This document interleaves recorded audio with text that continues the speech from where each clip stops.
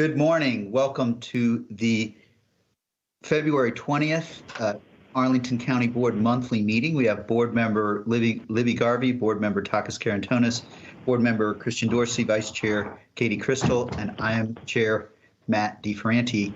Welcome. We have this morning, as we have been doing regularly, we are meeting virtually.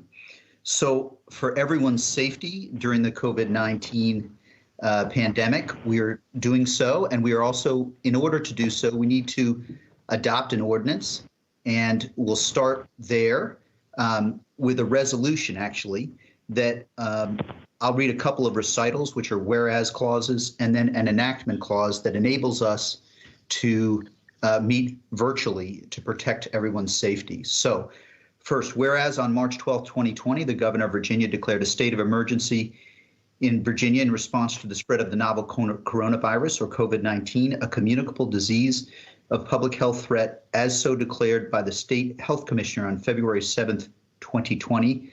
And whereas on March 13th, 2020, the county manager of Arlington declared a local emergency to enable the county to respond to the public health threat posed by COVID-19, which local emergency declaration was consented to by the County Board of Arlington County on March 14th, 2020. Whereas in subsequent executive orders, particularly executive orders number 53, 55 as amended, and 67, among others, the governor of Virginia, among other measures designed to ensure physical safe distancing between individuals, restricted public and private in-person gatherings to mitigate the impacts of COVID-19 and prevent its spread. And whereas we have one other recital, and then whereas on April 22nd, 2020, the Virginia General Assembly adopted and the governor signed budget bill amendments to HB 29 that expressly authorize any public body, including any state, local, or regional body, to meet by electronic means without a quorum of the public body physically assembled at one location when the governor has declared a state of emergency, provided that, 1, the nature of the declared emergency makes it impracticable or unsafe for the public body to assemble in a single location, and 2, the purpose of the meeting is to discuss or transact the business statutorily required or necessary to continue operations of the public body and discharge of its lawful purposes, duties, and responsibilities, among other provisions. Now, therefore, be it resolved that the County Board of Arlington County hereby finds the nature of the declared emergency makes it both impracticable and unsafe for the board to assemble in a single location on February 20th, 2021, to discuss and transact the business of the county listed on the February 20, 2021 County Board meeting agenda. Be it further resolved that the County Board hereby finds that the items on the February 2021 County Board meeting agenda are statutorily required or necessary to continue operations of the county government and the discharge of the County Board's lawful purposes, duties, and responsibilities. And be it further resolved that the County Board hereby finds that the items on the February 20th County Board meeting agenda are encompassed with the continuity of operations ordinance adopted on May 19th, 2020, and thereafter amended as matters necessary to address the disaster posed by the public health emergency resulting from COVID-19 matters and essential to the continued operation of county government. That resolution, I go ahead and move. Is there a second? Second. The resolution has been moved and seconded. We will call individually for votes, starting with Ms. Garvey. Yes. Mr. Karantonis. Yes. Ms. Crystal. Yes. Mr. Dorsey. Aye. And Mr. DeFerranti votes aye as well. We are now enabled to conduct the balance of this meeting virtually, as we have been doing, to keep everyone safe. Next, as we prepare for our public comment period this morning, I want to just share a little bit of background for our public speakers. Please keep your phones and devices muted until you are called on to speak. The moderator can mute you but cannot unmute you. If you are calling in by phone, press *6 to unmute. If you are using a computer browser or app, click the microphone button on the toolbar. Board members will only be able to hear you. We won't be able to see you. Please remember to turn off the sound to any device around you and listen to the meeting only through your device so we don't get an echo. Please listen to the tone to indicate that your speaking time has expired. After speaking, you may exit the call and continue to participate in the meeting via the live stream online or cable channels 25 and 1085 for Comcast, and Verizon Fios channels 39 and 40. A Spanish language interpreter is on the line, I believe, for the public comment period portion of the meeting. Could our interpreter introduce themselves in English and in Spanish, please? Good morning, everyone. Laura Castro, Spanish interpreter. Buenos días a todos. Laura Castro, intérprete de español. Thank you. Gracias. Thank you, Ms. Castro. Muchas gracias. And with that, we are ready to hear from our public speakers. Madam Clerk, can you please call the first two public speakers?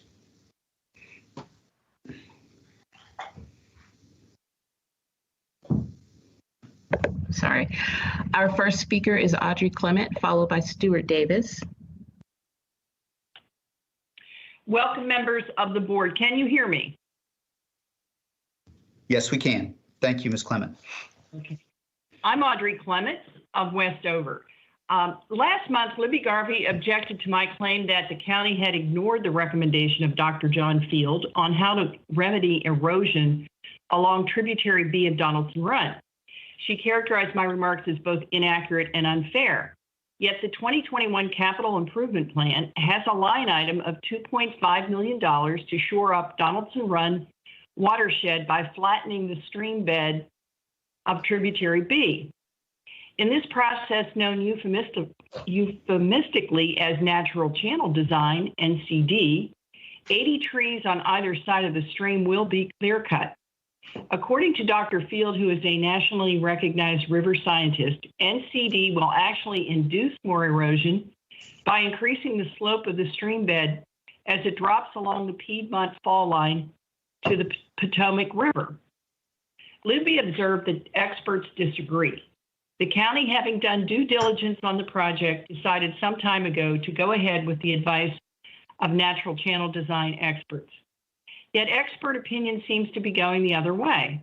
According to a recent e-blast from Rod Simmons, a natural resource manager and plant ecologist with the Alexandria Department of Recreation, Parks, and Cultural Activities, a report by the Chesapeake Stormwater Network, quote, suggests that natural channel design is being phased out, as well as upper headwater streams as project target locations to some extent, with projects now moving downstream to streams with true floodplains that are wide enough to capture and naturally process nitrogen, end of quote.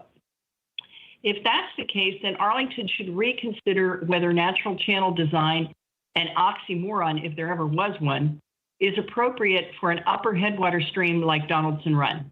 Thank you. Thank you, Ms. Clement. Sorry. No problem. Our next speaker is Stuart Davis, followed by Ingrid Kaufman. Good morning. Trees in the library brought us to Glen Carlin, and now we are losing trees and other vegetation at an alarming rate because of an infestation of McMansions that take up nearly entire lots. 10 Glen Carlin residents have co-signed letters to developers asking them to save trees, but we've gotten no response. Several of you have said there is little you can do because of the Dillon rule, but there are productive actions you can take now. You can insist that the county inspectors require developers to protect trees on neighbors' properties and on county rights-of-way, and to indemnify those trees before construction. You can impose stricter setback requirements for single-family residents to allow more room for trees. You can create tax credits for homeowners who save trees by deed restrictions, and you can make it easier to get specimen tree designations. Within a few months, the implementation rules for the Chesapeake Bay Preservation Act of 2020 will go into effect. These rules will allow you to require permits for removing mature trees as done in DC, and to require residential property owners to maintain a high percentage of permeable surfaces. We urge you to comply with the new state rules by enacting strict regulations that will save trees. We also urge you to call on the state legislature to scrap the Dillon rule. This county board does not want to be remembered by the sizable tree losses in Lubber Run and Upton Hills Park, by the loss of state champion Don Redwood, and the many trees lost to developers whose mentioned eat entire lots and all their vegetation. Okay, I'll be sending copies. Thank you, Ms. Davis. Our next speaker is Ingrid Kaufman, followed by Bernard Byrne. Good morning. My name is Ingrid Kaufman, and I'm a longtime resident and employee of Arlington County. I have a certain amount of pride in saying I have lived and worked for the county for so long. Arlington is a great place to live, and this is because it always tries to do what is right and ethical and does the best it can for its residents and employees. Some of us, however, fare better than others. I am here today to advocate for the contract workers who are indirectly employed by Arlington County, specifically the custodians. These are the dedicated employees who come in every day to keep our workplaces clean and safe for us. They are absolutely essential workers. They are not treated as such, however. They do not receive a single hour of paid sick leave or any paid holidays. This is really unconscionable, especially in these times of the COVID pandemic. I know Arlington does not want its employees to be treated like this. This is not the Arlington way that I have come to believe in.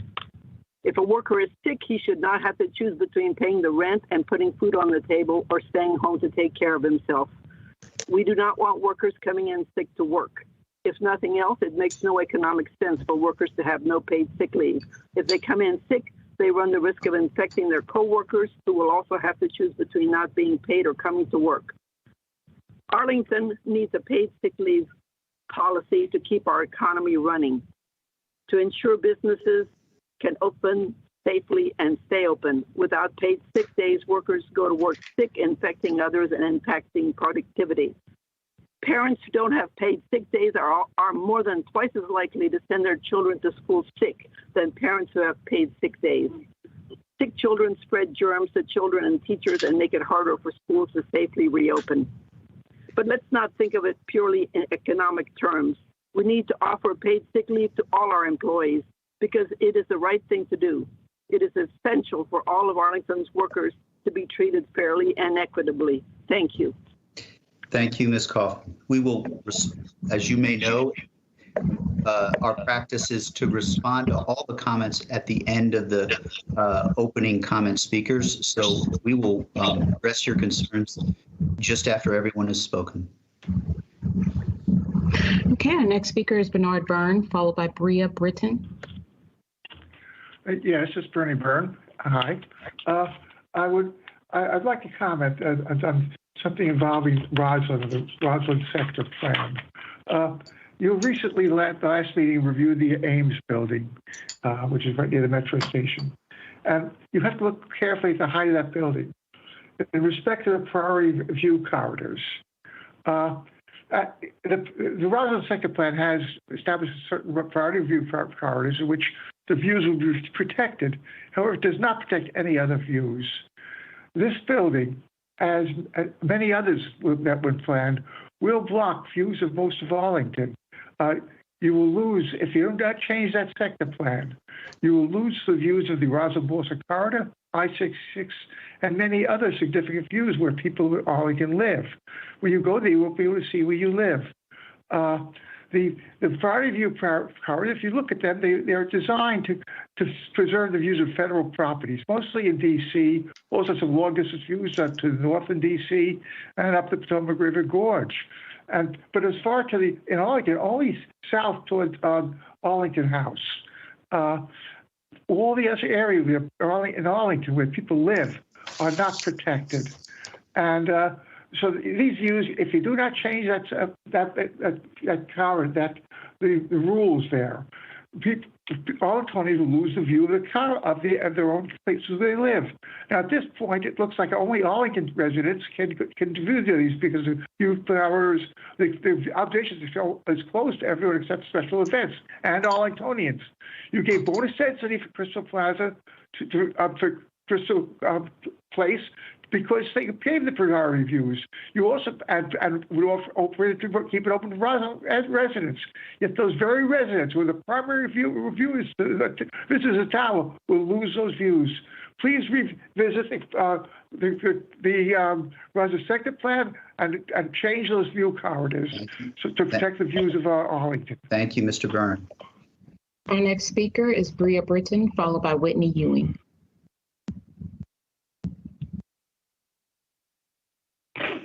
Ms. Britton.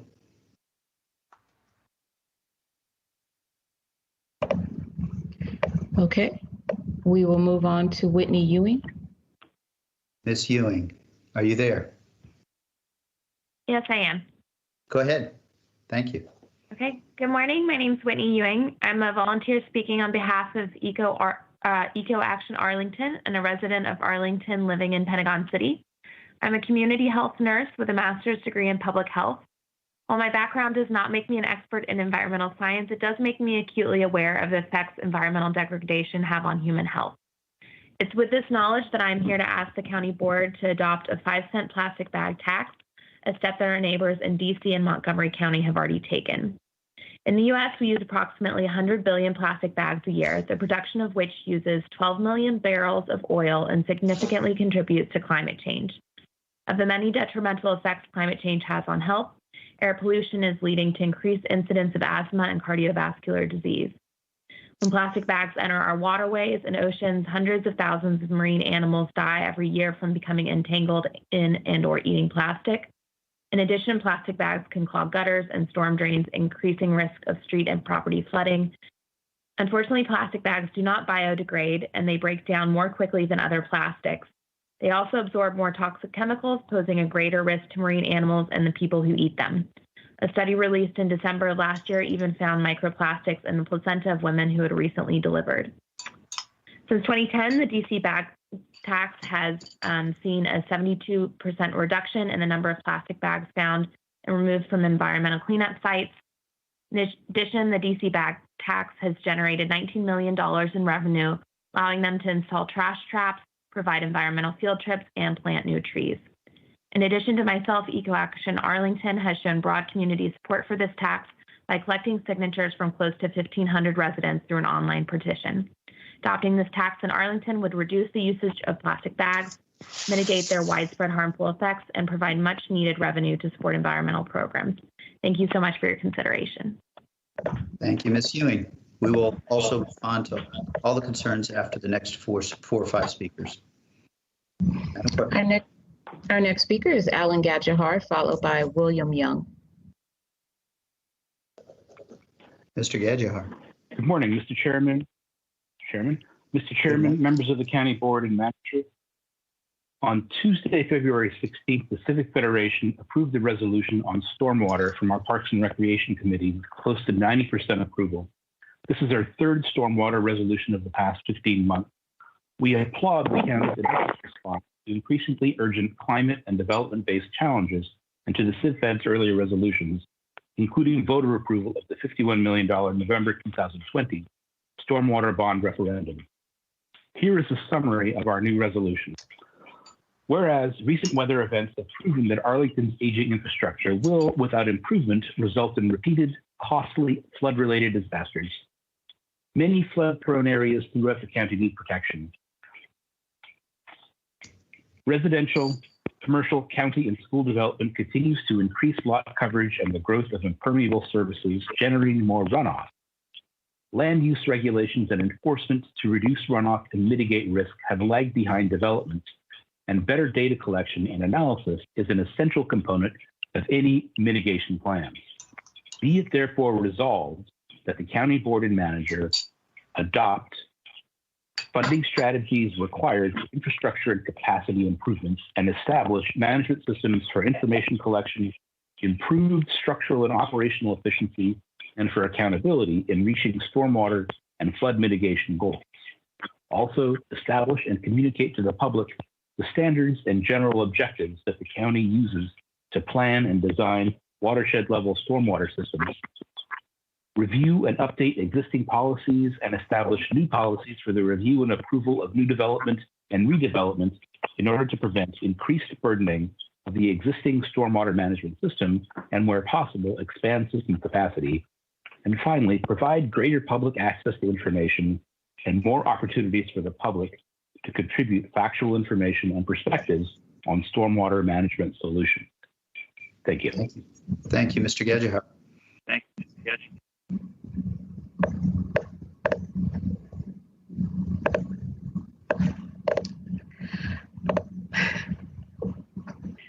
Sorry. Our next speaker is William Young, followed by Jesse Boating.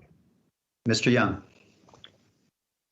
Good morning. A provision of the county noise code says, quote, "The administration and enforcement of this chapter shall be the duty of the county manager, who is hereby authorized to take actions, including the promulgation of rules and regulations necessary to enforce the provisions of this chapter," end quote.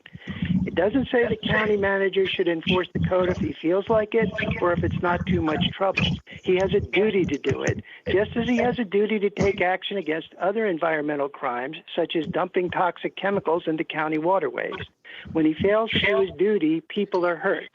The code was developed to protect the health and safety of citizens, and the county manager doesn't have discretion to decide whose health and safety are expendable. Regarding the issue of illegally modified vehicles, on one side are Arlingtonians concerned about public health, air quality, safety from speeding vehicles, and quality of life. On the other side are people who create excessive amounts of noise, damage the physical and mental health of Arlington residents, drive dangerously fast, and produce increased air pollution by removing their catalytic converters. The board and county managers side with the thoughtless individuals in the second group. No matter how much you protest to the contrary, the de facto policy of the county is that people can illegally modify their vehicles to be as loud as they want, and the county will do nothing. I've submitted a paper to the county board which lays out the issue and corrects misstatements the board and county manager made when I testified at last month's board meeting. Contemporaneous decibel readings are not needed. The police pulling over noisy vehicles would be like any other traffic stop. No special patrols are needed. There's no need to involve the state because the issue has nothing to do with the state inspection process. And by ticketing violators, the county could earn revenue. In closing, I'll ask you for a one-word answer to the following question. Do you think the county manager has a legal duty to enforce the noise code? Thank you, and I look forward to hearing your responses.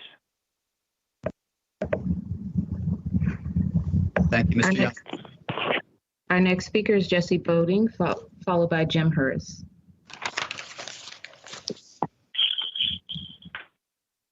Ms. Boating.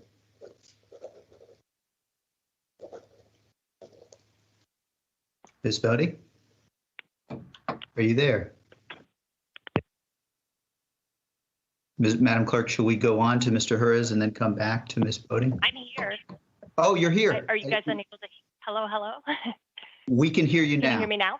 Yes, go ahead. Okay, my apologies. No Okay, problem. just a second here. I got to pull it back up. All right. Good morning. My name is Jessie Bating, representing CIFED as authorized by our president, Alan Gadahar. On February 16th, the Arlington County Civic Federation passed a resolution by 88% urging you, the county board, to reevaluate Arlington planning processes to provide additional open park space, OPS, more equitably in terms of proximity, quality, quantity, especially in areas of increased density. This includes restructuring density calculations to balance residents and developer needs, reconsidering land acquisition in high-density locations, accelerating general parkland acquisition in coordination with population increases, and reorganizing space uses to increase the quality of and public access to OPS. A supporting paper used publicly available data to examine residents' proximity to OPS sorted by household income, type of residence, language spoken at home, and race. The study found that many residents have significantly lower proximity to OPS. The study was initiated in response to the PSMP, former Chair Dorsey's Equity Initiative and Resolution, Arlington's association with the TPL, ULI, NRPA, and the Biophilic Cities Network to support, quote, equitable access to green spaces, parks, and other natural elements, end quote.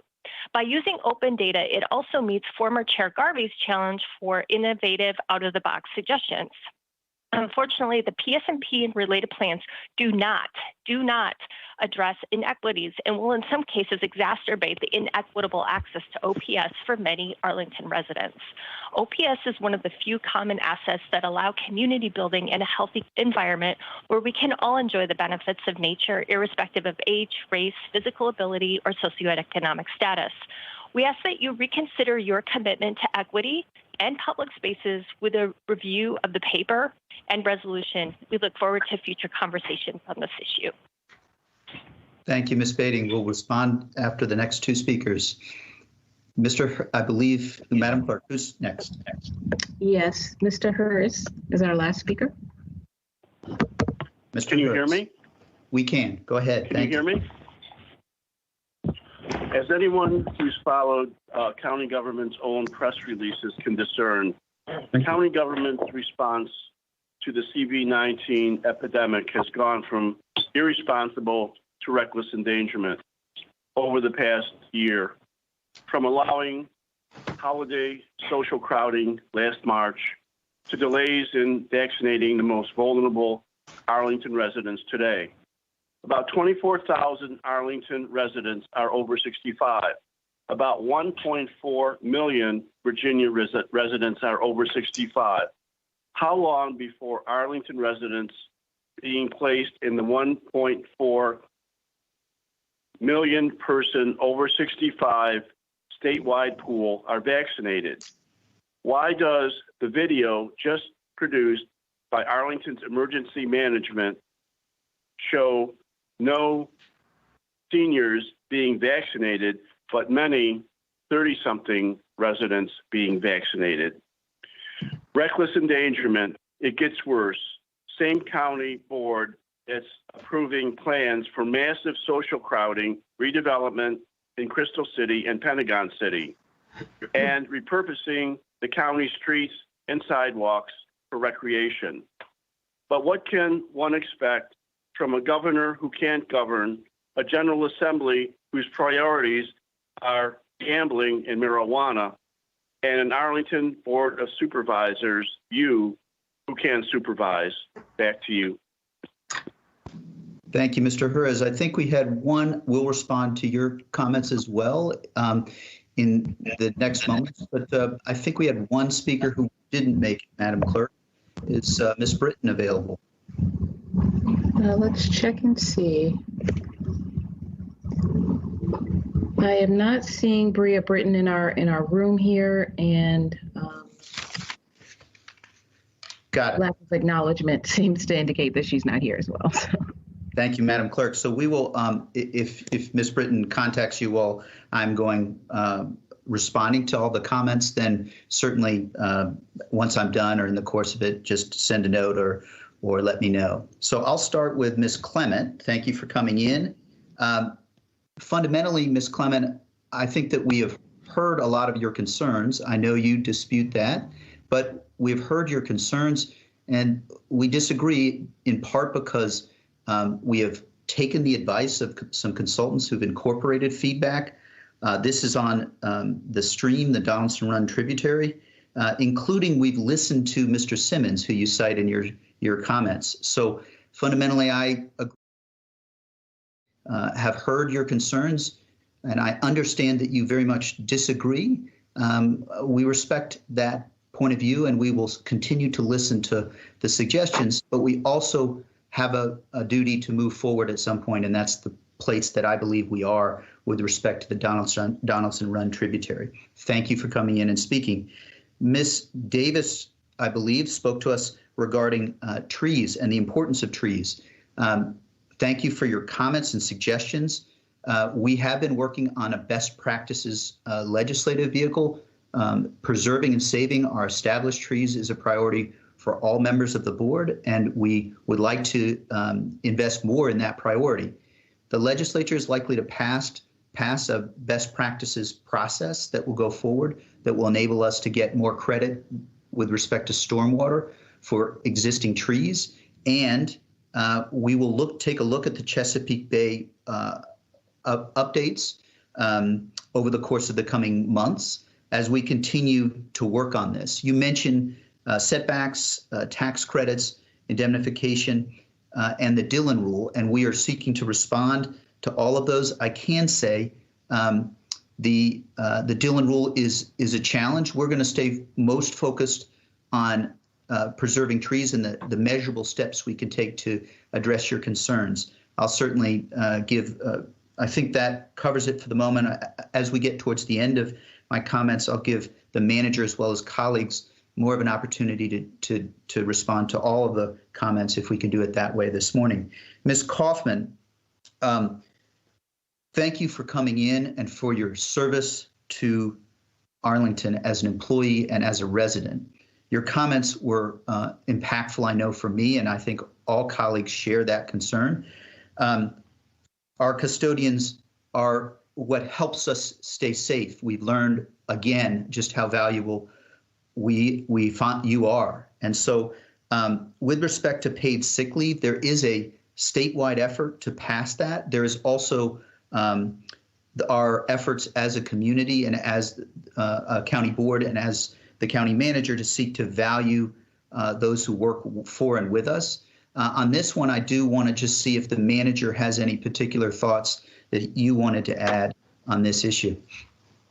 Yeah, so thank you, Mr. Chairman. As to the first, I want to thank Ms. Kaufman for making her comment. She works for our libraries and has for a long time. We have a number of county staff, who work for the county, and they do get paid sick leave, who work as custodians. I think she was referring to contract staff. I will go back and take a look and report to the board. Some of the contractors that are hired by, for example, in the Bosman building, they're hired through a contract with JBG Smith, which is the landlord. So we would have to look into the landlord provisions, but we will go back and take a look at that. I just wanted to assure everybody that at least for the people that we employ, we have significant sick leave benefits, but her point is well taken, and I'll come back with some details on that. Thank you very much. I'm quite sure that all colleagues, I know this is an important issue to colleagues, and so that's part of why there's strong support. I believe I'm seeing head nods at the state level for legislation to address paid sick leave. So we'll keep going. That's one, certainly, colleagues, at the end, if you want to come back to that, feel free to. Of course. Mr. Byrne came in with questions about the Roslyn sector plan and the views. Thank you for the comments. We are seeking to protect views. You were referred to the Ames Center project. We had fairly extensive discussion about this on the project. We will continue. We're certainly mindful of the public benefit of the observation deck. So thank you. We will keep your comments in mind as we go forward, as we did in the course of the Ames Center project. Ms. Ewing, first, thank you so much for your service as a nurse. We've all rediscovered what heroes our healthcare workers are. Thank you for that. Second, all of us, we have made the plastic bag tax or plastic bag 5-cent fee a legislative priority for years. It sounds like you may have lived in, or you've looked at Washington, D.C. Years ago, I lived in Washington, D.C. right around the time of implementation of the bag fee there, and I did notice a difference. It's part of why this board also supports the local adoption of this action. It's a question of timing, and we're full steady speed ahead. I don't know, Mr. Manager, exact dates. Maybe you could just help with a little update as to the time frame, maybe not the day, but the time frame for adoption of the plastic bag fee. Yes, I would like to echo, you've given me clear direction that to bring this forward as soon as we can handle the administrative issues. At this point, it's an issue with the state trying to clarify how the collection and standards would be used. no Northern Virginia jurisdiction has yet stepped forward because we haven't figured it out. As soon as we do, we will be to you. We have the ordinance drafted and ready to go. So as soon as that is worked out, we will be bringing it to you. Thank you very much, Mr. Manager. Mindful, we all are aware of the priority, and it doesn't surprise. I remember seeing the petition, and 1,500 signatures is not lost on any of us. So we're going to move forward as soon as we can. Mr. Gadjahar, Civic Federation President, Mr. Gadjahar, thank you for bringing the stormwater issue back to us in the resolution that you sent to us this week. I will confess that over the last 24 hours, I put that in a read over the weekend and not before the board meeting category, but we will read it. And I encourage you to stay tuned because we are likely to take later today in the budget. There's a slight adjustment because we think that stormwater is such a key priority to invest more to seek to address that challenge. I don't think that any of us in the community, but certainly not the five of us, nor the manager will forget the July 8th, 2019 flooding. So we cannot guarantee that there will never be flooding, but we can improve resiliency to decrease the chances of that. And we are making investments and will make investments in order to do that. Mr. Young came to us following up on last month's comments on the noise ordinance. You asked a question as to whether there is a duty. I think this is an issue where Mr. Schwartz, love to hear your thoughts. Yeah, so thank you, Mr. Chairman. I think Mr. Young asked for a yes or no answer to the question as to whether whether I have the authority to, or at least direct the police departments to stop vehicles who have removed their noise suppression devices. There is a provision in county code that gives me that authority. So the short answer is yes. The longer answer is the General Assembly and the governor signed legislation that goes into effect in less than 10 days, talking about the care with which our police must enforce traffic or automobile maintenance provisions for stopping cars with minor problems, including broken taillights. We are looking at that new legislation to see if it impacts my authority, because I'm going to be a bit more than anecdotal here, but not completely factual, which is that the number of traffic stops associated with vehicles not in good repair, there are some equity concerns about how those stops are applied. So I'll be back to you. The short answer is yes, but the long answer is yes, but. So more to come on that. Thank you very much, Mr. Schwartz. I think that's very helpful because a general duty is different from the specific actions that one would need to take in each case, and we do need to consider that in light of the new legislation. Ms. Bading came and spoke to us about a second resolution that the Civic Federation sent us this week regarding equity and open space. This is an issue at different points in my own life, and I'm sure colleagues, we have thought about the importance of equity in access to open spaces, and that is very important. I have not had a chance to look in significant detail at the resolution as yet, but it's a fair point. We also will continue to look at this in the context of the many competing demands for county resources, but this is something that I suspect colleagues may also want to touch base on briefly after I address the last person who spoke, and that is Mr. Hurez. I can say that we are, I believe from your comments, you're aware that we are on to addressing those between 65 and 74 as far as COVID. There's nothing that the board or the county staff take more seriously than the effort to keep you safe via COVID. We have been working relentlessly on it. We actually, our public health, we held a work session this Tuesday. We are working our way through 65 to 74. There are also others who are certainly at risk with respect to COVID-19. It's the challenge of this year and the challenge that your board and the manager are focused on. I will stop there and see if colleagues want to pick out any particular item or items where you feel that you wanted to just add comments. You don't have to, but you're certainly welcome to. Ms. Garvey. Thank you. And I'll be very quick. I've just noticed listening to our comments is often the case. Many of our speakers, we're totally aligned on goals. We totally want to get to the same place. We want the same things for our community. And it's often the issue of actual implementation, being able to do it.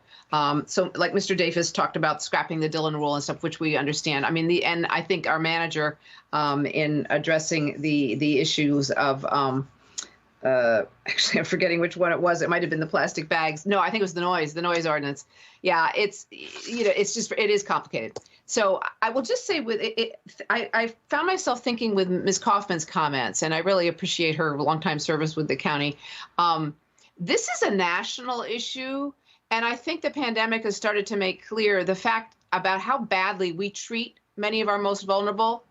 No sick leave, no health care. I mean, it's terrible, but it's actually, with the pandemic shown, it makes us all sick. It's actually bad for everyone to not treat certain people like they should be treated. So I'm hopefully that this pandemic will actually make some major changes in how we handle people. I think it was Mr. Dorsey, I quote you all the time, so often the economically smart thing to do is also the right thing to do. And I think that's very much the case here. So those are the comments. Thank you.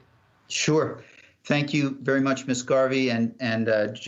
We see the need for the change, the structural change to help contractors, and we will follow up, as Mr. Schwartz mentioned, with respect to that item. So that is our public comment agenda for today. Thank you to each who came and spoke. We will now move on to the consent agenda, I believe. Madam Clerk, would you like to describe the consent agenda for us, please? Sure. I'm sorry, we do not have any items that have been removed from the consent agenda. Great, thank you. So that, I believe, is, and check me on this if you would, Madam Clerk, that's items 1 through 29. I will certainly entertain motions to pass the consent agenda. So moved. Ms. Garvey offers. Is there a second? Second. Thank you, Ms. Crystal. So the question is on passage of the consent agenda, items 1 through 29. So there's a motion on the table. I'll call for votes individually. Ms. Garvey? Yes. Ms. Crystal? Aye. Mr. Dorsey? Aye. Mr. Carantonis? Aye. Mr. DeFerranti votes aye as well. We passed the consent agenda and items 1 through 29. I want to just describe that the consent agenda there are some very important things that we have done in the consent agenda. It's just there's not disagreement amongst us. There's consensus that we would move forward. Residents are also given the opportunity to pull any item, many items from the consent agenda, and none have been pulled today. So I'm just going to highlight briefly the consent agenda items. Here's just an introductory slide, and we can go ahead to the next. The first item that I just want to highlight is agenda item 23. It concerns funding for a housing program that helps persons with significant long-term disabilities. This is section 811. We accepted $382,000 in CARES Act funding to do that. This is a program that's near and dear to my heart because I advocated some years ago on this program. We have to be a community that values those with differing abilities and in need of our support on housing. So that's item 23. You will notice on the left side of this slide, there is a phone number. If you know someone who needs help, 703-228-1300.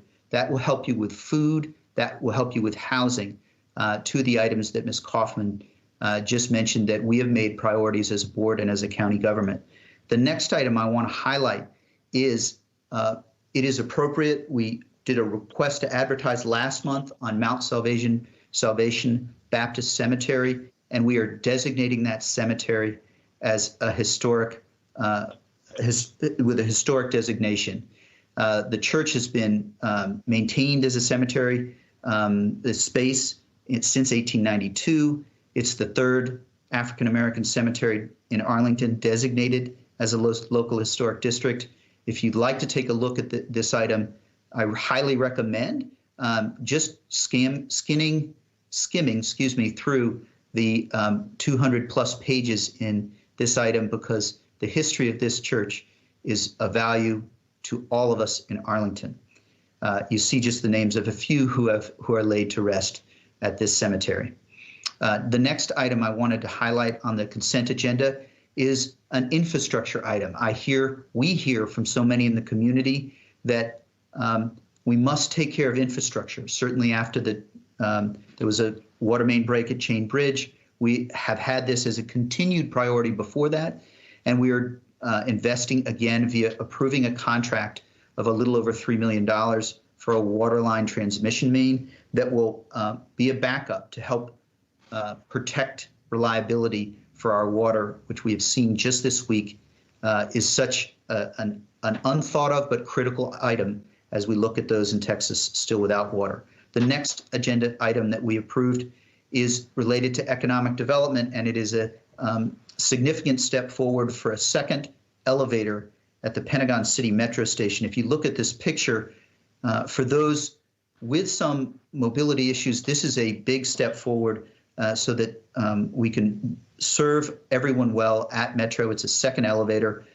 You see that we're sparing pedestrians needing to cross 6 lanes of traffic and 2 parking lanes.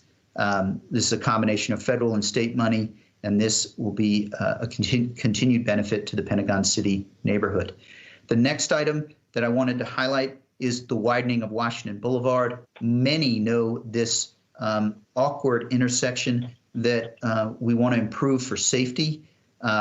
This is the sort of investment we saw at Clarendon Circle, but nearby Washington Boulevard will have 4 lanes, and this is a thoughtful and smart way to approach it that I've often thought of as I would drive through that intersection. So we're investing there. And I believe it's the next item, which is the last that I wanted to highlight. Colleagues and community, this follows up on a conversation we had at last month's county board meeting, wherein we had some business owners come in and share their stories of long-time involvement serving Arlington. A couple of taxi cab companies that have historically served our African-American residents, and also a number of cab companies that brought this concern to us. In this pandemic, we have reduced the $150 annual fee to $0 for wheelchair accessible taxi cabs and $0 for standard vehicle companies with 50 or fewer taxi cab.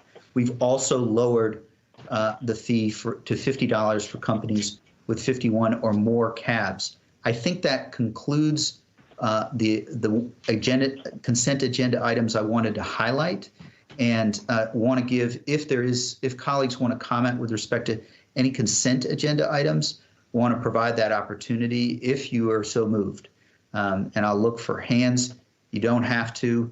And for those viewing at home, all of us read through thoroughly the consent agenda items, and the absence of remarks does not mean that we are not all very pleased to move forward with the 29 consent agenda items.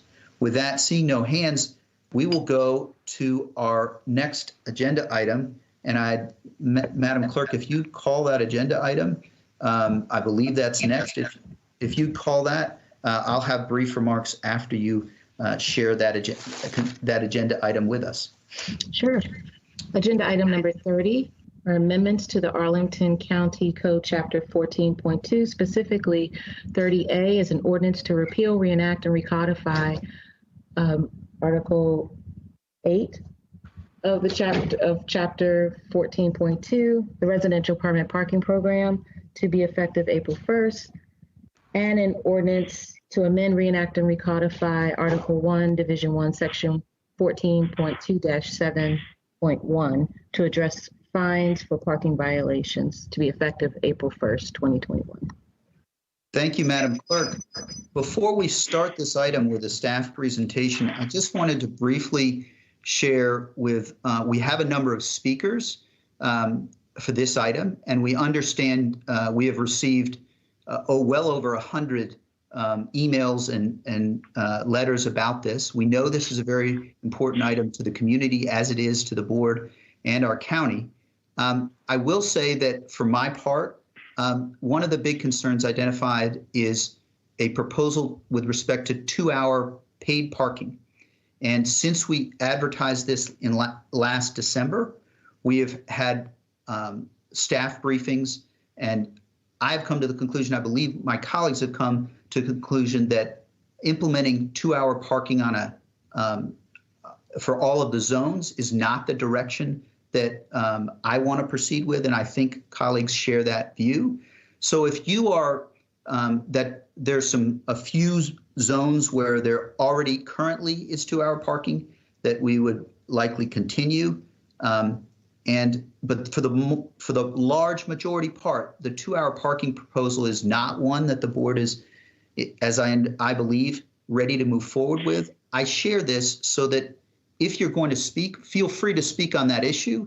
But I would say we are in agreement broadly with that issue, and we are in agreement fundamentally. So you don't have to speak. You can associate yourself once that comes. That time for public speakers will come in about 15, 20 minutes or slightly more after the staff presentations and the commissions. But I wanted to share that with those watching at home so you have the opportunity to associate yourself with a remark, or if that is your primary issue, you could consider saying the board listened and we're in agreement on that issue. So with that preamble, I'll send it to Mr. Schwartz, who will introduce our team and staff will present the item. Thank you. Thank you, Mr. Chairman. Making the presentation this morning is Stephen Krim, and he has a group of people backing him up, including Marietta Gelfort and Hui Huang and Bridget Opakoya and Dennis Leach. So I will turn it over to you, Mr. Krim. Thank you. Good morning. It's good to be with you this morning. Forgive the, there it is. Never quite pops up as quickly as I'd like it to. We are here this morning, once again, following advertisement in December to share with you our recommendation for changes to the residential permit parking program and ask for your vote to adopt the staff recommended code changes. Previous comments about the 2-hour parking notwithstanding, though I will continue to describe that. Here is, of course, a brief recap of the road that got us to this meeting. We began in the summer of 2017 and engaged the public in a variety of ways over the past 3+ years, starting with just general questions for the public online and at pop-up events about residential parking that received over 1,600 responses, a set of public in-person forums in the fall of 2018 where 200 participants told us their thoughts about RPP, as well as a household survey in the spring of 2019 where invitations went out to 60,000 county households, including every household in an RPP zone. We got about 4,500 responses from that, where people told us about their impressions of the current program and what they wanted to see in a future program. We also collected occupancy data for streets around the county. Since the publication of a proposed program in mid-October, we've received over 700 public comments on the proposed program. We received these comments through an online questionnaire, call-in comment telephone line, calls and emails, and this totals about 10 in-person events, over about 7,500 interactions, and of course the 60,000 survey invitations. We were proud to offer almost all of our materials in English, Spanish, and Amharic to be as inclusive as possible in this process. I will highlight from this slide of our findings about all of this that about 10% of county households are on streets with RPP restrictions. And among that 10%, most people with RPP like it, as I think we've all heard from our feedback. Among the remaining 90% of households without RPP, most don't want to have those restrictions on their streets, as you see here. Now, when we look at what we've heard from across the community, both those that have RPP and those who don't, we see lots of different opinions about the program. Many residents who are in the program do not want any change, though we are proposing changes. And many residents who are not in the program think that the program should not exist. But of course, we're not proposing to eliminate the program either. What we are proposing here is an attempt at compromise between different viewpoints and follows from a set of policy-making principles that we presented to the board in the fall of 2019. Though we recognize that, any outcome, even should you choose to adopt changes today, any outcome of the process will certainly displease some residents on this issue. In addition to what we've heard from the public, we've been mindful of the county's master transportation plan. I want to highlight here that the parking and curb space management element sets up two competing policies that have to be balanced. Policy 3, which is to encourage and promote on-street parking, and Policy 4, which allows for the residential permit parking program so that some residents can have an easy time finding parking as they're on their streets. Now to get to the changes, the proposed program staff would reaffirm that RPP is in place to manage parking demand, which influences the draft intent language that you find in attachment B of the board report. In the proposed program feedback that we've received since October, this was the part of the proposal that had most support. Some who did not agree mentioned wanting a clear statement that the program manages commuter parking demand only, and others believe that we need to keep the existing intent language as it is. The proposed program expands eligibility, but continues to exclude households built by special exception. So all housing types built, or households in all housing types built by right, not through site plan or use permits, would be eligible to petition for and potentially get restrictions on their streets. In feedback about this, since the October proposal was published, some of those who disagreed thought that residents in multifamily buildings should continue to be excluded from the program, while others disagreed with the proposal because they simply think that the program should not exist or that it should be open to all residents. Those who agreed with the proposal thought that it was fair, or at least no worse than the existing eligibility rules and an improvement on the current program. The proposed program would alter the maximum number of permits that a household would receive. You do see two options in your board report. Option A, which is the staff recommendation, the maximum number of permits would be 2 permits for households with any off-street parking in a garage, driveway, parking lot, parking garage. We're now recommending a maximum of 4 permits for households without off-street parking, including the Flex Pass. That's a change from our presentation in December. And we made that change to remove potential burdens on households that have absolutely no off-street parking and multiple vehicles, perhaps because the household has multiple unrelated adults sharing the home. It also does reduce the chance that more curb cuts will be installed on our streets. The alternative we included after the amendment made to the advertising language in December.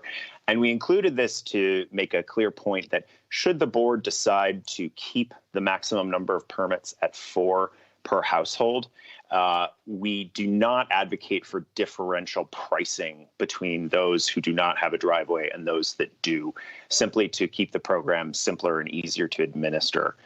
As a just clarifying note, this proposal would also change the way we treat the Flex Pass so that it would be included in these permit totals. And the households in the program would then have the option of getting either the Flex Pass or the first vehicle specific permit. This proposal would manage parking demand from residents, and we know that residents living in RPP zones are more likely to park on street than those who don't have RPP. We're expanding eligibility to more housing units, and so the proposal manages the number of cars that might park on the street if new households join the RPP program under expanded eligibility rules. And the proposal is, this part of the proposal is meant to make the program more fair. In the past, the program has generally applied the logic that townhomes and multifamily buildings should meet all parking demand off-street, while allowing single-family detached homes to park up to 4 vehicles, regardless of the off-street parking that they have. So under this proposal, all households would be encouraged to use their off-street parking in addition to on-street. Those who disagree with this part of the proposal see the cap as unfair and discriminatory against households with off-street parking. Others mention that it would be a hardship, again, on households with multiple adults who share a home. There's also concern that this may lead to driveway expansions and more paved surface. We have consulted with our colleagues in other bureaus and confirmed that while we can effectively keep people from adding curb cuts or like the width of curb cut, we do not have effective ways of limiting the expansion of driveway on private property after construction. The county is working on this with a potential new permit, but we don't have a timetable for that or don't know when that might be proposed to you all. Those who agree with the proposal think that the cap structure proposed makes the program more fair. Now I'll share how the program would accommodate visitors.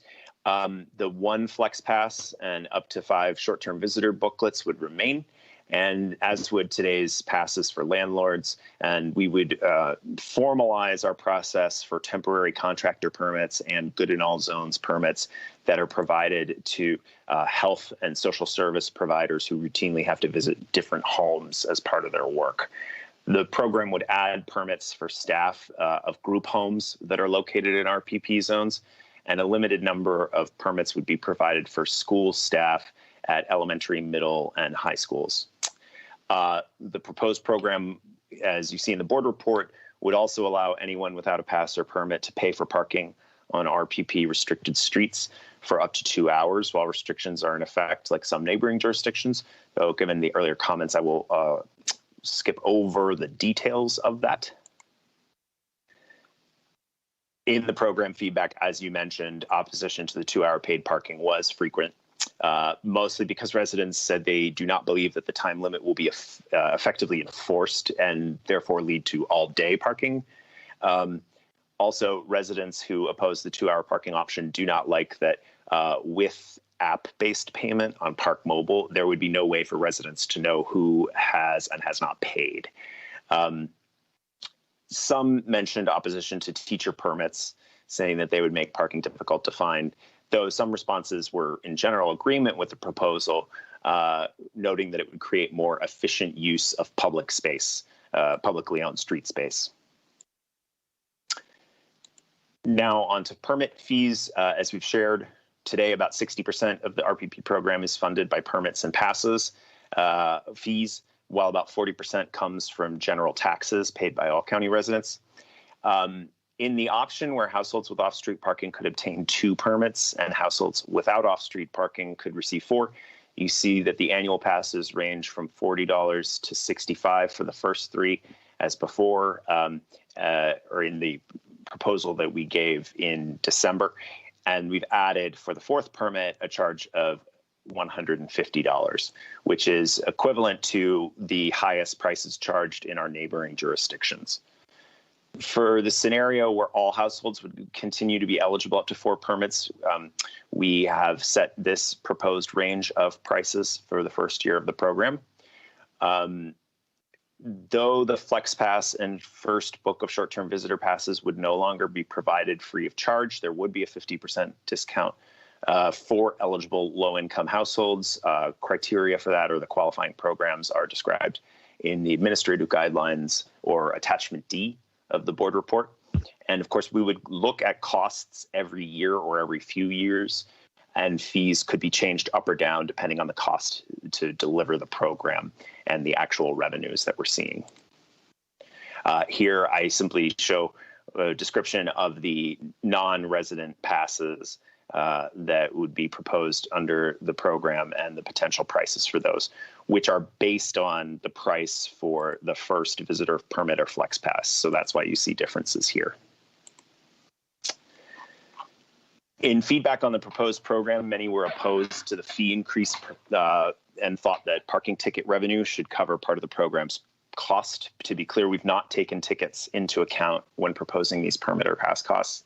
Meanwhile, there was support for the idea that fees should cover the cost of the program. Finally, I want to go over some of the administrative changes that are proposed for the program, including the petition process. So we would simplify some elements of the petition process. Instead of 60%, petitions would now have to receive support from 80% of households. Then staff would remove the 25% out of area test and increase the occupancy threshold or the observed occupancy necessary to grant restrictions from 75 to 85%. The 80% threshold would then also hold, this one here, would hold for petitions that are for splitting zones, changing hours of restrictions, and removing restrictions on streets that already have them. There are some other administrative changes in our proposed program. We would allow permits and passes from 2 zones on streets where boundaries meet so that residents at the edge have the same general search area for RPP that their neighbors do deeper into a zone. We would limit the customization of restrictions to hours of enforcement. We would grandfather existing restrictions with the exception of the 2-hour paid parking and boundary streets provisions. One note I will make that since December, we are proposing a simplified zone subdivision process. Some residents have said that they find the current process of subdividing existing zones too onerous. It is this 2-step process that then also involves an occupancy test. So we have simplified that down to a request and then petition of all of the residents of the proposed new zone to make that less burdensome. When people commented on the proposed change to the petition process, some disagreed, saying that the new 85% occupancy threshold was too high and that the process of subdividing zones is too difficult. Again, that's why we made that change that I just described. Others supported the proposal for moving the out-of-area test. Here's a summary of what we heard from Transportation and Planning Commissions earlier this month. There was support for the proposed program with the caps of 2 and 4 annual permits and qualified recommendations for 2-hour parking with enhanced enforcement. I understand that both commissions are here, and I'm sure they'll go into more detail. And before I close, I want to give you a general sense of what our implementation would be should you adopt our recommendations. This is the general order in which we would roll out changes. Our first priority will be taking care of current RPP participants when our renewal period begins in just over a month.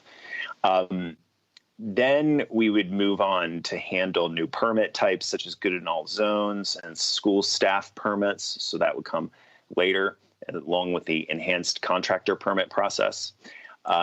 Though, I'll skip over the install 2-hour parking signage part. As we have in the past, the earliest we would accept new petitions would be following the renewal period, because during renewal, our focus is on getting those existing customers set up for the new program year.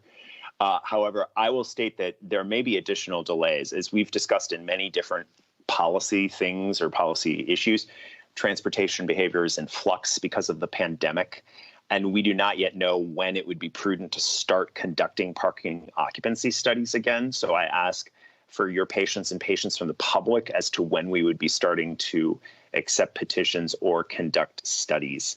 I will also mention that we do intend to upgrade our software for the RPP program after the renewal period ends. So we hope that this will be an improvement in the customer experience, but there will be some changes coming with that. So with that, I will close with our requests that you adopt the staff recommendation in the board report. We now look forward to public comment and to your questions. So thank you. Thank you, Mr. Krim, for the presentation and so much of your work. This has been an extraordinary amount of work. So we will now hear from our commissions. I'm not sure if the Transportation Commission is here. We did get written comments. Madam Clerk, is Mr. Slatt here to present or no? I don't believe he is. Just in case he slipped in the room and I didn't see him, Mr. Slatt? No, I don't believe he's here. We should have Ms. Siegel. Yeah, so we will, the Transportation Commission did send in a letter, and it reflected significant debate and discussion, and it was helpful for all of us have taken a look at it. And so we'll now go to our Planning Commission and Ms. Siegel representing.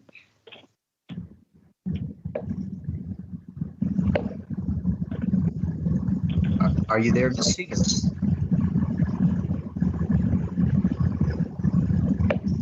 Okay, Mr. Chair, I will try to find out what has happened to Ms. Siegel. She should be in the room, but I don't. No I do problem. not see her. I believe we would go next to our public speakers on this item. And I know we have several public speakers, and we will certainly give some time so that if Siegel joins us with her thoughts too. But do you want to start with identifying our public speakers on this item? Yes, our first speaker is Andrew Rood, followed by Benjamin Nichols. Thank you, Mr.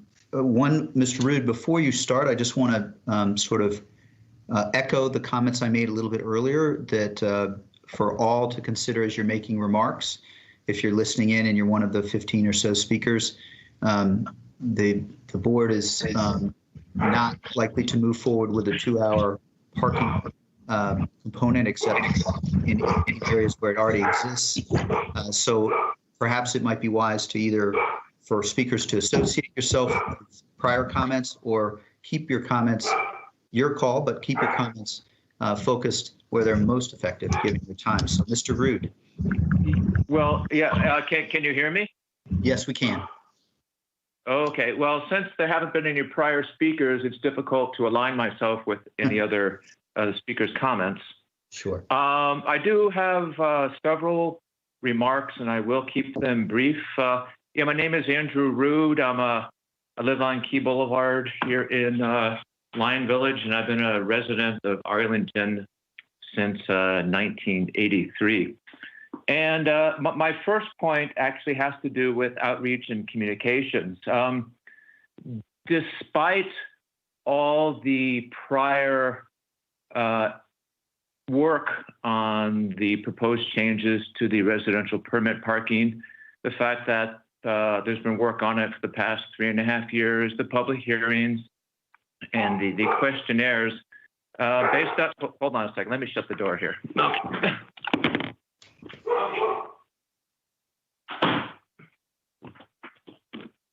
Excuse me. Yeah, based on my experience in communicating about this program with members of the community, I think it's fairly safe to say that most of the people who I have communicated with are not aware of the proposed changes to the RPP and the fact that it is on the docket for this meeting today. So I've reached out to a lot of people in my immediate neighborhood, as well as to the presidents of a good number of civic associations about the county. And for the most part, they were not aware of the proposed changes to the residential permit parking. And I think it's the fact that for the past year, there has been virtually radio silence on this issue. And I would think that with an issue that is obviously somewhat controversial and of interest to the community, the county would have been more proactive in its recent communications on the topic. Thank you.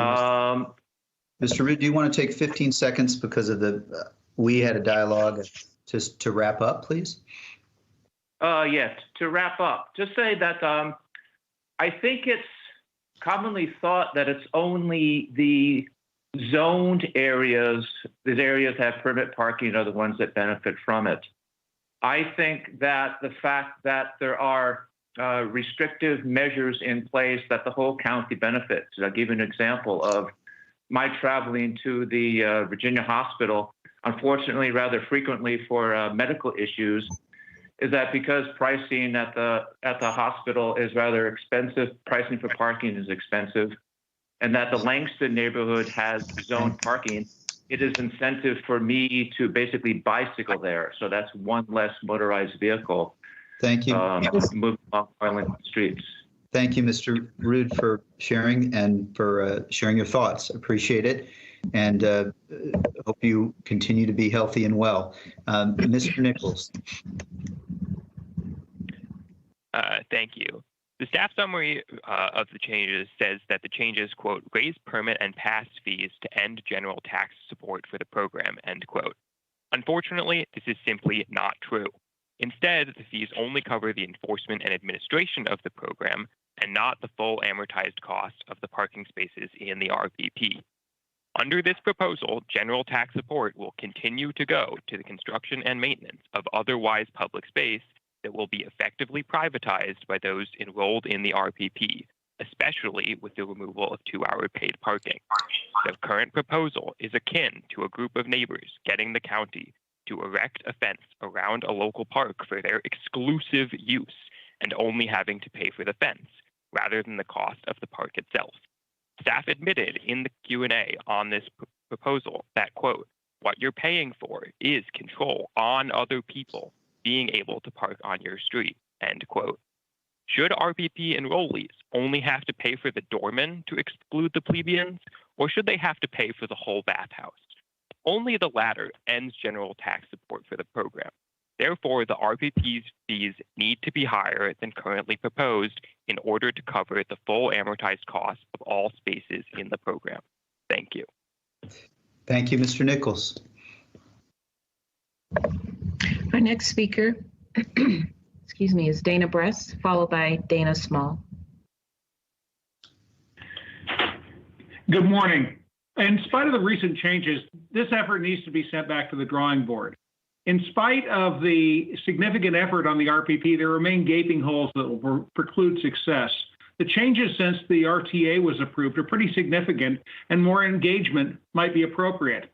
I'd like to speak, in light of the changes, to the planning process. The success of this program required the engagement of both the DES and the Arlington Police, but only the DES seems to have been involved. Since the outreach, questions about enforcement were regularly presented by the public and others. Instead of getting the Arlington Police to describe their enforcement plan, the response included staff is unable to commit enforcement that is more robust and proactive than what is provided at the current time due to given police resources. This speaks to a failure in the planning process within the county, as it isn't clear that anybody actually asked the ACPD to engage. I applaud your acknowledgement of the problems with enforcement and paid parking. The absence of an implementation plan, which includes planning by all stakeholders, in this case, the police, the board was asked to adopt a program with only an aspirational goal of success. We must do better by conducting a truly holistic planning effort. This should be taken into consideration for future county initiatives. Thank you. Thank you, Mr. Breeze. Our next speaker is Dana Small, followed by Douglas Johnson. Hi, this is Dana. I just have a couple comments.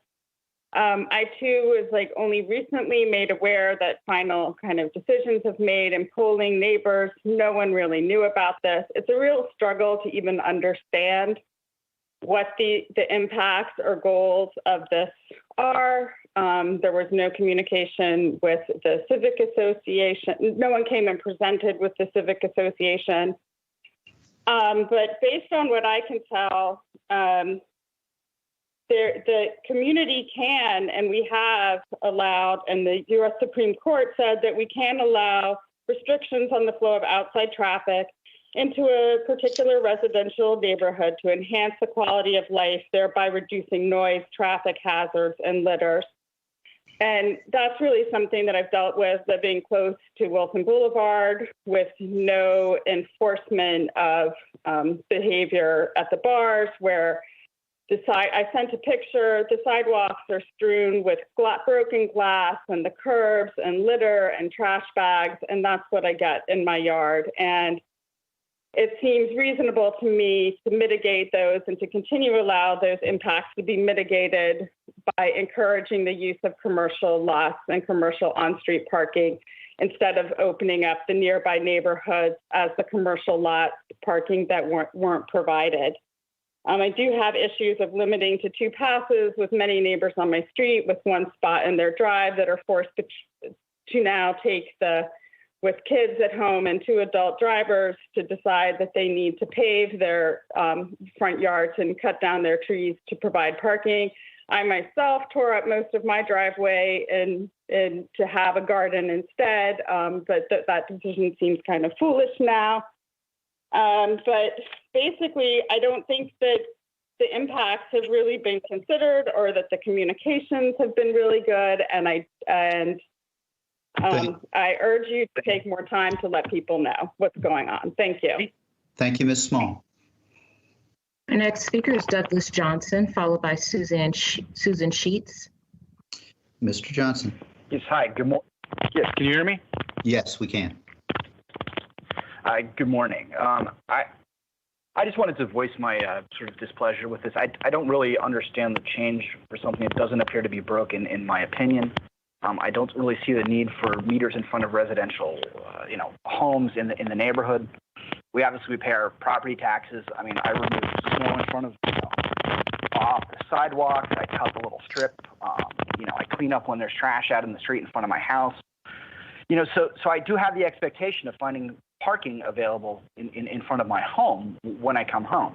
The neighbors are very considerate that all live in the area. Everybody sort of parks in front of their own little area. As you know, in Arlington, we do pay high taxes for those type of things. I notice when I go walking with my wife regularly early in the mornings, when I walk by the areas with meters that allow the public parking, it's strewn with trash. I certainly don't want that in front of my home when I come home that I have to clean up after someone else. To me, it doesn't quite make sense. I have no issue with raising the price of parking passes. I would certainly urge you to vote against decreasing the amount of passes available for people. There's all sorts of reasons that people need the current passes that they have. I assume this is being done for commercial areas. I'm not quite sure if they need more parking in the apartments and the other places. Incorporate that into the plan. Thank you so much. Thank you, Mr. Johnson. Our next speaker is Susan Sheets, followed by Cindy Lips. Good morning. Good morning. Good morning. Go ahead. I live in the Crystal City, Aurora Highlands, Arlington Ridge area, and I really want this board to take into consideration what's happened in the past. We do have parking spots in our neighborhood that aren't regulated. There's no sign. They're near parks, and there's no sign that you have to have a permit. Those spots are filled. I've been a runner and a walker early in the morning for the 30 years I've lived here. Those spots are filled by 7:30 in the morning. They're always filled by nobody that lives in the neighborhood and nobody that's going into the park or the areas around it, the park areas. They park their cars in DC or Maryland, or they live way out in Virginia. They park normally in a military uniform and walk into Crystal City. So the fact that our neighborhood has become, and it's been happening for 30 years, there's never an opening, ever. They know that those spots are there. They get there early enough to grab them and walk on down and walk back. If you 2-hour our neighborhood and have no enforcement, then the entire neighborhood becomes the free parking or the, supposedly 2-hour that you're not enforcing. They will just fill up every spot. I've seen it down by our park in Aurora Highlands. I've seen it in front of my church every morning. The same 3 cars parked in front of my church, stay there all day long, so that if we have events in the church, if I just finished a project in my church, I could not move the cars to have big trucks pull in to do work on the church. It's something you really need to consider. If you're not able to enforce it very strictly, then it just destroys our neighborhood. Thank you. Thank you, Ms. Sheets. We'll address your concerns in the dialogue to come if you want to listen in. Madam Clerk. Our next speaker is Cindy Lips, followed by Audrey Clement. Hi there. I wanted to thank the board for hearing the residents' concerns related to 2-hour paid parking, specifically in the Aurora Hills neighborhood, and for agreeing that 2-hour paid parking should not be among the changes included in this proposal. Limiting the number of passes seems problematic to me, specifically when the county has invited residents to begin to build accessory dwellings, which will only increase the number of non-related, possibly folks living on these streets and needing parking as well. And I just urge the board to consider the unintended consequences of some of these changes. Thank you very much. Thank you, Ms. Lips. Our next speaker is Audrey Clement, followed by Dima Hakura. Ms. Clement. Welcome, members of the board and the county manager. I'm Audrey Clement from Westover. I'm here speaking on my own behalf and not on behalf of the Transportation Commission, of which I am a member. The Transportation Commission heard this item on February the 4th, voting to adopt staff recommendations with 2 nay votes, including me. While staff reported that there is general consensus that RPP ought to pay for itself and the need to expand program eligibility to all dwelling types within an RPP zone, civic associations along the R&B and Route 1 corridors objected to our paid parking in RPP zones.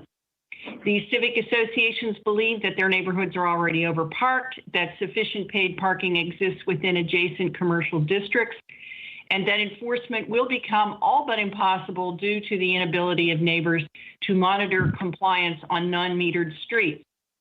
In recognition of these concerns, Planning Commission Chair Jim Lantelme stated that while paid parking is a good idea in some neighborhoods, a one-size-fits-all approach won't work. Adoption of the program is premature until such time as these issues are worked out. Transportation Chair Chris Slatt and I agreed with Mr. Lantelme. Echoing the comments of Daniel Weir at a joint Planning and Transportation Commission meeting on January 25th, I commented that the obvious solution to the disparate parking patterns across the county is dynamic or demand pricing. Other commission members disagreed, arguing that dynamic pricing is prohibitively expensive. Presenting no data to support that claim, they voted down Lantelme's amendment to defer consideration of paid parking until such time as staff can address the outstanding issues. In light of public opposition to 2-hour paid parking in R&B and Pentagon City neighborhoods, I think the Transportation Commission vote to approve staff's recommendation without amendment was ill-considered. I also believe it's unfair to put the onus of a restructured parking program on the backs of homeowners. When this ordinance goes into effect, their annual permit fees will be doubled, while on-street residential parking will become scarcer. This is inequitable. At a minimum, the RPP ordinance should be amended to provide an adequate enforcement mechanism and a feasible way to prevent overparking on residential streets in RPP zones. And I would like to conclude by saying I am very gratified to hear that the board will likely take 2-hour paid parking off the table. Thank you.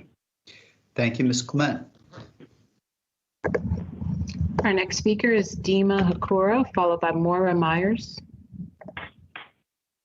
Good morning. My name is Dima Hakura, a resident of Clarendon Courthouse for 28 years. I urge you not to take any action on the RPP without further community input. If you elect to proceed, I request that you do not expand eligibility without constraints, do not differentiate between housing units for number of passes, and do not implement 2-hour paid parking. Outreach to the community has been short-circuited because of the pandemic. 2 major events that were targeted towards certain segments of the population were canceled because of COVID. These segments were also the most impacted either by the disease itself, by unemployment, or by having to multitask while homeschooling. A most stressful time, let alone a time to have the wherewithal to realize the changes the county planned for the parking program. These program changes are being done in the name of equity. However, this process, by not allowing an equitable opportunity for public input while being rushed through during a pandemic. You have frozen this program for the past couple of years. Doing so until we can have proper community engagement outweighs the harm of implementing flawed and wrongly premised changes that decrease the quality of life for your residents. Staff recommendation completely turns the original purpose and intent of this program on its head, which was the very reasons why the Supreme Court sanctioned this program. In short, the original program aims to reduce vehicles, traffic, noise, pollution, litter, and crime in neighborhoods, and preserve peaceful neighborhood living in an urban environment. These changes proposed do the exact opposite. They decrease the quality of life in Arlington neighborhoods. The county keeps talking about no-car diet and Vision Zero. Then parking requirements are reduced. And now staff wants to make changes to the RP program that would increase the pool of eligible parkers in neighborhood streets to those living in multifamily developments after decreasing their parking ratios. It then allows those frequenting businesses in the area to search for parking within neighborhoods when there is plenty of underutilized garage parking. Does this make sense? And does it make sense to go ahead with these recommendations prior to understanding the ramifications of the pandemic? If you decide to proceed with the program, I urge you, do not expand eligibility without further constraints, as that would overwhelm the limited available parking, particularly around the metro corridor.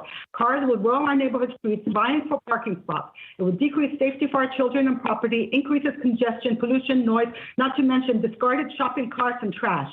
It draws people away from available spots within parking lots, and it runs contrary to peaceful living in an urban environment and the conservation of neighborhoods. Do not differentiate the number of passes, as that discriminates against multi-generational homes and creates wrong building incentives. By giving different homes different number of passes, you are giving preference to those renting out and discriminating against those who instead have older children or in-laws living with them. Also, you're creating wrong incentives on how people renovate or build their homes. Option B is preferable. Do not have 2-hour paid parking, and please do not change the original purpose and intent of the program. The values espoused by this program are what makes Arlington, Arlington. Please do not decrease the quality of our life. Thank you for your time. Thank you, Ms. Hakura. Our next speaker is Moira Myers, followed by Reginald Goki. Ms. Myers.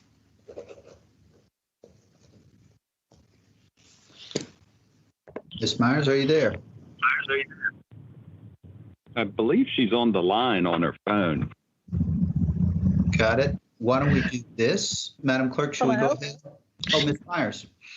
Hello? Go ahead. We can hear you. Hi, thanks. Sorry about that. I'm on my phone.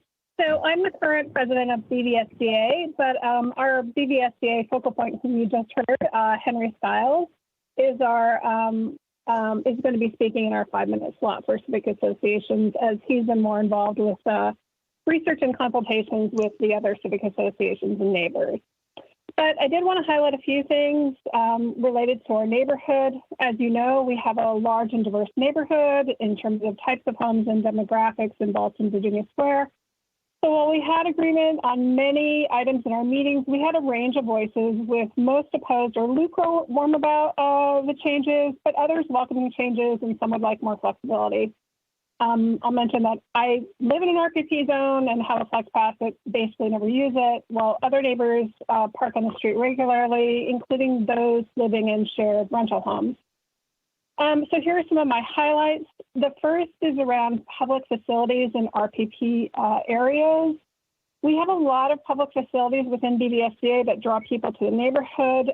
There's a fair amount of anxiety about what some of the changes to RPP will mean to affected residents. Other neighborhoods and civic associations have concerns about proximity to commercial areas, which we also have. It'll be important to look at the different effects across neighborhoods and not to take a one-size-fits-all approach, and to also look to other mitigation areas. And this leads me to my second point, which is around enforcement. Almost universally, there has been a view that enforcement is and will be inadequate. There's not a lot of confidence in the county prioritizing enforcement, and that leads me to my third point, which is fees. We haven't heard too much concern in our meetings about some of the proposed increasing of fees if the increases help to make the program better and if it comes with stepped up enforcement. And the final point is around the issue of boundaries and really about this handling of corner boundaries or edge boundaries, which we explained in more detail in our letter. So I won't elaborate too much here. But it seems like this is a more of an issue that can be handled through implementation, and we'd advocate sticking to the arrangement with 2 zone stickers for those residents on blocks that are at the edges of zone boundaries. And we're happy to chat with staff about that. We'd many other points in our letters, so they were kind of long. And Henry will speak to more of these, but I just want to thank you for your time and hearing us out. That's all. That's it for me. Thank you, Ms. Myers, for your comments in your letter. Our next speaker is Reginald Goki, followed by Bradley James. Good morning. This is Reg Gakey. Can you hear me? We can. Great. Go ahead. Thank you. Well, good morning, Arlington board members. My name is Reg Gakey, and I'm calling on behalf of myself and many of my neighbors on Fillmore and Franklin Streets in Clarendon regarding the two proposed revisions to the RPP program, the adoption of the 2-hour paid parking and the reduction of the number of parking passes. So first, I want to thank the board for opposing the 2-hour paid parking. I was prepared to explain that the staff proposal on 2-hour parking was opposed by nearly every civic association, was inconsistent with the goals set forth in the master plan for the RPP, and was contrary to the recommendation of the Transportation and Planning Committees absent increased enforcement and block-by-block analysis, which the staff had rejected. A critical goal, obviously, of the RPP was to limit the overspill in high-density areas. Where we live, in Clarendon, we're often confronted with loud and unruly guests from local bars who would flow onto our streets in the early morning hours, resulting in public urination, public copulation, beer bottles, trash, and people passed out in their cars. The RPP was adopted to limit that overspill in order to obtain neighborhood support for that very development. And so if the board were ever to consider changes to that 2-hour parking and to add 2-hour parking, those very conditions would return, which would be a bait and switch in our community. So I appreciate the board announcing today that they're not going to consider that. I do want to second the comments by others about the lack of communication. Obviously, a number of us only very recently learned about these issues and are calling in to comment on it. And the fact that the board, in fact, just changed its view on the 2-hour parking emphasizes how dynamic this issue has been and how additional thought and consideration needs to go into this before we make a final determination. But I wanted to then spend the rest of my time talking about the reduction in the cap on the parking permits from 4 to 2.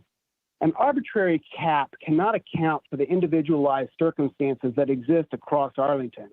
In our neighborhood, for example, many houses have a driveway that fits only one car, and we don't have garages. As a result, we could not park more than 3 cars. Meanwhile, under the current proposed plan, houses with 2-car drives or with garages would have parking for 4 vehicles, and houses without any driveways would get permits for 4 vehicles. So most of the families on our street either currently have 4 drivers in our household or will soon have that many as our children age. A fixed cap creates real problems for our families. If the board were to adopt option B, on the other hand, households could then have up to 4 permits, while the price of those permits beyond 2 might be set dynamically and could be increased substantially. Houses that do not need the additional passes would not pay for the higher fees, but those in the position of our families, and often that's only for a temporary period of time while our kids are growing up, would have the option to address that critical need by paying for the additional passes. So I would ask you to adopt option B, permitting those 4 permits. Thank you. Thank you, Mr. Gerke. Our next speaker is Bradley James, followed by Tanya Finlay. Hi, good morning. Can you hear me? We can. Go ahead, Mr. James. Thank you, County Board, for allowing me to speak on behalf of myself and my wife. We both sent in a letter, and I'd like to compliment and say we're in agreement with folks like Miss Audrey Clements, who spoke very well on this topic. Miss Hakura, I totally agree with her, and Reginald, who just spoke. We are in full agreement with their views. In our email, and I would just like to highlight why we're in such opposition of the 2-hour. And I know you said you've already changed your mind, but I would like to, for the record, bring into the fact that we are a longtime residents. We live near Clarendon Metro, just 2 to 3 blocks away. And I Googled recently new construction in this area. And as perhaps not everyone's aware, The red top cap project is almost done. It's called the Modera Kirkwood project. I'm sorry. That's another new one. The red top in Clarendon, multifamily residential buildings consisting of 584 dwelling units and 1,295 square feet of retail use has not even come online, but is about to. So this is within just 2 blocks of our area, and I think would be a huge problem if you went along with your proposed changes to the parking. Now, I'd encourage everybody else to Google this. There's a new project that has basically just begun on Kirkwood, where the old Sport and Health was, and it's called the Modera Kirkwood. 270 units are going up there on 3415 Washington Boulevard. And then finally, one that's in further progress, just another block up the street across from the Giant on Washington Boulevard, where the American Legion was, is another 160 units going in. So I would just like to say, please don't vote for this, especially the 2 hours, and I relinquish the rest of my time. Thank you for hearing us out. Thank you, Mr. James. Our next speaker is Tanya Finlay, followed by Dana Bobco, excuse me. No problem. Ms. Finlay first. Good morning. I'm Tanya McKee Finley, and I have lived in the Crystal City, Pentagon City area for several years. I moved here in 1992 as a single person, so I only would have 1 car. I now have 3 children and have lived in this area, and I'm also a real estate professional. I'm sure a lot of you may, if you travel on Ridge Road, the little orange building at the top of Ridge Road is my building. So there are 2 topics that I kind of want to hit on. One is that I think the limit of 2 passes per household, as many others have spoken on, it's not a one-size-fits-all. I currently have three vehicles, 2 daughters who are in college in Harrisonburg who come home to work during holidays and in summer breaks. And this would impose a great problem for me for my 3rd car. And Libby actually was the liaison for Oak Ridge when I was PTA president there. And I'm sure she can speak to the fact that our population base has grown here as far as families, and the impact on the schools has been great. And we're seeing more and more families here. At the bus stop, there used to be 3. Now there are 30 kids standing at a bus stop when we were in session. All of those children are going to grow up and have cars. It puts an undue burden on families as to where they're going to park their vehicles. Also, on the real estate, from a real estate standpoint, people come to our neighborhoods because they're a suburban urban area. I'm really happy to hear that they're going to take the paid parking off the table. I think that would be an absolute disaster. The permit parking is essential for us to somewhat keep in line the office buildings that are close by, and we do see it. I echo what Ms. Sheets, who I know, I saw Cindy Lips, all of these are my neighbors, and our concern is we have a lot of changes going on here in Crystal City. Some of them are exciting. Some of the neighbors are very excited about the Amazon explosion. Some are not. But adding to the issue of parking is already very tight. Some of our streets are wide. Some of them are very small. And limiting parking for residents who do not have large, spacious 2-car garages and 2-car parking pads, to limiting them to 2 passes would be very detrimental. Also, devaluing of the property values. People are moving to this area because they do have the ability to park on the street, to have their friends and families over. Just last night, my son had his friend over with a vehicle. And, these children need to be able to go to their activities. It's not that everyone wants to have 4 cars, but, traveling this county to go to activities and also have your work that you have to go to. We can't drive our kids everywhere, and we certainly can't send them on buses coming home late at night. Thank you, Ms. McKee Finley. Our next speaker is Dayana Bobko, followed by Rob Douglas.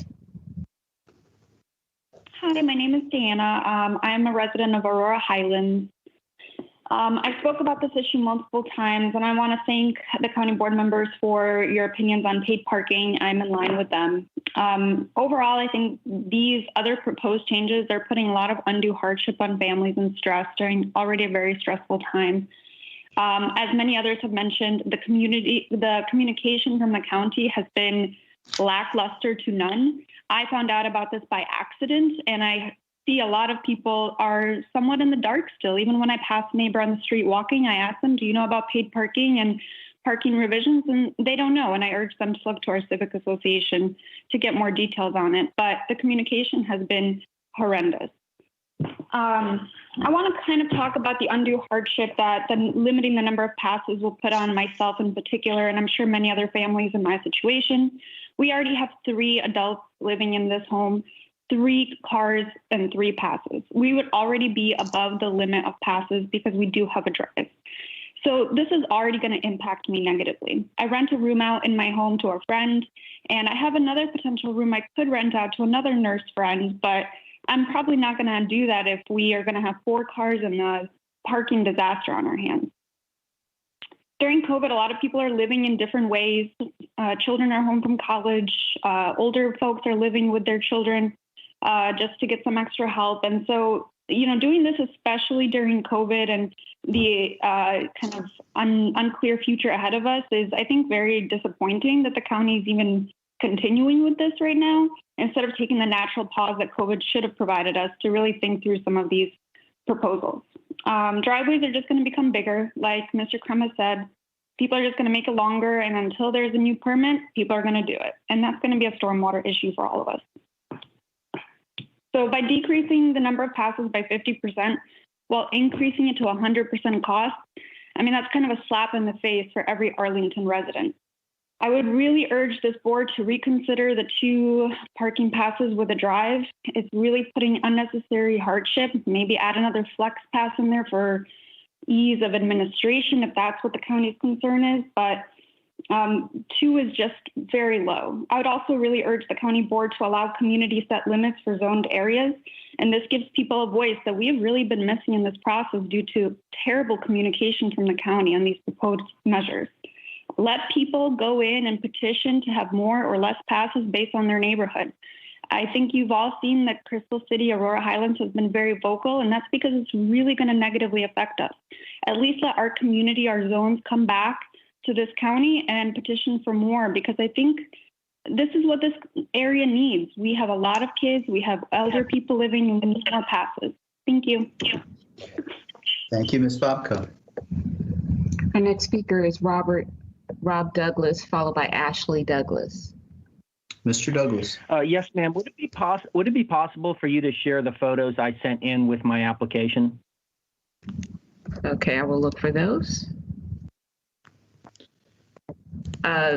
Would you like to switch places with Ashley Douglas for just one moment? Would that be possible? Would be fine. Okay. Yes, ma'am. Thank you. We'll take Ashley Douglas. Ms. Douglas. Hi there. Can you hear me? Yes, we can. Go ahead, Ms. Douglas. Sorry, I had a hard time getting off of mute. My name is Ashley Douglas, and I live in Aurora Highlands, or RPP1. We border, as you know, 2 metro corridors, Crystal City and Pentagon City, and we abut Reagan National Airport and the Metro and ARC bus depots. And our community is the reason the program was created. I believe the development of RPP is what has really allowed Arlington to grow as a vibrant urban environment while still preserving the residential character of our neighborhood living. And I think that's what makes Arlington so special. And I think that's why you're hearing so many citizens engage on this. And I will say the experience of participating in the RPP and the survey and the civic engagement has been really frustrating. when you have people refusing from the county to come and speak to your board, your civic association, when everything's virtual. I just think it's been tough for a lot of neighbors when we can't get answers. I will say that I'm really happy to hear that you're removing the 2-hour paid parking. And I think without a doubt, that was the most controversial provision of the proposal, when there were so many wholesale changes on so many fronts. While there's a lot of items I could get into in detail, today I'll just focus my comments on eligibility. I want to acknowledge that some of the smaller proposed changes, like allowing teacher parking for townhomes and duplexes, I do think making that change makes the system more fair, and it's an appropriate change. But the eligibility issue that's sort of been glossed over in presentations, I think needs a little more focus, because I've heard board members at previous meetings state that new site plan buildings would not be allowed to petition to park. But as written today, that is not true. The sort of glossy slide presentation states that new buildings approved for site plan development are ineligible to apply.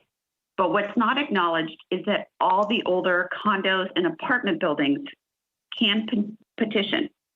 So any people that live in condos and apartments that are in by right buildings that were built in the 1960s can petition for restrictions and to join the program. And so to put it into context, I'll give you 2 examples in my neighborhood. So the River House on South Joy Street was built in the 60s, has 1,670 units. If everybody petitioned for 4 spaces, that would be 6,680 permits in my neighborhood. And I don't think that's what's intended, but the language is not, it has a huge loophole. Another example is Thank you, Ms. the Crystal Towers. Ms. Douglas, your time has elapsed. Okay, thank you for considering my comments this morning. Thank you, Ms. Douglas. Appreciate it. Okay, we will go back to Rob Douglas, and I will pull up those photos in just a moment. Okay, Mr. Douglas, when you're ready, you can begin. Okay, great. Thank you so much. And thank you, board, for listening to me one more time, and also for your removal for consideration of the paid parking that would have destroyed our neighborhood. I've read through the letters from the Civic Association and many of the other letters that you've received, and I'll bet you guys are happy to get this issue behind you. There are so many unhappy Arlingtonians, and some of them feel like you've already made your mind up on this issue, and we're testifying this morning, and that's not going to make a hill of beans a difference in your decision, but I hope that's not the case, and you guys are keeping an open mind. I'd like to focus on, like others that have spoken before me, on the reduction in the number of passes, and that is one picture. I guess the rest are visible there. But the other day during the snowstorm, I just took a little ride up 19th Street and took pictures of houses that just have little 1-car driveways and no other parking. And early in the process, you guys figured out that if a house didn't have a driveway, and if it had 4 unrelated occupants there living, and they needed, or maybe it was multi-generational, and they needed their parking passes, that they should have the ability to do that. Many folks think that's the missing middle, and that we don't want to push those folks out of the neighborhood, and I tend to agree. And I think, if you look at the same logic and put these homes, which are, you could repeat this picture of little single family houses with 1-car driveways into Lyon Village, Virginia, Boston, Virginia Square, or Clarendon Courthouse, and they're going to have the same problems. So a one-size-fits-all approach to whether or not you have a driveway is not fair. It's not equitable, and it's really going to harm a lot of folks. So another thing that would be unfair and unequitable would be going house by house to determine how many spots exist. And I think staff has rightly rightly pointed out that that's not possible. They're not going to do that. So I urge you to keep this program simple and equitable, and not to adopt any changes that reduce the number of passes issued to each resident with or without a driveway. Select option B. We have a shortage of housing in Arlington, and pushing people out of the neighborhood by making it illegal to park their cars is horrible. Anyway, thank you again for your consideration. And again, I hope you're keeping an open mind, and we'll come down on the side of not reducing the number of passes. Thank you, Mr. Douglas. Our next speaker is John Carton, followed by Henry Staples. My name is John Carton. I'm president of the Lion Village Citizens Association. Much of Lion Village is covered by the zone permit parking program. We are located next to Clarendon and the courthouse commercial areas, as well as 2 metro stations. The current RPP has been successful in protecting our streets from being inundated from cars seeking a place to park. We see no reason to change it. If there are a few perceived problems in other areas of the county, then the county should tweak those areas, but don't ruin the program for everyone else. The proposed changes to the plan seem to go against all of the stated goals of the original plan. We have spoken with a number of civic associations that feel the same way. The program is working now, so we don't see a need to change a good thing. If it needs to generate more revenue to cover its costs, then raise the price and leave it at that. We are pleased to hear today that the county board is not going to take action on the 2-hour parking. We really feel that that's a bad idea, and so we're happy to hear the board is not going to pursue that, because we felt that was the worst part of the plan, particularly when staff had indicated that the county would be unable to enforce it. Many of our residential streets date back many years and are narrow and not designed to be full of parked cars. These are what we call yield streets. Space is needed for cars to pass each other. The neighbors know this and park accordingly on those streets. If instead these streets are full of parked cars, it'll be harder to drive on those streets, creating unsafe conditions for pedestrians, bikes, and cars, and for emergency vehicles responding to calls. So it's a big safety issue. We also have been underwhelmed by the outreach on this initiative. We found out about it, I think in December, that changes were coming after we'd been asking for many times, when's it coming, when's it coming? And they said, we're working on it. So we scheduled a meeting in January. We invited staff to attend the meeting, but they refused to come to talk about it. So we had to give it our best guess as to what all these changes were about. So we pulled the meeting off ourselves. But it would have been much more helpful if the staff had been there to talk, knowledgeably about the program. We also don't see a need to increase the percentages for participation. It's currently set at a reasonable level. Parking levels are lower now because of the pandemic, and we will see how soon they come back, but eventually it will happen. Raising the percentages to the levels that are proposed make it too unrealistic for us. Also want to just touch on, my wife and I have been here in the county since the mid-1980s. And when we arrived, our street did not have zone parking on it, and it was full of cars. And our neighbor, who's 2 doors up the street, he decided it was time for zone parking. He had kids that were getting older. They had some additional cars that need to park. When he came home, when his wife came home or his kids came home, they had trouble finding parking near to their house. So our neighbor that decided, we needed the zone parking was Jim Hunter. So we told him we'd wholeheartedly work with him. So we worked with Jim and helped Jim as we pursued the zone parking, and we soon got it. And it's made all the difference in our street. Prior to that, we also had a safety situation.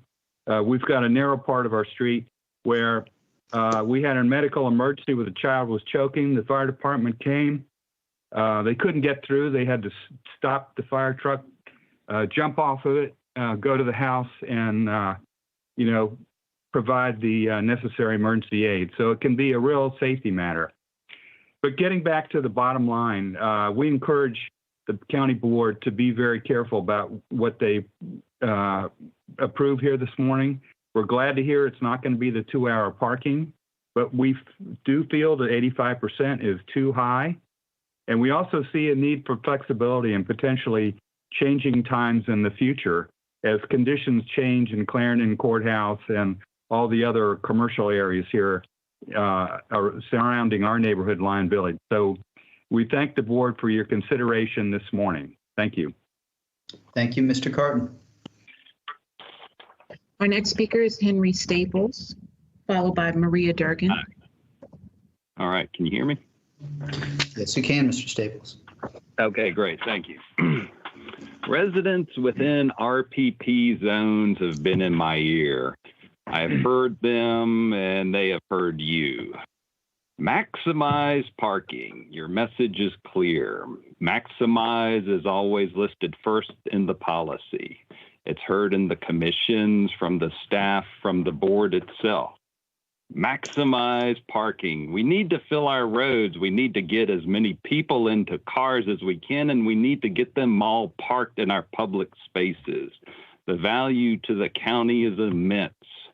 There's no other possible use for this public space, and this is all a matter about parking and how we can maximize it. If a car can fit, let's get it parked. Why can't our residents understand? We have to fill the streets with cars. Maximizing. It's a tired utilitarian approach that sadly tilts into an unbalanced ecosystem. There's plenty of reasons to not maximize parking. There's been testimonies today and hundreds of responses beforehand. The off-putting part about it is how maximized parking is prioritized first. It's a clever ploy to be used now and in future conversations. To second-class all other uses, immediately marking them inferior. Is that what you want?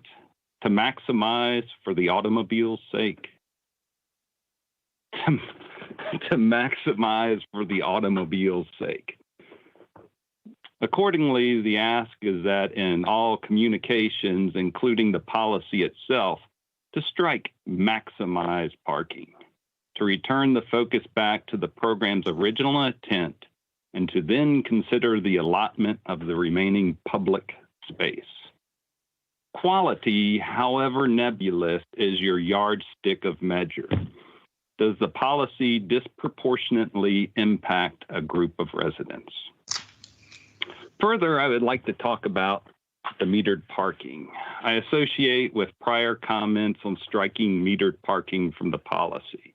Metered parking is not a one-size-fits-all and so necessitates a block-by-block approach. To increase the utilization as proposed to maximize necessitates an oversized growth in management and enforcement as well. County staff has indicated it would be too burdensome and lacks the resources to manage. Without this active management and enforcement, blocks succumb to the tragedy of the unregulated commons. Accordingly, the ask is that you strike metered parking from the policy. In a nutshell, increase the fees, allow more to apply, strike metered parking, and change the focus from maximize parking back to quality. Thank you for your time today and attention to these matters at hand. Thank you, Mr. Staples. Our next speaker is Maria Durgan, followed by Scott Miles. Hi, everybody. It's Pete. I'm here. Can you hear me? We can. Great. Okay. So I'm president of the Penrose Neighborhood Association, and that's along Columbia Pike. We don't have a metro, but we have a well-used bus system. Penrose is a community like many others in Arlington, as we have a majority of residents in a variety of apartment complexes. However, the single-family home residents are the ones who are most directly affected by permit parking, and they responded to my quest for input, so I'm representing them today. I'm really glad to hear that the board is not in favor of the 2-hour parking being permitted in restricted parking areas. We in Penrose agree that no enforcement means no parking restrictions at all, and we're back to being a parking lot for apartment dwellers and persons who work at our Navy facility. Word will get out quickly. There's no enforcement, no need to pay, no repercussions, no towing, no tickets, nothing. We're back to free parking for everyone in the county. It makes no sense to put this in place. Because of this, I want to chastise county staff for proposing this without acknowledging that it negates the entire program. There are people who live in apartments in the county who don't want to pay for parking in their garages or anywhere else and consider free street parking to be a resource that everyone should be able to access. Was this the underlying motive? I hope not, but it's something to think about. Single-family detached homes are paying extremely high property taxes, and that should count for something here. But I want you to think about another option. Enforced 2-hour parking would be kind of cool. I think the county could look at it as a revenue generator. Fines could be high enough to discourage going over 2 hours and also enough to support the cost of enforcement. You could do this, create some jobs, make some money.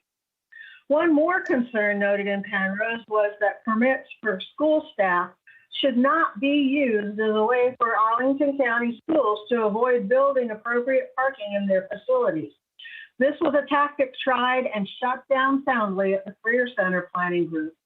It was put into place and was an absolute failure at the Fleet Elementary School. Fleet can't hire new staff or find substitutes because there's no parking. Remember, most staff can't afford to live in Arlington, and they drive. One more thing is I personally agree with the speakers who spoke about the community engagement being insufficient. The RPP survey was incredibly biased, which seems to be a county thing these days. I encourage you guys to look at the Vision Zero survey to see what I mean. It's atrocious. And that is all for me today. Thanks for listening. And thanks for all your work. I know you spent a lot of time on these things. Thanks very much. Thank you, Ms. Sturgeon.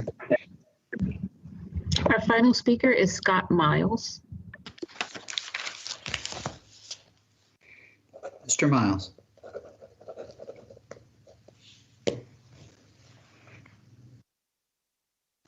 Mr. Miles, are you there?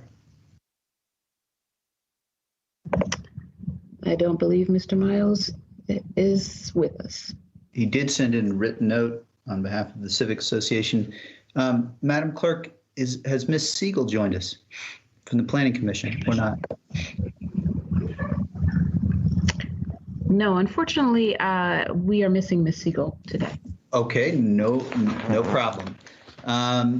Thank you. I believe so. We've heard from our speakers, our commissions. We have the Planning Commission's letter. I wanted to try and organize a few categories for our discussion. The discussion is now with the board. The categories I have, we talked about the first, perhaps the short-term visitor parking and the 2-hour parking issue, eligibility, number of permits, school and home health care aides, that section, fees, and then the criteria for resetting or the criteria is related to the eligibility area. I don't know, there's also grandfathering of existing 2-hour, which I believe we may have agreement on. Those are kind of the big categories that I have. Are there others, colleagues, that I haven't covered? Well, why don't we start then with the 2-hour parking, and maybe we can start just with a question for staff while I give colleagues a chance to, formulate questions on this.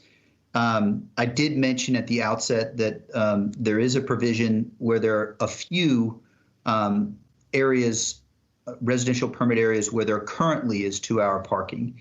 And I believe it's in an appendix, but maybe, Mr. Krim, you could help just by kind of describing where the appendix is and essentially what we would be doing in terms of grandfathering those that already have 2-hour parking, and if you have sort of a sense of how many areas there are where that's the case, and just that issue.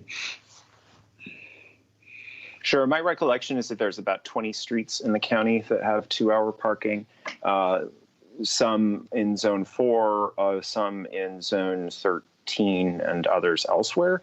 Our intention with that is that the 2-hour parking that exists is to be included in what we're calling the grandfathering provision of the administrative guidelines, which is contained in attachment D of the board report. I believe at the bottom of page D7, you would find that description. If it helps, we are happy to amend the policy document to specifically call out the 2-hour parking. When we said hours of restriction in there, that was the intent, was to include the 2-hour parking. But I realize that that's not immediately obvious, so I'm showing you like some potential additions to that text to say that there would be the continuation of that 2-hour free parking. Thank you very much. That's helpful. The language is helpful, that it would clarify. For those who are following at home, this is continuing those 20 streets where there already currently is 2-hour parking. So this is consistent with the discussion today of the board stepping back from permit system-wide 2-hour parking. So that's on that piece of it. Don't know if colleagues have other, from my perspective, that language is helpful to clarify. But I don't know if colleagues have other questions on this issue. We'll start with Mr. Karantonis and then Ms. Garvey. I think you're on mute. Indeed, I am. And I apologize for that. Mr. Krim, just for clarifying, these 20 streets that have this 2-hour not fee burden free parking, 2-hour parking, but just time-limited parking. Is there a vehicle, seeing right now that the 2-hour paid parking option is off the table? Could we see neighborhoods coming back and saying, well, I would like these 2-hour free parking zones to disappear?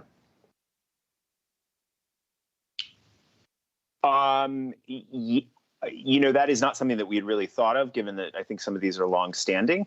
But I think what my first answer is, we'd look at the guidelines for petition process. I mean, there already are provisions for changes to the restrictions. So, I mean, I think on the face of it, I would say that could be included in there. It would be subject to the 80% threshold that we're proposing for other kinds of changes, additions of hours. And yes, if residents wanted to remove the 2-hour free parking, they could. But the idea is that we're not just going to change the signs if you take action to not have the 2-hour paid parking without anybody asking. No, I'm aware how these work. I mean, they are typically in buffer zones, not very close, but closer to high demand areas where we want to make sure that people move and don't occupy parking forever there. Okay, thank you. Thank you, Mr. Karantonis and Mr. Krim, for the background. That's helpful. Ms. Garvey. Thank you, Mr. Chair. And actually, all I want to say is I thank Mr. Krim for providing this language in the grandfathering that makes it clearer. When we get to a motion, I'd love to include that. I think that's great.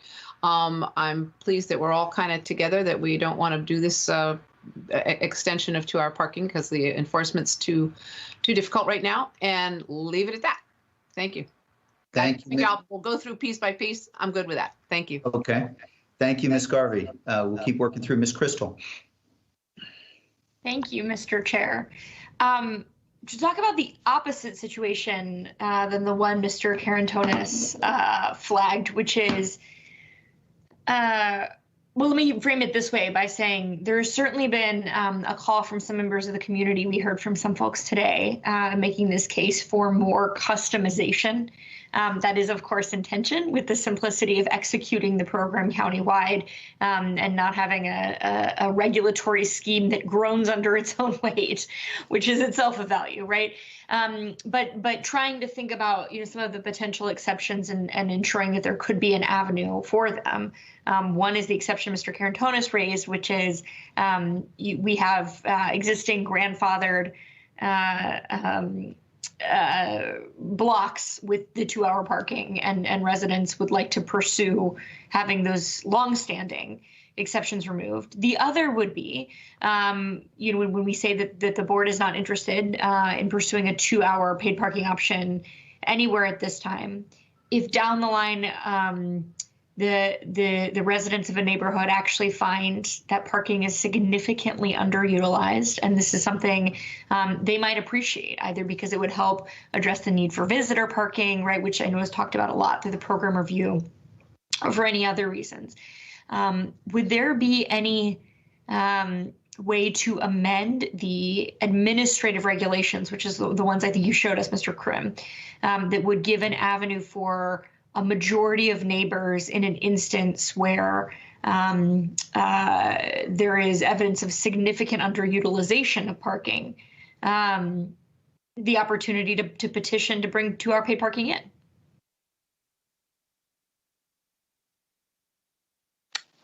Yes, I think what we would simply do is expand the language about changing. So similar to the way that I showed you some potential new language on clarifying the definition of changing restrictions to include 2-hour paid parking. I think that could also be applied then to our section in the administrative policy about petitioning for restrictions or changes to restrictions, so that currently residents have the option to petition for restrictions with 2-hour paid parking, but there really isn't much incentive for them to do it, because there's like a conservative bent toward saying no, let's not experiment with that. But yes, we could at least leave the existing provision or do something like what is currently allowed, tie it to some underutilization finding, and then allow 2-hour. I would recommend that we would continue to propose or continue to include the provision of paid parking as a measure of improving enforceability. I know there's a lot of discussion about whether enforcement is sufficient, and I hear loud and clear those who say that it is not. But I will say that paid parking does make it easier. So I would encourage us to do that for any new streets that want to come in with some version of short-term parking for those without permits. Okay, thank you. And so I think important that this could be configured administratively, just to put a really fine point on that, because we are conceiving of exceptions by which a majority of the neighbors wish to, or I think a supermajority of the neighbors wish to petition for this, that we are not carving out categories in which the manager or even the board would revisit blocks and impose 2-hour parking should the neighbors decide they'd like to pursue it. These would be some of the circumstances under which they may. And I'll just say before we leave the topic, I have come to the conclusion that it makes sense to remove the 2-hour parking proposals, paid parking proposals here, not because they are entirely without merit, but for me, Mr. Staples, I heard your comments, and I don't know if you saw my sort of jaw go down, because I thought, if you've heard that, we've really failed, that this goal is about bringing more cars to our neighborhoods. My goal is always, especially in transit-rich neighborhoods, which is where the majority of our RPP restrictions exist, is to encourage people to get to that neighborhood, to work, to patronize businesses, to visit others in ways other than single occupancy cars that need to be parked anywhere, right? Whether that's garages that are expensive to construct or the public right of way. So ultimately, the 2-hour paid parking felt counter to that goal, right? If we're making massive investments in transit infrastructure and otherwise trying to encourage people to take alternatives, why try to free up more and more of this resource of parking to those who may be visiting or working in the neighborhood? So that's sort of how I've arrived at this conclusion. I think the one circumstance in which I would be interested in making an exception is the one that Mr. Krim has just explored with me, which is to say, when those living on the block see a need for it, see an opportunity for a problem that could be solved, again, visitor parking or otherwise. So I appreciate the idea that could be provided for in the administrative guidance, if not enforced across the community. So I think that concludes my comments as well as questions on the issue of 2-hour parking. Great, thank you, Ms. Crystal. So I think just looking, I believe that staff has prepared at the request of, I think, a couple of us, an amendment that would seek to strike the 2-hour provision that is currently drafted, and may try to address what you just raised, Ms. Crystal. And I think so, Mr. Krim, maybe what I guess I would suggest is, if you're ready with that language now, we could look at it, or we could come back to that language. I guess I'd be inclined to come back to the language. There is one question that I'll leave you and your team maybe to help us find out about. There's the level of preference for a community. I think it would be, you mentioned supermajority and majority, and that there's a question in my mind of whether 50% or 80% or some other percentage is would be the recommendation in the limited scenario where Ms. Crystal mentioned the zone was requesting 2 hours. So with that thought, unless you have significant concerns, Mr. Krim, we'll come back to language and we'll have the next conversation, unless colleagues would like to talk about that now. We'll have the next conversation and then come back to your language that you might propose. And so, seeing no hands or big objections, we'll go on to eligibility. There was a little bit of talk about testimony with respect to 60% and 80%.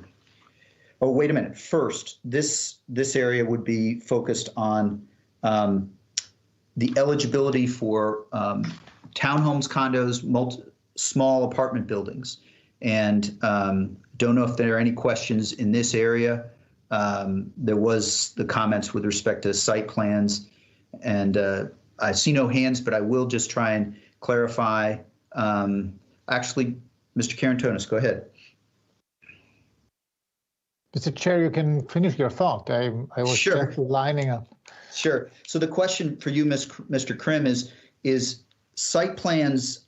Ms. Douglas raised the possibility that site plans in the future, she mentioned Crystal House and River House, and existing site plans, she asked about whether they would have that ability to request an RPP. And I know that applying to multifamily is part of it, but my understanding is that the board would have to specifically, on a new site plan for a multifamily building, would have to specifically adjudicate or offer thoughts on that parking component. Is that correct? Can you speak at all to the multifamily component of this and the balance between existing site plans and by right small buildings?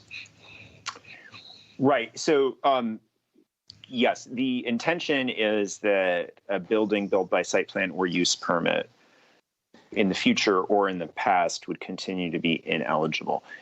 Any by right building, and Ms. Douglas is correct, River House is one of those, would be eligible to apply. So the question is whether it is by right or not. Now, one item that where we would expect the board to come in a building approval process is when a building that was by right is redeveloped as a site plan or a use permit. There's questions about well, is it really a use permit if they're just expanding, one of the buildings, or, it's there's questions of the extent to which it's changing. Are existing residents staying in place, or is the whole building being torn down and being redeveloped? So we're not going to make a blanket statement about that. We would say that if a building is being redeveloped as a site plan or use permit, then it would be up to the board at site plan or use permit approval to make the decision about if there are already RPP restrictions associated with that building, whether or not they would stay. Got it. Thank you, Mr. Krim. So, colleagues on this question, Mr. Karantonis. Thank you, Mr. Chair. So I hear, Ms. Douglas, there are still a lot of buildings. I mean, Mr. Krim told us that about 10% of all households in Arlington are in RPP right now. 10%, 90% are not. And I believe that the class of those who are not includes a lot of legacy and by right multifamily buildings like garden apartments. And we know also that tendentially these garden apartments, especially the older ones, are usually underparked. So they are, at 1-to-1 or less than that. So there is a concern that they will spill over. They are spilling over today, and they will be spilling over even more. So if we, what is the expected impact if even a small percentage of those decide to go and ask for RPP? We could see, for example, entire blocks being zoned for one building. Or not.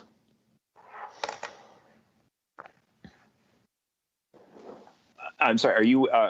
Yeah, I think can you maybe restate the question if you're? The question is, what do we expect as an impact from legacy buildings, legacy multifamily, especially walk-up brick, garden apartments, etc., if they decide, given that in my understanding, they're already underparked today, they're already spilling over in their neighborhoods. If they decide to individual households there to petition and and participate in the program like they would be eligible right now for it, they could block and they could take entire blocks, entire streets. A building could occupy entire streets. Is there a reason to be concerned about that, or is it an effect that we don't typically expect to happen? Okay. So there is uncertainty about how many households would actually want to join the program. I think, residents who have the restrictions, as I've said, really like them. But most of the residents who don't have them do not want them. And actually members of multifamily households were the least likely to want the restrictions if they didn't have them already. Now, we think there's an issue of fairness about letting them apply at all, because of course, when we talk about overspill under the zoning ordinance, if something's built by right, then you're supposed to have been providing all off-street parking needs on your property, regardless of whether it's a single-family detached home, a multifamily building, and so on. So I think we need to ask, is everybody overspilling, not just, or, what is overspill if anyone is parking on the street, regardless of their housing type? In terms of taking over entire blocks, we would include multifamily buildings in existing zones or new zones dependent on geographic requirements. So it's not like the restrictions would be applicable or only those who live in that building would be able to park there. So neighbors would be able to park on those streets as well if they are part of the zone. Finally, I'll add, because the county puts so many multifamily construction projects through the site plan process, we estimate that even if the eligibility requirements as we propose are accepted, it would be about 40% of the apartment households in the county that would be eligible. So it's not like the entirety of the other 90% would be eligible to petition. And finally, this is one of the reasons why we're proposing limiting the maximum number of permits. But of course, we think that the fair thing is to say, like, it's regardless of the housing type, there should be limits whether you have parking in an apartment building, a townhome, or a single-family detached house. Thank you, Mr. Krim. I was explicitly referring to legacy multifamily and garden that are underparked. They've been parked at the standards of 1940. That was most of the time less than one parking space per household. Okay. Got it. Thank you, Mr. Krim and Mr. Karantonis, for the question. There may be follow-up, but Ms. Garvey, go ahead. Yeah, thank you. A little follow-up. And I live in one of those legacy places that were really underparked. We make do. Mr. Krim, another question for you. I realize as we're talking about us, would you talk just a little bit about what the process is? We have all this, who's eligible? What do they, once they apply, do they automatically get it? Is that how it works? Could you talk a little bit about what happens once an area, does the petition and applies? What happens?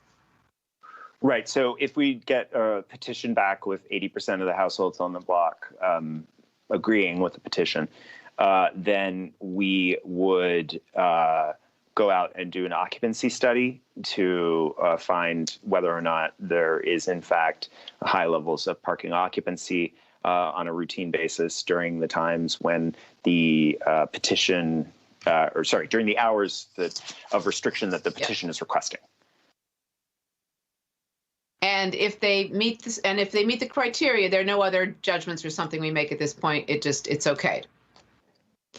Yes. Yeah. I mean, the petition is basically the petition is the engagement, essentially, in this case. Yeah. And then, yes, if it passes, then, there's logistics about getting the signs up. And of course, that's like where we always say, read the signs. Many people do not read, but that's fine. So it's like they're not in effect until the signs are up. But yes, that's the order of operations. Yeah, no, that's helpful, because it sort of feels like if you're applying that there's some kind of criteria, and we do an overlay to see how things might work, some of these legacy issues and all of that. But it sounds like there's no sort of judgment. It doesn't come back to the board. It's just administrative and making sure that they get the right, all the metrics are met. Correct. Yeah, no, I just wanted to clarify that. Thank you. Thank you, Ms. Garvey and Mr. Krim. Mr. Dorsey. I just wanted to briefly associate myself with what Mr. Krim said in responding to Mr. Karantonis's question. One of the key improvements I think that this review has generated is addressing a fundamental issue with the way different housing types were treated that was really untenable, and something that I am glad to see that we have addressed, given that this entire program exists within the context of our modern zoning ordinance and site plan and use permit process, which calls for people to accommodate their parking needs within their own property. That we further had this privileging of single family properties, whether created before or after zoning ordinance requiring that, but exempting the multifamilies was just fundamentally untenable. And I think this is a proper way to address it. And I just like to leave it at that.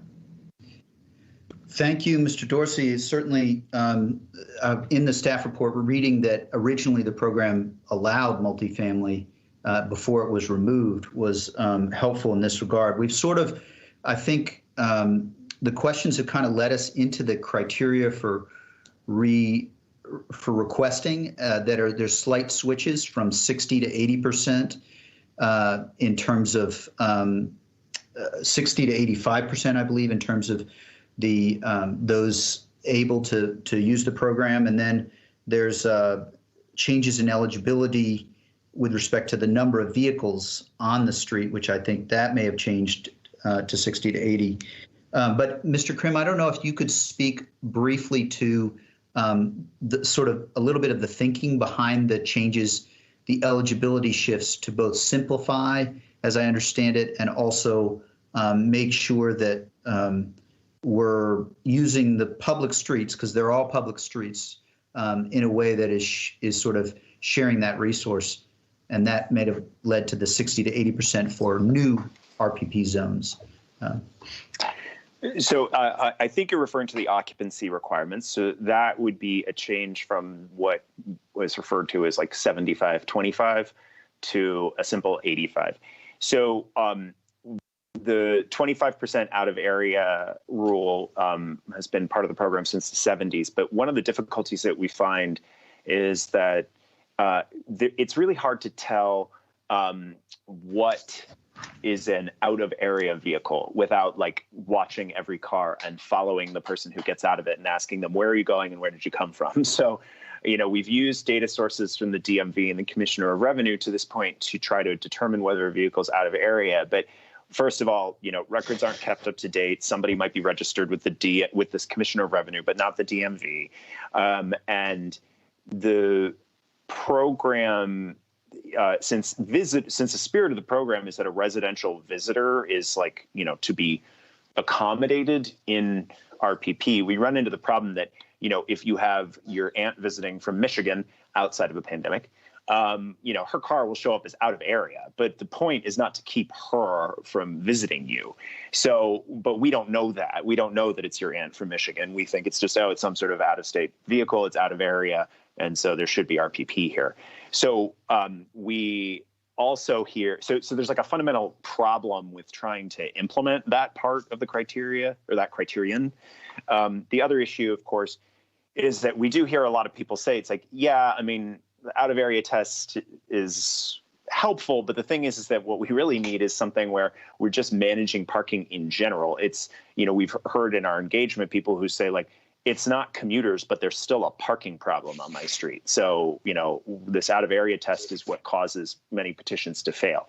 Now, the reason so if we remove the 25%, then, we make it potentially a lot easier for restrictions to be granted, which runs counter to that balance in the master transportation plan between principle 3 and 4 about finding a balance between on-street occupancy and utilization with ease of parking. So to try to keep that in balance, we propose moving the occupancy threshold to 85%, which is the maximum target in other high demand streets that don't have RPP. So it's about correcting a problem we have with implementation and then also trying to maintain a balance between these competing policy priorities. Great, thank you. That's helpful for me. I hope that is for colleagues. I think we're ready. With that, we're probably ready. I don't know if there are any questions on the home health care or school teacher components of it.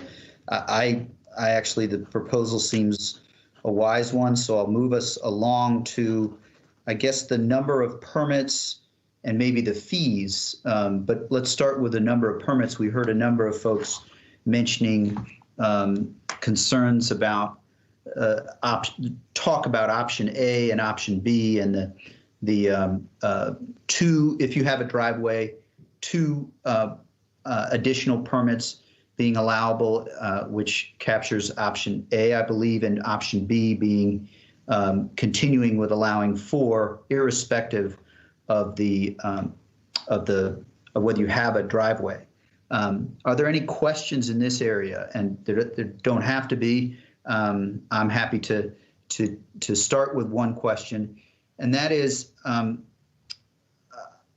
Mr. Krim, I'm just trying to understand a little bit if any of the thoughts on, there is some implementation question I have with respect to 2 on street. If we remove the 2-hour provision as we intend to, that could mean a little more parking availability. But I wondered if you have thought much about the impact of adding multifamily into parking availability, because 2 versus 3 or 4 permits might look different if we were seeing more than 40% increase in the multifamily side and had a lot more cars on our streets. Have you thought, I think there's some language in the staff report, but I don't know if you have thought a little bit about that balance of whether there will be enough parking in to help with the managing of parking given the multifamily additions. I would go back to my comments to Mr. Karantonis' question earlier on this. I think, because this is a resident-driven process, it's hard for us to know how many cars we're actually talking about. I would say the 2 and 4 cap is something of a hedge on increased demand. Though we think it's that all residents should be subject to kind of equivalent access to the street. So yes, it would mean impact on residents who currently have off-street parking and buy more permits than that. So we're very clear on that.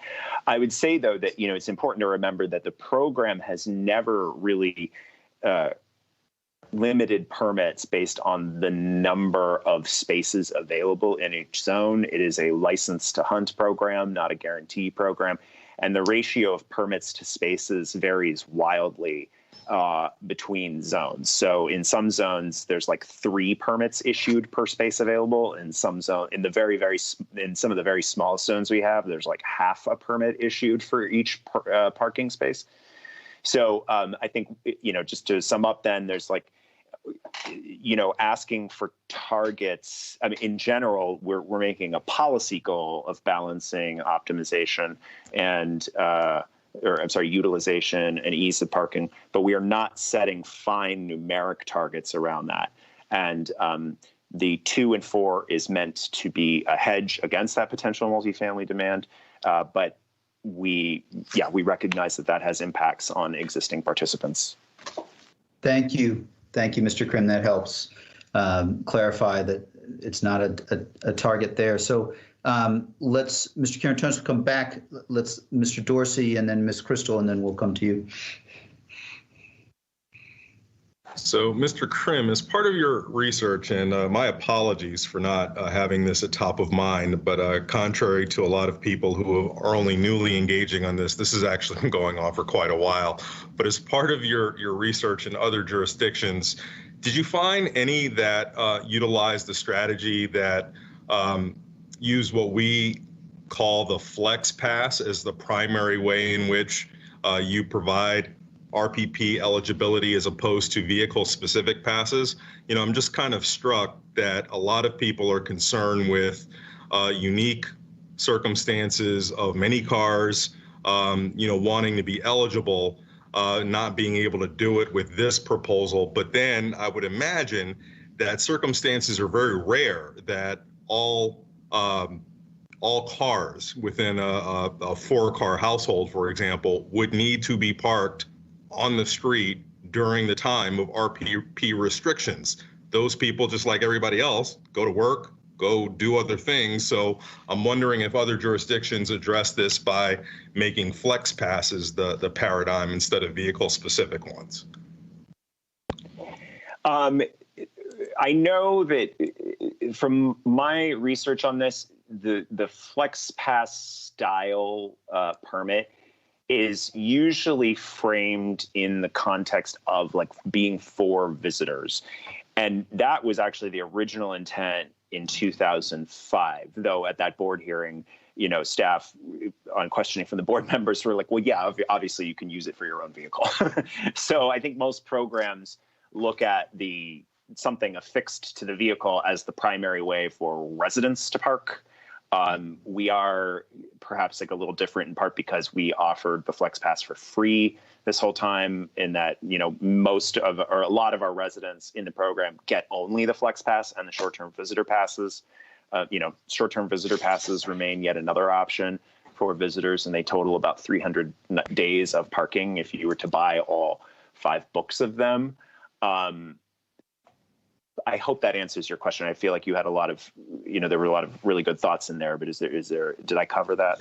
No, you did. It's helpful. It's something that I'm noodling about, not for the immediate issue at hand, but maybe as we sort of think about this in the future to, better align with demand and expectations. If maybe there's a different way to think about these beyond vehicle specific, because I think maybe that could address some of the tension that we're hearing from some of these unique, I'll call them unicorn situations, where people, may have the 3 adult children who are home at the same time, who may want to make sure that they each have the ability to park on the street, but don't necessarily have the demand to do so at the same time. And it seems like structuring the program to meet those unicorn needs maybe can be best addressed elsewhere. So I'll just leave it at that. I will just offer that, we've decided not to include this into this decision-making process, but should the county move to virtual permits, enforced by license plate recognition. One option would be that a household would get just like an allotment of permits, and you could change that every 15 minutes, like which car is on the street, because it's all just like, well, do you have more than 4 permits out in the field? Doesn't really matter which car it is. You can just like swap them out as often as you want. But we realize that there's like a lot of other issues that come with moving to something like that. So that's a future possibility, not something part of what we're bringing to you today. Yeah, thank you. Thank you. Thank you, Mr. Dorsey. Ms. Crystal. I'm so glad we ended on that point, because I would love to see that move forward, and I hope it will. And hopefully we can use the avenue of a board meeting to the extent it brings any more public attention to the efforts of the county to spotlight that when it does, since I imagine it can be done administratively. Honestly, no questions. I just want to speak in defense of option A for a minute.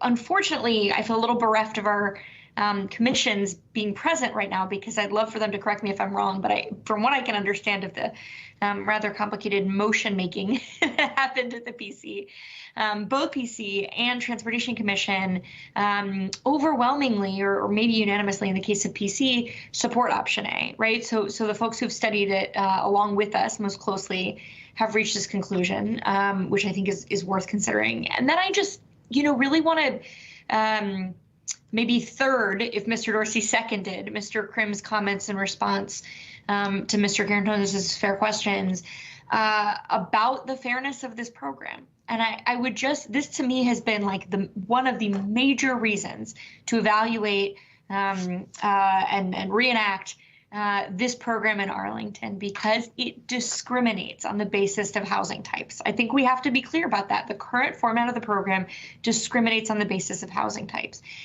Because if we are going to say that if whomever built your home needed to plan for enough parking for you and you can't park on the street, that should be true for single family homes as well as for apartments.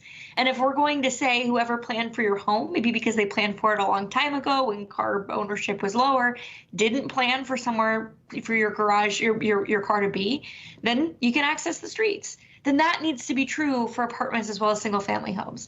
And so I really think when you get down to it, what option A is saying is that if whoever built your home, whether it was you or a developer or whomever else, planned for there to be somewhere to store cars, then you can access some street parking, but 2 vehicles should probably be enough. And so I would just urge anyone, on this board or otherwise who thinks, it'd be a little absurd to claim otherwise for an apartment building. Why is it a little absurd to claim otherwise for a single family home? And so, I understand why we got to 4 as a no parking available on site, again, whether that site is an apartment building or a single family home, because we are trying to accommodate the different ways in which people are householding themselves, and, that there may be tenants, et cetera. And I, have some discomfort with the idea of almost incenting car ownership at that level in our transit-rich areas, but I can get there, because I think this is about trying to accommodate different ways that people are living and householding in Arlington. But again, this idea that whomever developed your house provided for parking off the street, and we still need to go higher than 2. Just again, I think to most people that would sound absurd or maybe even offensive in the context of an apartment. And so what's good for the goose should be good for the gander here. So that's my case for option A. It's where I'm landing, and I believe it's the one that it is advanced for us in the board report and the manager's recommendation. Thank you, Ms. Crystal. I will want to have a clarifying question as to whether for both multifamily, where there is a underground parking, and I guess it would be by right, not site plan, I would want consistency in the other component to it. And so maybe for me, I agree with some of your sentiment, but I come down to start on 3 as opposed to 4, but that's sort of an A2 between option A and option B. But I wanted just to insert that thought that at least I do want the consistency between multifamily and single family on that. And we'll probably have more questions. I don't know that we're quite resolved on this, but Mr. Carantonis. Thank you, Mr. Chair. Actually, I basically agree with Ms. Crystal.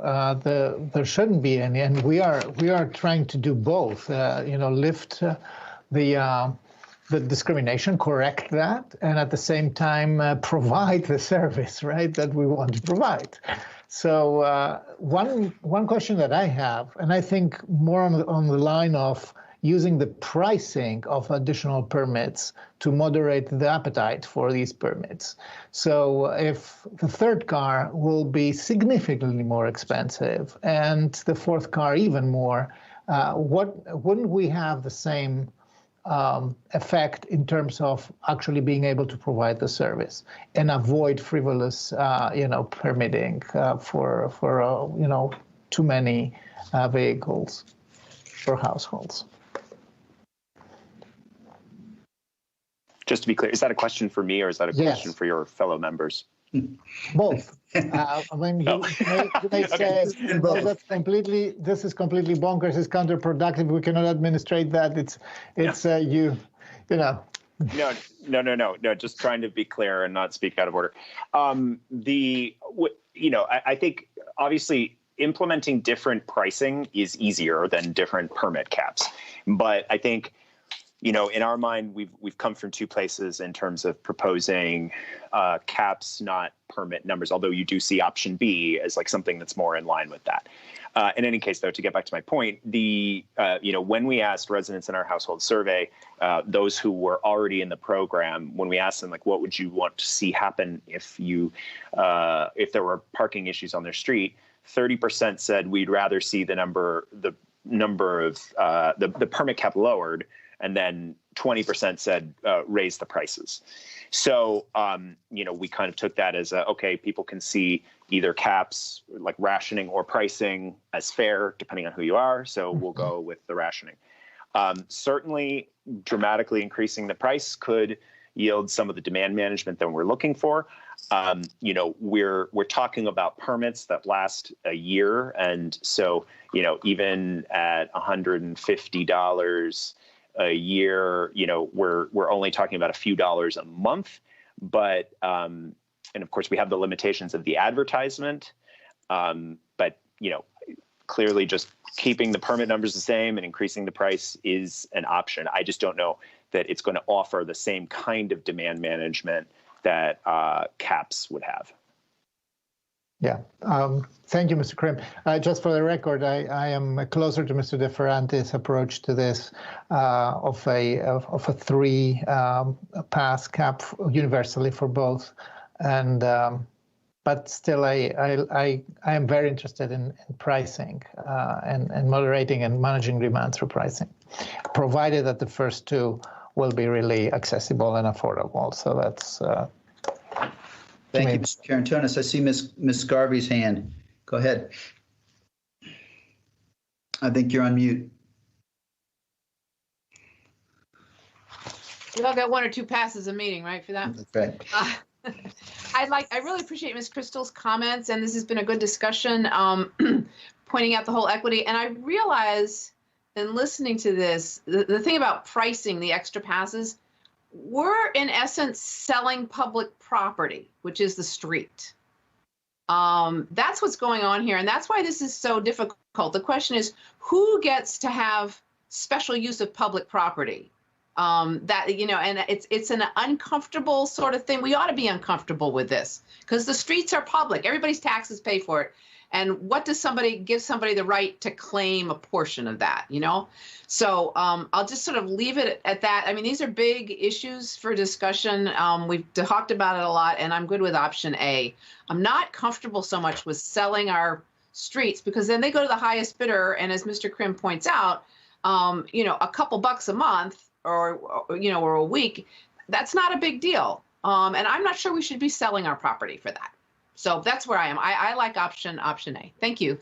Sure. Thank you, Ms. Garvey. So as we try to move towards resolution on this, it's I guess we have two clear option A, and I've sort of shared what might be an A2. I think that there isn't a staff report. Some of Mr. Karantonis brought in the cost of the the permits. And I hear your point, Ms. Garvey, that the belief as outside of my home, the belief that part of our public street is mine personally, my property. I don't agree with that. I just don't see that. So, but I also am trying to sort of balance all of this. I think sort of a query for staff, it may be useful to look at page 9 of the staff report just to talk about the options. We have not yet, we've heard a sentiment, I think, from all board members about this, but I should clarify for Mr. Karantonis that my thinking is really if you don't have a driveway, I would be inclined to do 4. And if you do have a driveway, I would be inclined to do 3 at this time. But we also have to manage both the level of the fees and then this added demand as we figure this out, because there will be some implementation of this. I don't know, Mr. Krim, maybe I should ask you just to start, and it could be a question that our attorney would touch on. I think, but I'm not sure, that we're advertised broadly enough that we could do 4. I think you may have concerns, and that's totally fair, about doing 4 and 3. I'm thinking also, because we're in the midst of COVID, so the example of the 2 daughters from James Madison, we may be in a little bit of a unique moment. So I guess first question is either for Mr. Krim or our attorney, are we advertised broadly enough to do 4 if you have no driveway and 3 if you don't? That's the first question. And I can feel free to pass there. Mr. McIsaac is saving Mr. Krim from 9 questions in a row. So, yeah, I will say that in anticipation of the various options the board was interested in, we took the extra caution to advertise very broadly. So yes, the option you describe has been advertised. Okay, thank you. So, Mr. Krim, is there, as we try to fine tune and get this approach right, is there a, do you have any thoughts about how we can do this change on the number of permits in a way that is sort of gives us the most ability to fine tune this as we, over the coming years way out, if there's a change. So adding multifamily, it's hard for me to think about whether 2 or 3 or 4 is going to enable us to get that fairness between multifamily by right and the small garden apartments and the single family. Do you have any advice over sort of how implementation might work on the number of permits?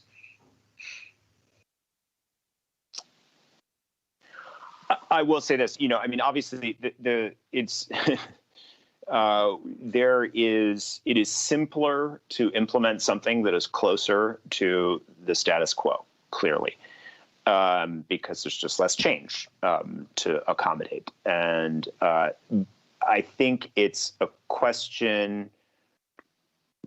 So I'll say that it's a question of where the board wants to start, I think, and then move forward. Things can be changed, but we know this has been a long process. Even if we were to scope any further review to, it's like we're just talking about number of permits. That's not as simple as it sounds.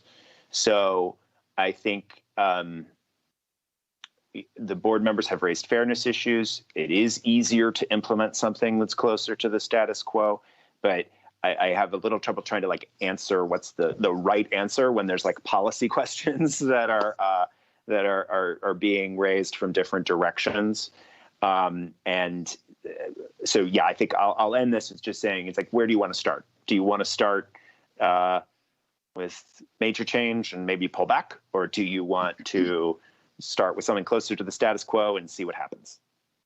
Got it. Well, that is very kind answer. You're sort of saying also you guys are supposed to make some of these choices, do your jobs a little bit. So I will say. That is not what I said. Very, very kindly. And the chair has expressed it very well. Yeah. It will be absolutely fair. Yeah, so I'll go, Ms. Garvey, for me, on page 6 of the staff report, the 43% number, I do want to get where you're going, Ms. Crystal. I just have a thought of, I lean slightly towards the incremental, but I also get your point as fair, that you do buy your home if you're a single family homeowner in Lion Village or in Aurora Highlands. And so you're taking some of the risk. And so at least that is a thought that comes to mind. Ms. Garvey. Yeah, thank you. I am just wondering, Mr. Chair, if, I think what we're talking about right now is option A or option B or something else. I think 2 of us expressed support for option A. I suspect there might be a third, and then maybe we could move on, and I'm sure these issues will come back, but I was thinking we might try to address that and then move on. That's just an idea. Sure. Thank you, Madam Chair, former chair, helping coach along the new one. So I guess, I don't know. I think if I count, Mr. Dorsey, I don't know if you've expressed a strong preference. And if you have it now, or if you want to think more, we could also come back to this issue if wanted. I'm sorry, implicit. I didn't feel the need to weigh in. I support option A. I think that limiting passes based on the availability of off-street parking at the level of 2 is appropriate. As I sort of presaged before, I think there are other ways to accommodate unique circumstances that people may find themselves in. So that's what I'm inclined to want to do, but happy to discuss whatever motion is put before us. Sure. Got it. Okay. Well, I think sort of that gets us closer to resolution on the permits issue. The fees, I think, go associated with the permits if we think back to the slide in the presentation that Mr. Krim did. So I'm curious if colleagues have other questions. The 2 things that seem to me left before us is adopting the language that I'm hoping staff may be able to provide on the 2-hour and the issues that were raised by Mr. Karantonis and Ms. Crystal. And then I think there's probably one other amendment to resolve the permits and fees issue, and that's where we are. Are there additional questions from colleagues? I don't see any. And so maybe I would see if Mr. Krim, are we lucky and magically able to share an amendment, or is that something that you and the team would need a little more time on? So what we have done is gone and provided whole versions of attachment B that have the various combinations of so get out your factorial math to talk about like the number of permutations we have available.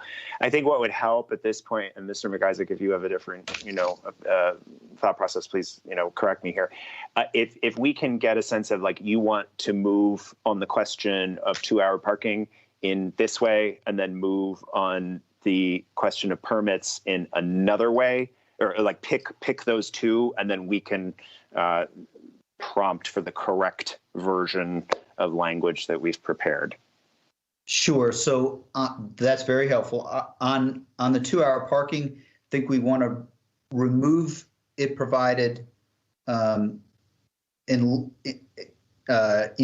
all of the zones, include the grandfathering, and allow for either a 50 or 80% ability for someone to a permit to request 2-hour parking. So that's on the 2-hour. I don't know, Mr. McIsaac, if that is helpful. And then if we want to pause there, we can. And then on the permit, on the options with respect to number of permits, I think there's a majority looking for option A. I think there may be some of us who seek to politely and humbly say we're willing to go with option A. We might have liked a magical A2, but we don't need. If we can get that language of A and that language on the 2-hour, I think that we can go forward. So, Mr. McIsaac, if you, unless you see differently, I believe that would be what we've kind of referred to as option C.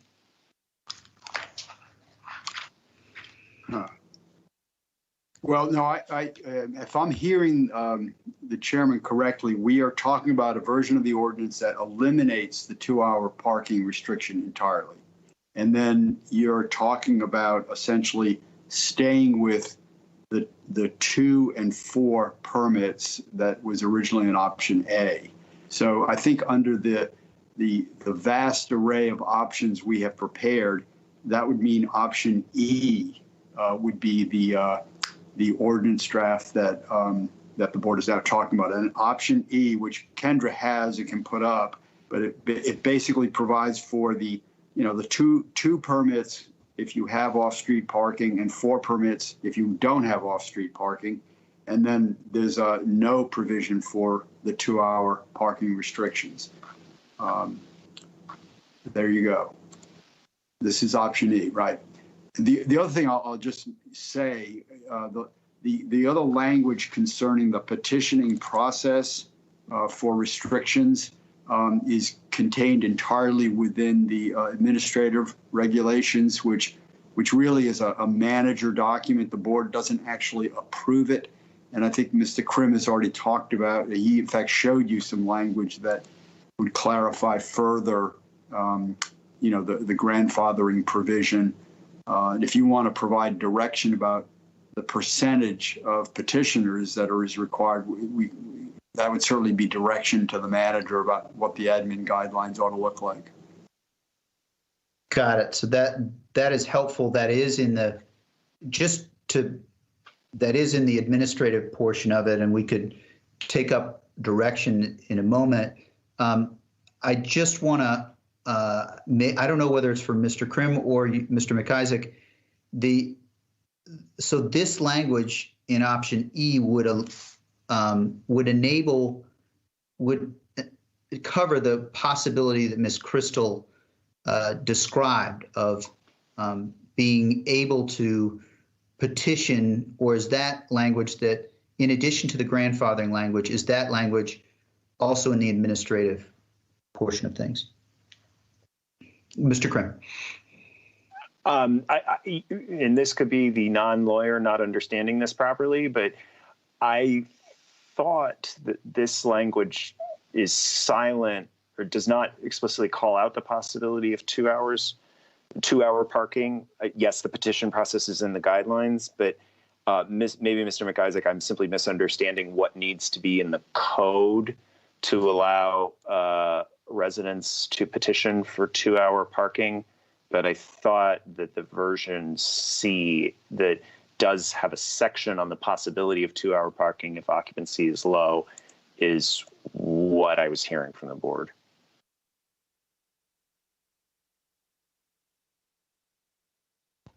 I guess it's for Mr. McIsaac. I also do see it's possible that 14.2-105 may seek to address this. While Mr. McIsaac is getting there, Mr. Dorsey. Mr. Chair, might I recommend that while we sort of clean this up, since this is largely kind of administrative cleanup, that maybe we consider a brief recess, because I fear that anyone following along may be getting more confused by the minute. Sure.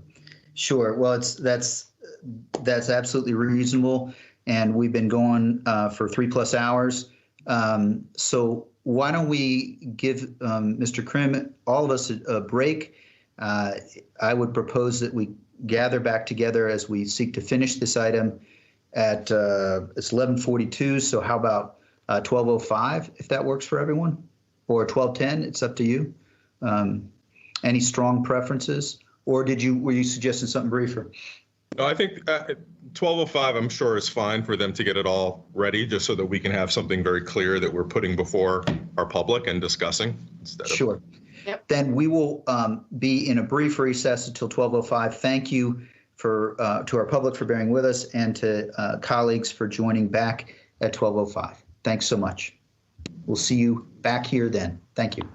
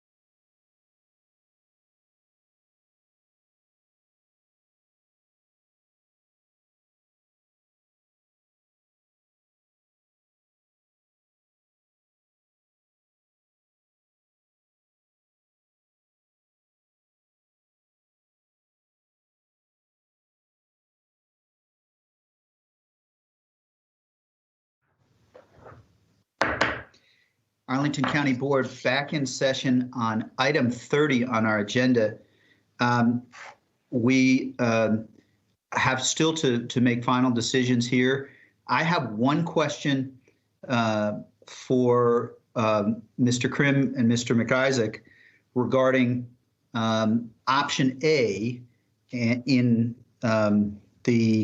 that's in the board report. I think the thought would be to proceed with option A, which is in the board report, but with additional language so that the 2-hour limitations are not in. And that, I think, in your packet corresponded to E in the end. Is that correct? I don't know whether that's Mr. McIsaac or Mr. Krim or both. Yes, that is correct. After conferring, we've figured out that it is going to be E. Great. So the language, that language and the discussion of option A with the 2 passes has been posted for a long time. And what we've done is taken the additional step of removing the 2-hour, which is what we heard from many residents. I do have one more question, just that is a little bit related. It's, and I hope I see Mr. Schwartz is there. I did want to just check, I think it is separately, your intention in the budget process to do a little bit more on traffic enforcement, and keeping in mind that traffic enforcement should not, from a policy basis, be targeted towards any specific neighborhood, but should serve the whole county. Is that sort of your perspective from the budget?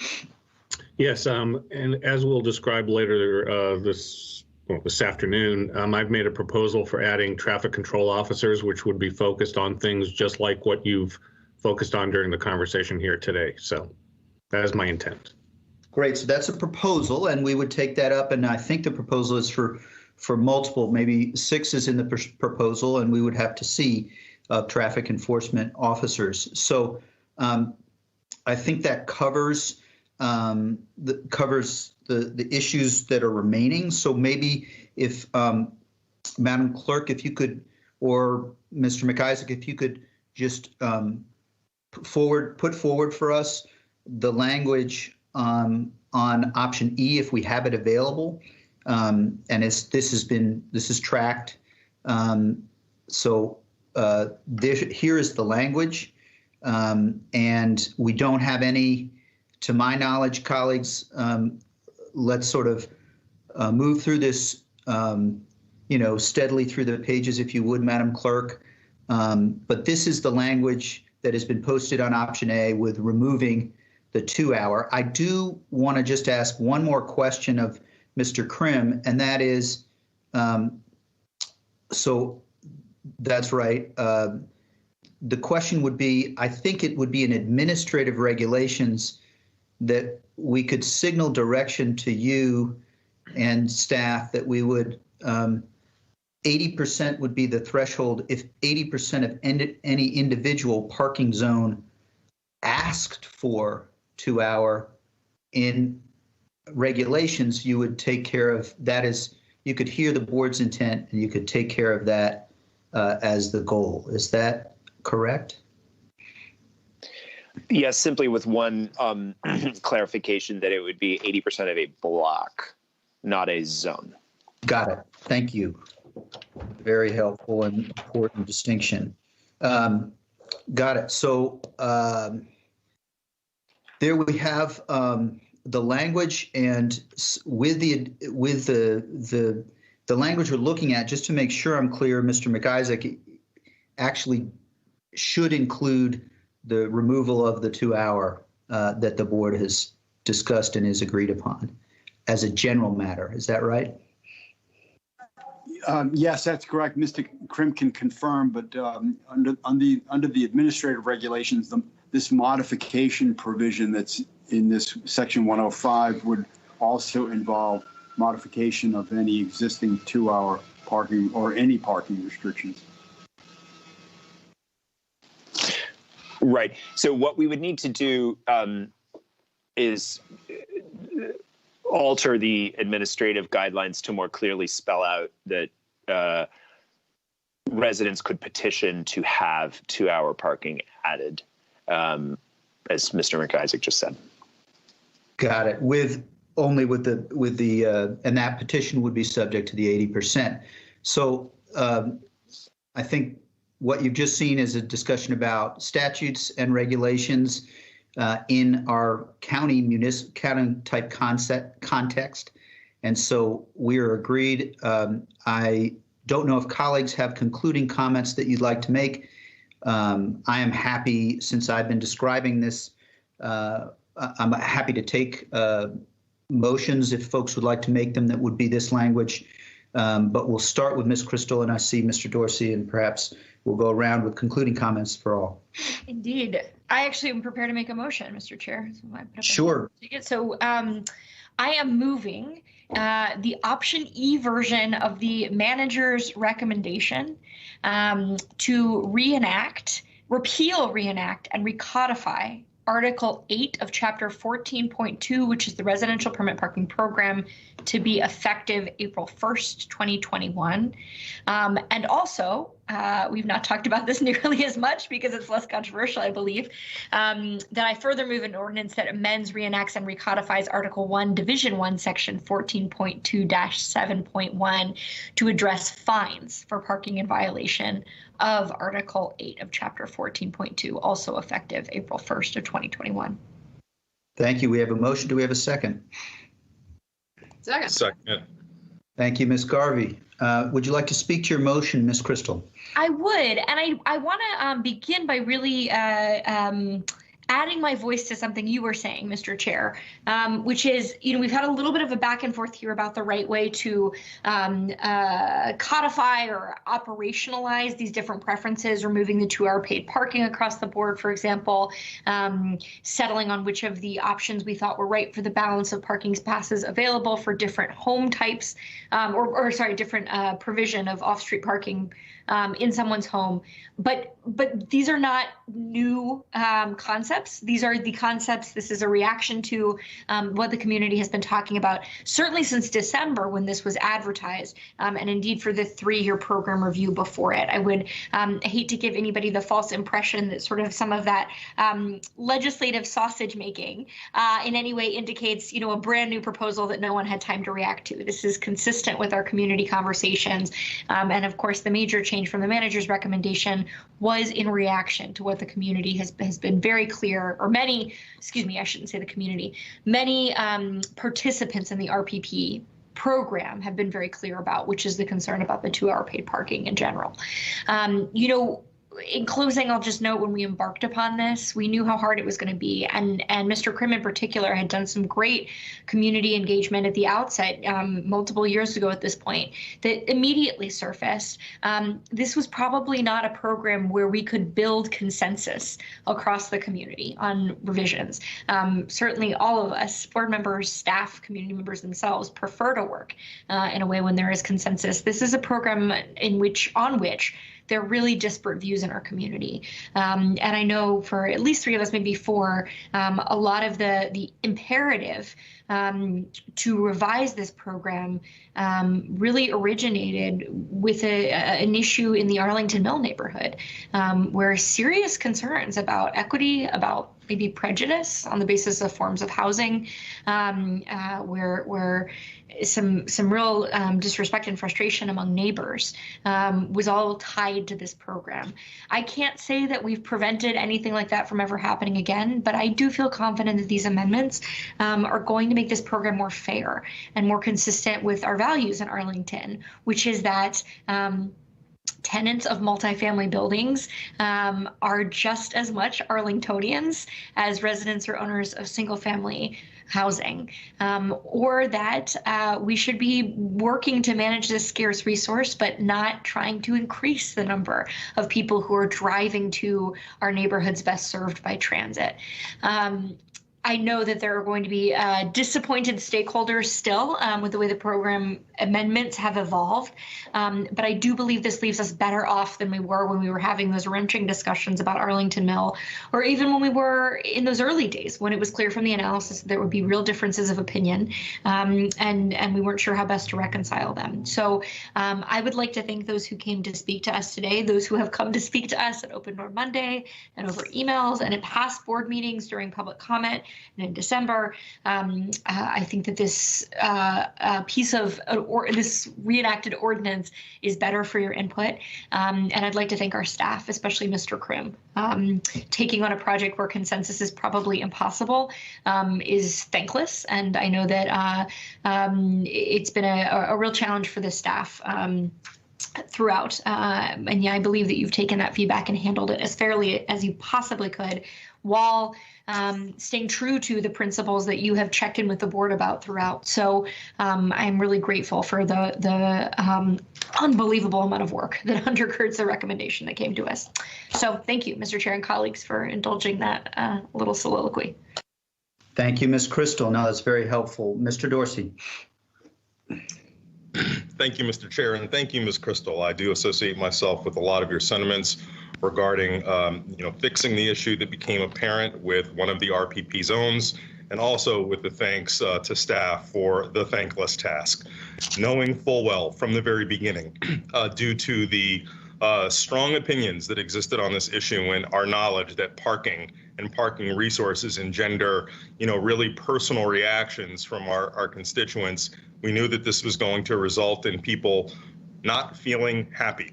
But I do believe that the extensive engagement over many years has provided opportunity for everyone to be heard. And I think that's evidenced by the hundreds of pieces of communication that the board has directly received or that were a part of the community conversations.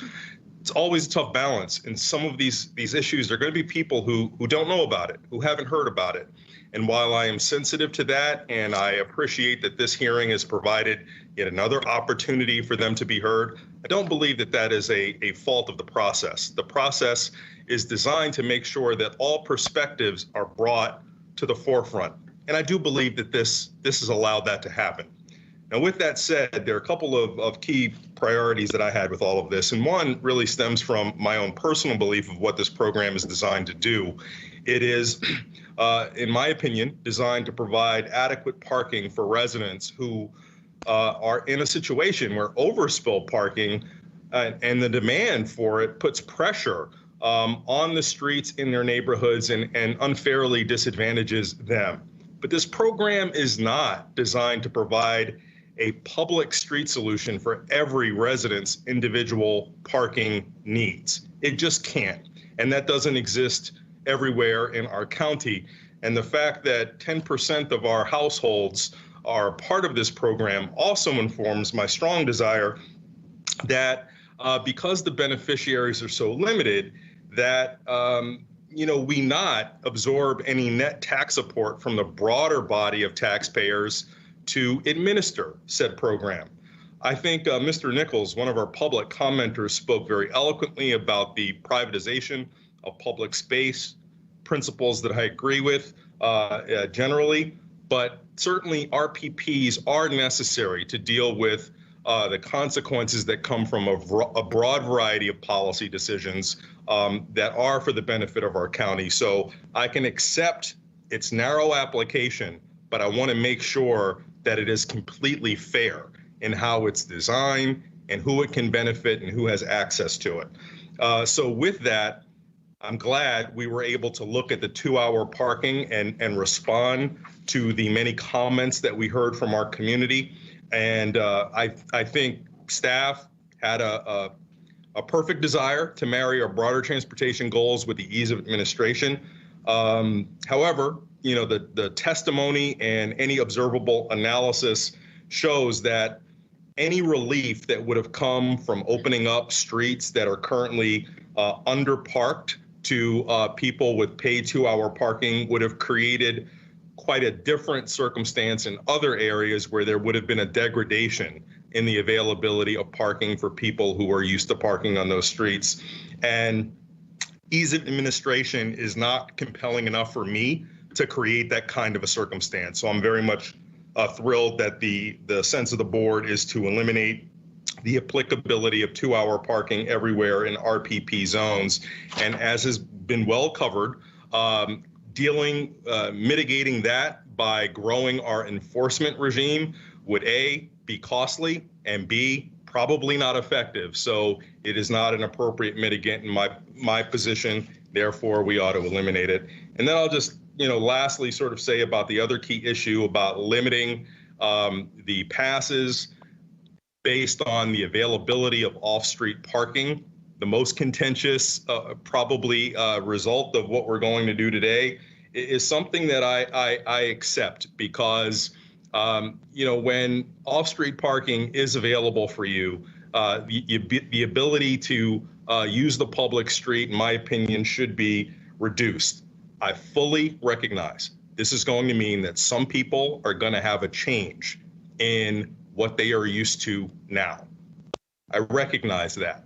But I think it's also important to note that it would be bad policy for us to increase individual vehicle demand and then put on the public the responsibility to accommodate and store those vehicles. So there is no perfect way to do this, and you're always going to result in change producing some people having a different experience, but qualitatively, I do not think it will be inexorably worse. So with that, I'm prepared to support it. Thank you, Mr. Dorsey. Mr. Karantonis. I think both Mrs. Crystal and Mr. Dorsey have spoken to most of the points I would also like to comment on. I will, limit my comments on just making sure that I think that that parking is a public good, is a public resource. That is actually, it cannot be construed as a privately appropriated space, not short term, not medium term, or long term.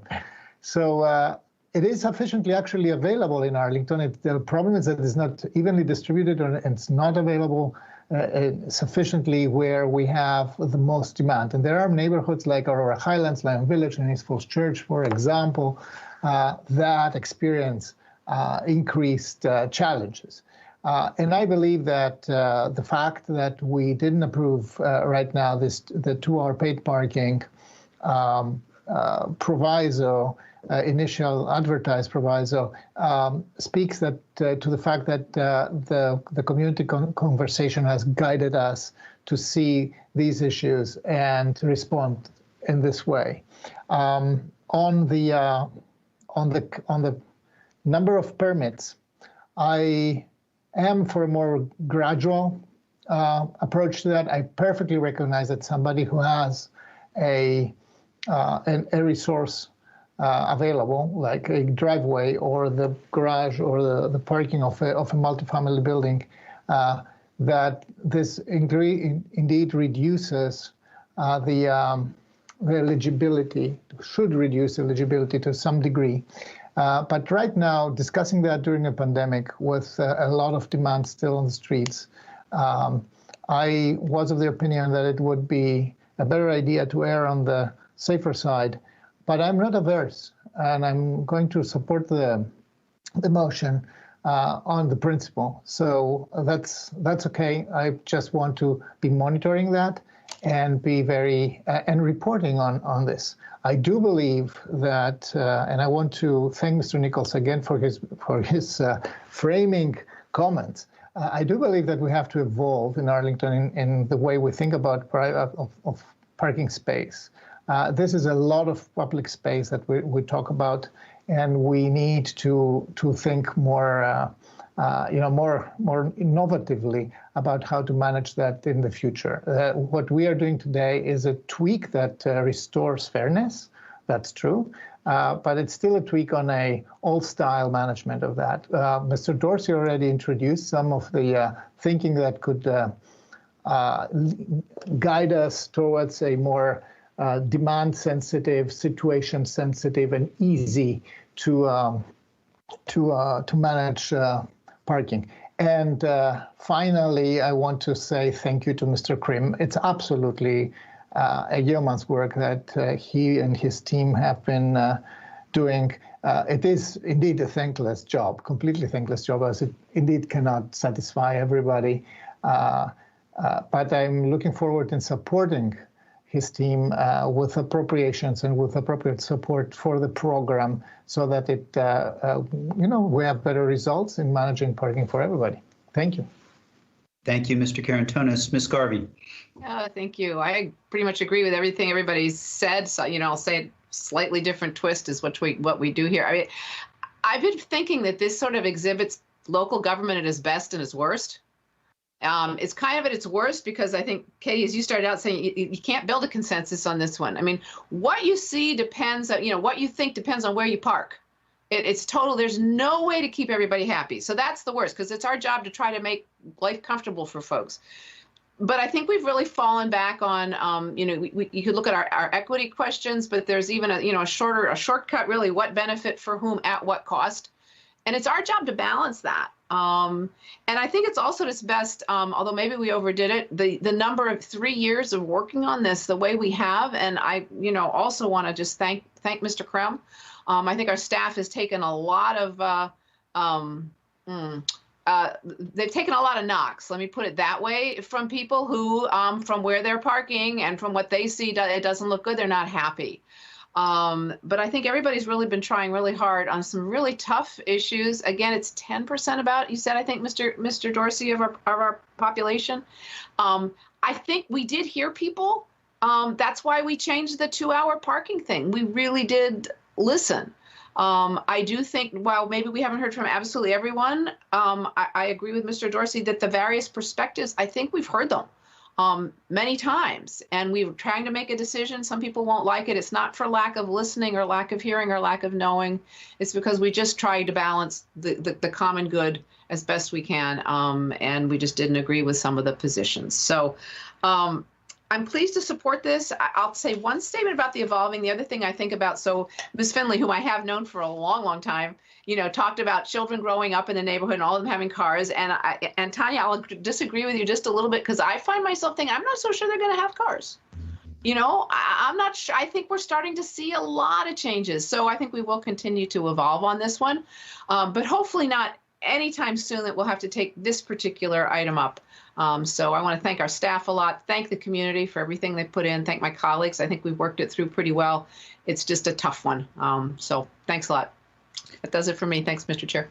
Thank you, Ms. Garvey. For my part, I'll say removing the 2-hour is the big change that we have done. And I think that is in response. I was reading 196 pages of letters last night, and we listened, and I think that is a big, important step. And folks should, I hope, hear that is the biggest change there. I also, for me, the two biggest benefits are the budget. The 90% who aren't in these zones, I don't believe should be subsidizing for this, for the 10%.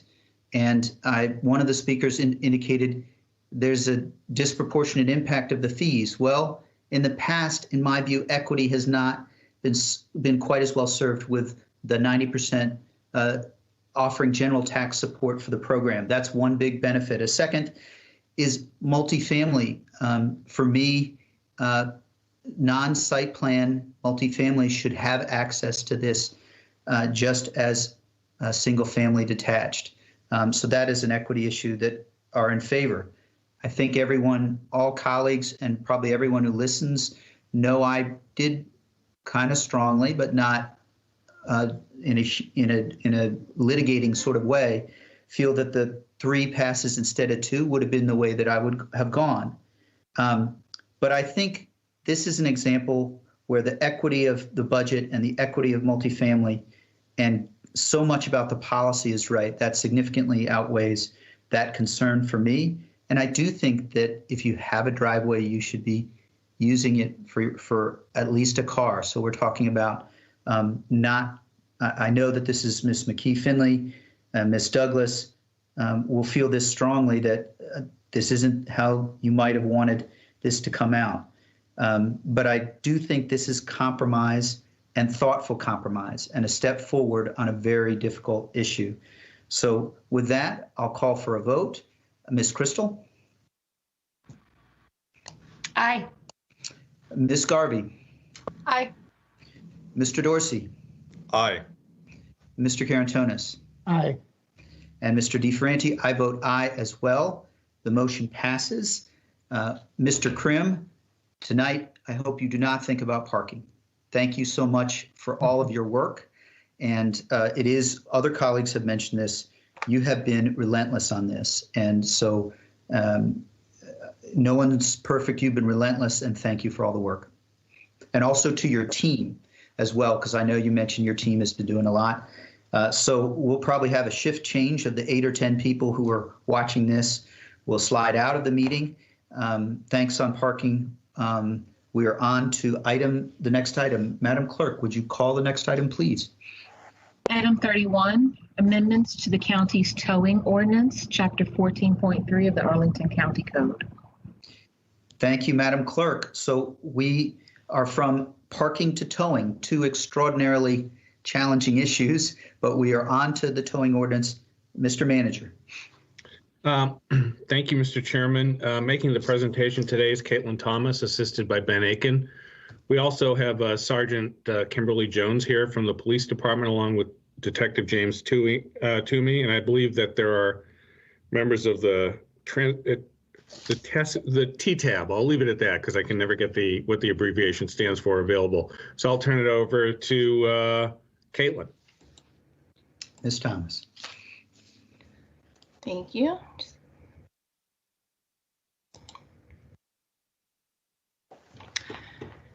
Hello, members of the County Board. Thank you for having me today. I'm here to present on the proposed amendments to the towing ordinance. Staff is offering recommendations and changes to the County Board after being reviewed by the Trespass Towing Advisory Board and staff. The purpose of amending our towing ordinance is really threefold: to reconcile portions of the towing ordinance with the Virginia State Code, enhance consumer protections, and increase maximum towing fees.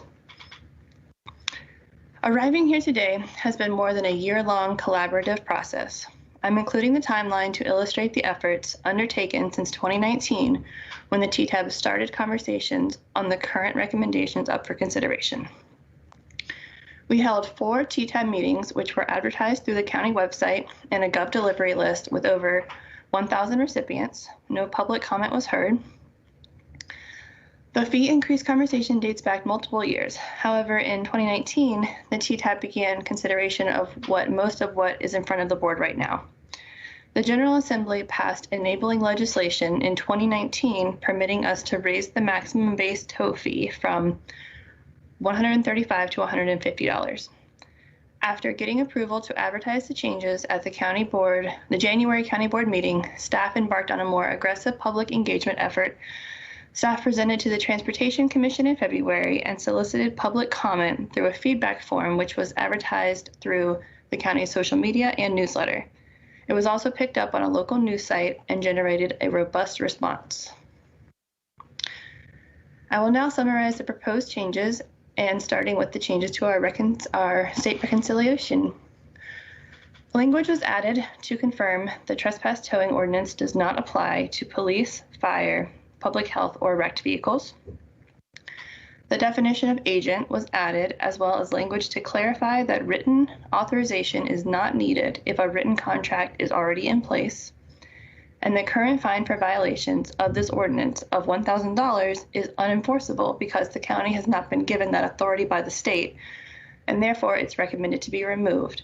A Class 4 misdemeanor is allowed, which is a $250 fine for any violation of this code. In the consumer protection bucket, the requirements on towing have been simplified. Duplicative wording was consolidated to avoid confusion. The intent of the change is for signs to clearly state when towing is in effect. The requirements for storage facilities were strengthened. This includes adequate lighting, a physical structure for accepting payments, allowing the breakdown of fees to be displayed in a written list, which would satisfy the signage requirement, and not requiring the storage lot to be open if there are not any vehicles stored from Arlington County.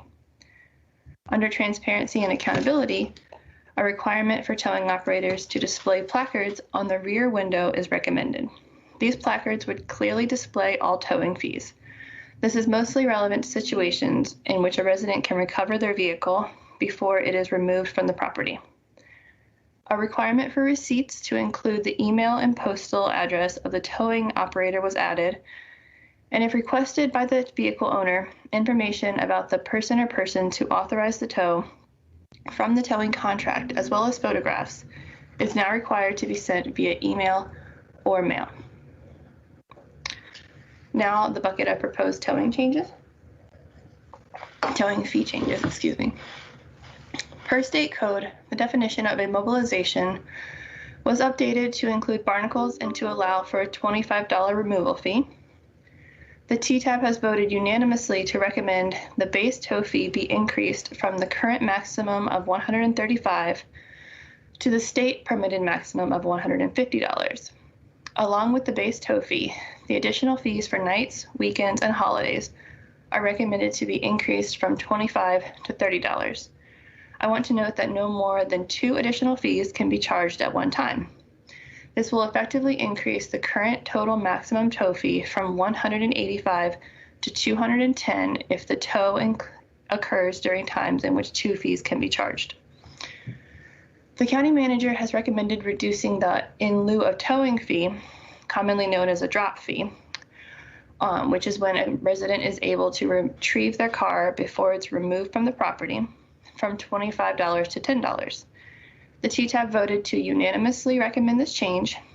It is made to benefit consumers while also considering the impact to the towing industry. The change is considered reasonable and fair due to minimal expected operational and fiscal impacts to the towing industry. Here's a slide of the current and proposed fees. Staff felt it was helpful to tabularize and illustrate the fees, the fee data, and type of tows. These figures are based on data from 2019. Evening tows account for about 2/3 of the overall tows. On the top right is a breakdown of the current maximum allowable charges. Below it are the proposed fees based on the TTAB and county manager's recommendation, which are the maximum fees provided for by the state code. As far as public engagement is concerned, 2 virtual TTAB meetings were held in 2020, 1 in 2021, and no public comment was heard either. We have disseminated the proposed changes to the towing listserv with a little over 1,000 recipients. Staff has reached out directly and informed the Chamber of Commerce of the changes. At the February 4th Transportation Commission meeting, staff heard feedback from the commissioners on the proposed changes. Their recommendations include adopting the proposed changes except for the portion that allows the increase to fees. The Commission found the data provided to be insufficient. Staff has attempted to gather as much data as possible that was requested from the Transportation Commission from the towing operators, and that will be presented later in this presentation. A feedback form was live for almost 2 weeks, which gathered over 500 responses. The majority of opinions were in line with the Transportation Commission's recommendations, with support for state reconciliation changes and enhanced consumer protection, but with a lack of support for tow fee increases. The disapproval of tow fee increases were in part due to quantity of data, as well as poor customer experiences. There's a potential for fiscal impact due to fines issued for the violations, but we can't provide an estimate, and staff believes it would be negligible. All the towing fees mentioned, except for the misdemeanor charge, are private transactions, and the county's role is regulatory. In providing a justification for increased fees, towing operators have consistently contended that the costs of doing business have been increasing and outpacing revenues, which are limited by the maximum fees regulated by the towing ordinance. To support their justification, towers were asked to provide financial data for the major cost centers of their business operations. This included information regarding fleet, lease and facility costs, and personnel for the last several years. I want to be clear that we understand this data does not present a complete picture of the tower's financial position or balance sheet. It's not meant as a comprehensive financial analysis. It is meant to provide some key figures in an attempt to substantiate the narrative justification by the towers for an increase to this fee. The following data was pulled from documentation supplied to staff from towing operators. To the extent possible, staff has validated the numbers based on the original supplied documents. In general, the data presents trends indicating that the costs have risen, which supports the tower's claims. Staff has made a concerted effort in requesting a consistent set of data from the towing operators.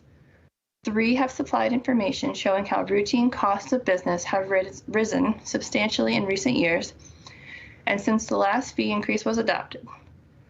In previous years asking for such information, it was never provided.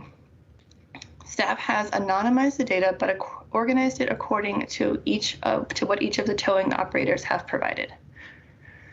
Company A has provided us with data on insurance premiums, workers' compensation policies, salary comparisons, and rental data.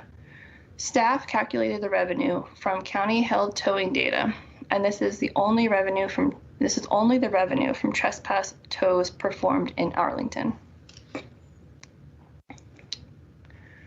Here we have Company B, which has provided costs showing year-over-year values and increases. The costs include tow yard rent and transmission rebuild, which is a common example of maintenance, and new truck replacement costs.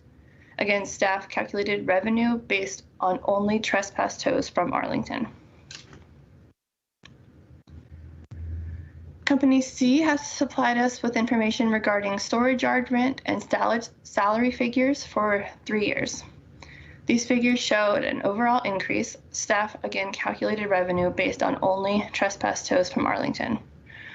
While we recognize the data does not represent a full financial picture, they did not completely open their books. The data supports the tower's case for raising these fees as a result of rising business costs, consistent with the state regulated maximums. In addition to rising costs of business, towers have highlighted the importance of attracting quality employees. With a small qualified applicant pool, it's difficult to remain competitive. Again, this is a validation of documentation, not a financial analysis, that supports cost increase, which are used for justification of the requested tow fee increase. This concludes the staff's presentation. The county manager's recommendation is to adopt the proposed amendments to the towing ordinance. I can now take any questions.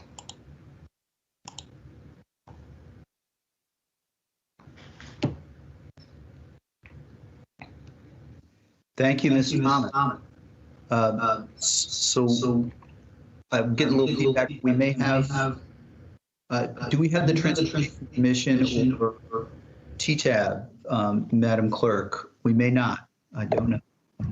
Yes, we do. We have Mr. Leach here.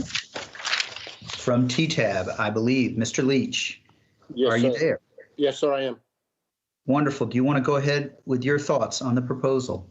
Well, my thoughts on the proposal, and thank you for bringing this up, is the Virginia Commonwealth, they raised it about a decade ago, and we haven't had a raise. With the COVID, living in the highest, Northern Virginia, our highest rent, our revenue, the trucks, our fuel, our complaints are down. We've had to put up new signage. We have to give our drivers 401k health insurance, paid vacation. It's just every year it's going up dramatically. And our complaints, like I said, have gone down in Arlington. And I believe we really need to get this raised to stay in business and to be compatible with everybody else. And I'll be glad to answer any other questions that you have. Thank you, Mr. Leach, for joining us and for your comments.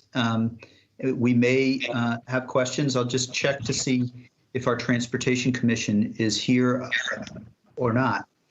Mr. Slatt is not here. A representative from the Transportation Commission is not here, but we also have Mr. Scheller from the Towing Advisory Board as well. Sure. Mr. Scheller. Yes, hello. Thank you again for taking this matter up. We do need an increase with our constant costs going up. And again, the driver pool, we are competing with companies like FedEx, UPS, Amazon, and our driver pool is a lot smaller because all our drivers have to be have a cleared background check through the DCJS system. So that shrinks the pool down even more, where FedEx, UPS don't have to. We compete competitively with their wages, their health benefits, their 401k plans, dental, and those costs, as you know, go up every year. So in return, we need our costs to go up also. Thank you, Mr. Scheller. I believe now we may have comments from individuals. You certainly are welcome as well to stay. We may have questions, but comments from the public, Madam Clerk. Yes, our first speaker is Regina Mullins, followed by John O'Neill. Ms. Mullins. Hi. So I had a speech typed up with, all the numbers that I was going to present to you, but I think you've heard it all. I think you've heard the numbers, and the numbers alone show that we deserve a raise. So I'm here to ask you personally to approve this raise. I've been with Advanced Towing for 11 years, and for the past couple of years, I haven't been able to get a raise, not because they don't want to, but because they can't afford to. They can't afford the health insurance because most of our towing is done in Arlington, and we haven't had the same rates as the rest of the counties at the 150. I recently got a a rent increase, and if I'm not able to get a raise, I have to move. I have to take my daughter out of school. I have to move her south. I have to move her away from her friends, her therapists, her doctors. So I'm just here to beg you for this raise that I feel we all deserve. Thank you. Thank you, Ms. Mullins, for sharing that with us. I think we have another speaker, Madam Clerk. Yes, our final speaker is John O'Neill. Mr. O'Neill. Good afternoon, Mr. Chairman, members of the board. My name is John O'Neill. I own Advanced Towing. I'm born and raised here in Arlington County. I graduated from Yorktown High School in 1992. I returned here after college and fell into the towing industry. At that time, a decade ago, when I came before what was the board then, which was now Senator Favola, Mr. Zimmerman, Mr. Tejada, Mr. Ferguson, and one other. I'm sorry, I can't remember the other person's name. But at that time, we were looking for a $10 increase. That was a decade ago. Here it is a decade later. The fee is still at $135. We desperately need the $150. At the beginning of this pandemic, the county had identified about 17 to 20 hot spots that they considered to be towing locations where cars were towed from at a high rate of speed. I control most of those spaces, so I went out and I addressed them myself, not with the counties asking or doing, but I went out and I stenciled, I painted, and I added additional signage to basically slow down and curtail illegal parking. And I did so because we were able to obtain a PPP loan through the SBA to keep us afloat. I also received a personal phone call from a board member on this call. I won't point him out, but he asked me to do a special favor for him.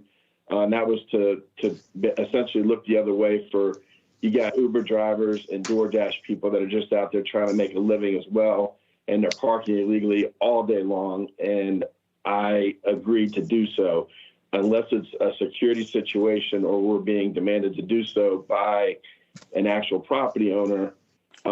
We've since looked the other way and not towed those people. I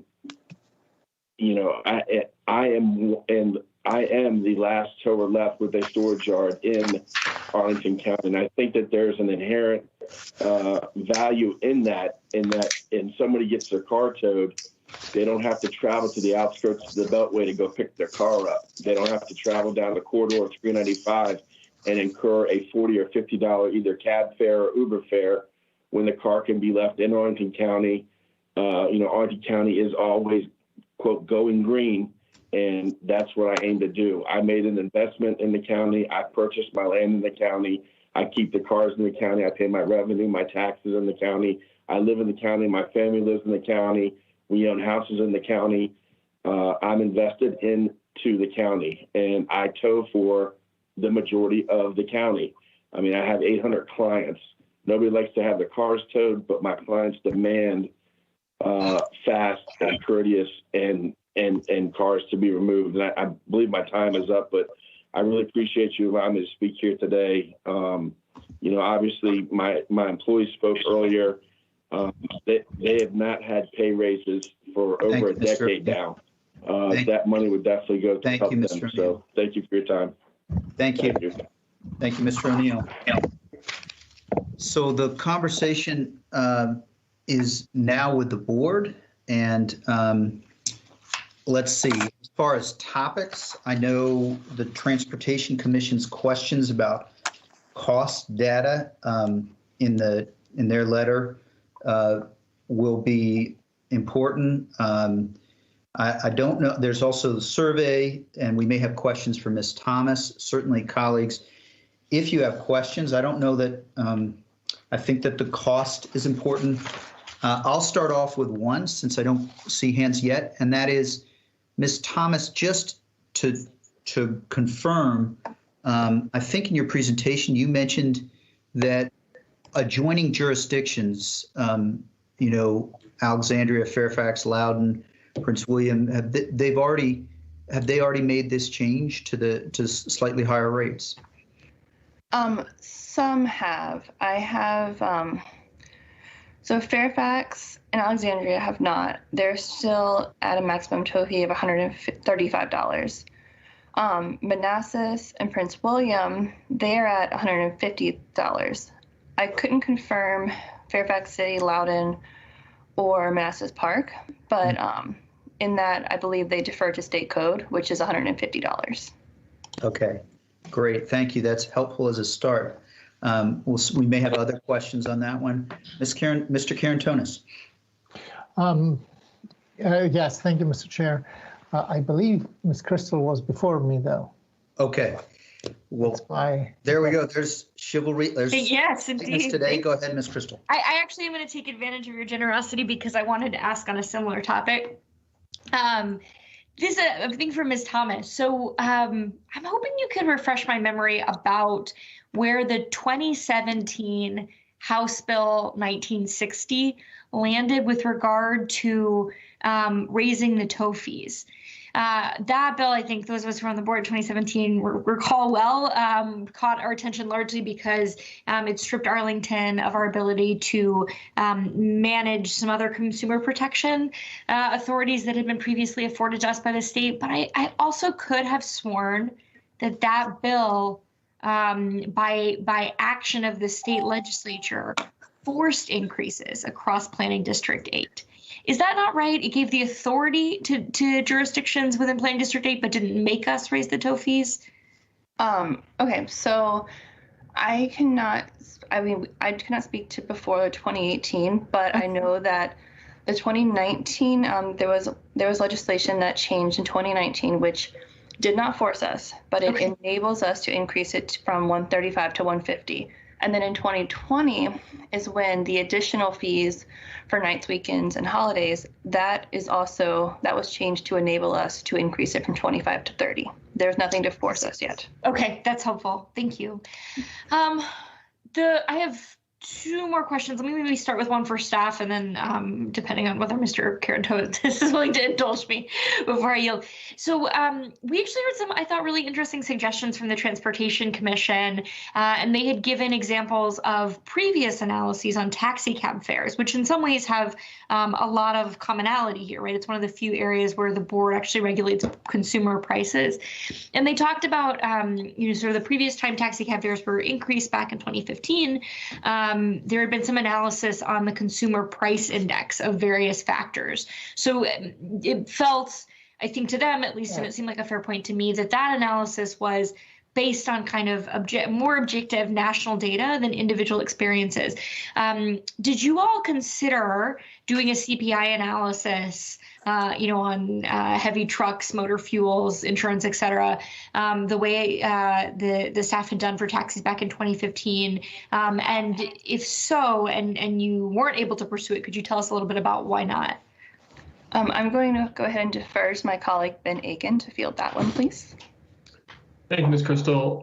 We did look at CPIU and just did a sort of gross level analysis of CPIU, compared basically the fees from 2014 to 2021. We did not look at the cost of doing business, of course, because we didn't have all that data in front of us early enough on to do that type of analysis.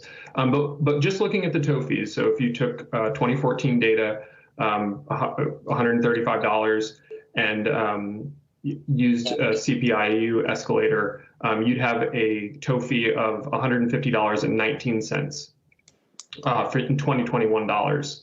The additional charge for nights and weekends going from $25 to would, again, using CPI as the escalator in 2021 dollars, that would be $27.81. That would yield a maximum tow fee of just over $205.81. And we're at $210 in terms of the proposal. So fairly in line if you just did that straight line off of CPIU. I hope that answers part of your question. I do think that gives us an additional data point, which is helpful, indeed, which is basically what is inflation done to these numbers. And so I appreciate your sharing that with us.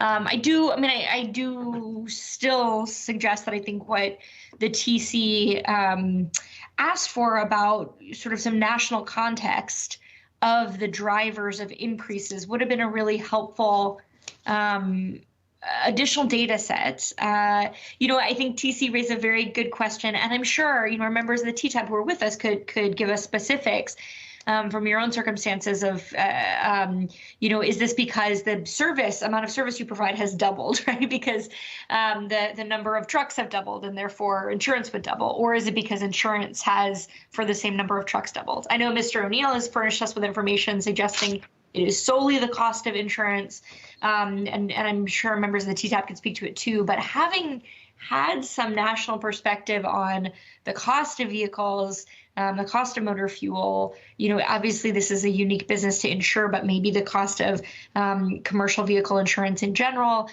could have been a helpful piece here. But I do appreciate the escalator in prices.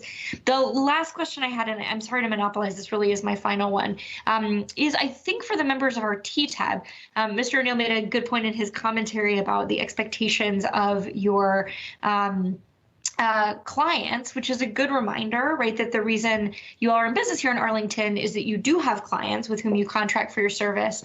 My recollection from prior kind of issues and conversations on this has been that actually a lot of times there is not a monetary relationship between you and your clients. The revenue comes from the tow, not the commitment to, Tim's Dry Cleaning, right, with whom you have the contracted tow from their parking lot. Can you confirm whether that's right? And if it is right, have you looked at all towards those contracts with your clients as a way to bring in revenue and meet some of the costs that I think you guys have done a good job sharing with us today?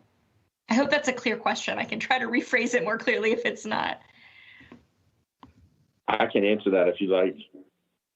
I would love to invite Mr. Leach or Fred, one of our TTAB members, if you don't mind, to go first. Okay. Sure. Yeah. Thank you. Mr. Leach, you want to go first, and then Mr. Schuler or Fred after that?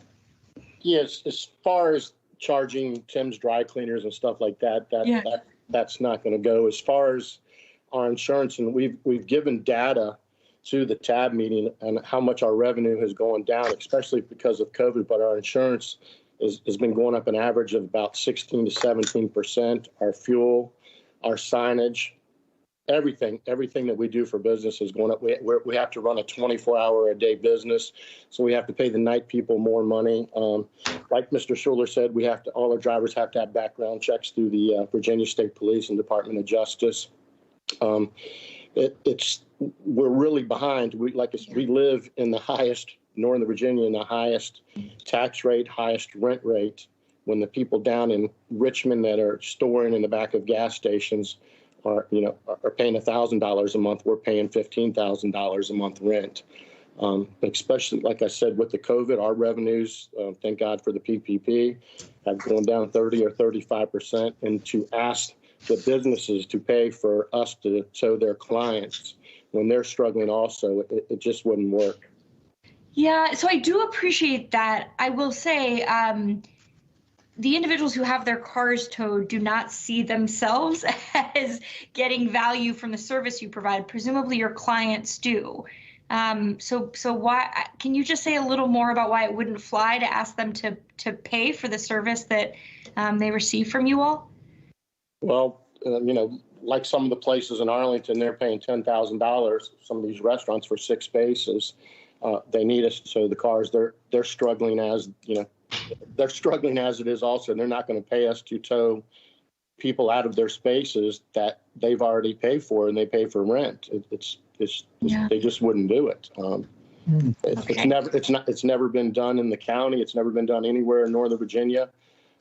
Me and Mr. Schuler, we sit on the TAB meeting for Fairfax County. It just got voted unanimous 5-0 that they're going to get the raise to go to state rates, which, to be honest with you, we're behind. And as far as data, in 2014, Fairfax County had a economist that works for Fairfax County that had all our data, our fuel, our insurance, our cost of living. This is back in 2013 or 14, and it was $169 for a tow. They came up back then. We've really been behind the ball here, and we've given everybody all our insurance, all our trucks, all our fuels. We gave them our taxes. We gave them our lot rent to the TAB meeting. They have everything to show that we are really struggling, not only because of COVID, but before this even started, for a 24-hour-a-day business.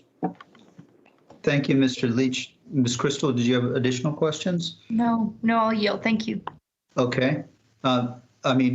Is there anything particular that Mr. Schuler you wanted to add to Mr. Leach on Ms. Crystal's question? Yeah, on the cost of equipment and the insurances per truck has gone up, along with workers' comp insurance, because of nationally we're grouped in with other trucking companies according to their ratings, and our ratings have constantly gone up. And as you are well aware, a tow truck driver dies once a week, gets hit on the side of the road. Now, generally that's not a trespass towing, but it affects our workers' comp rating. The other thing is I gave to the county an invoice for a tow truck that I bought in December of 2019, and I bought an identical truck that for 2021.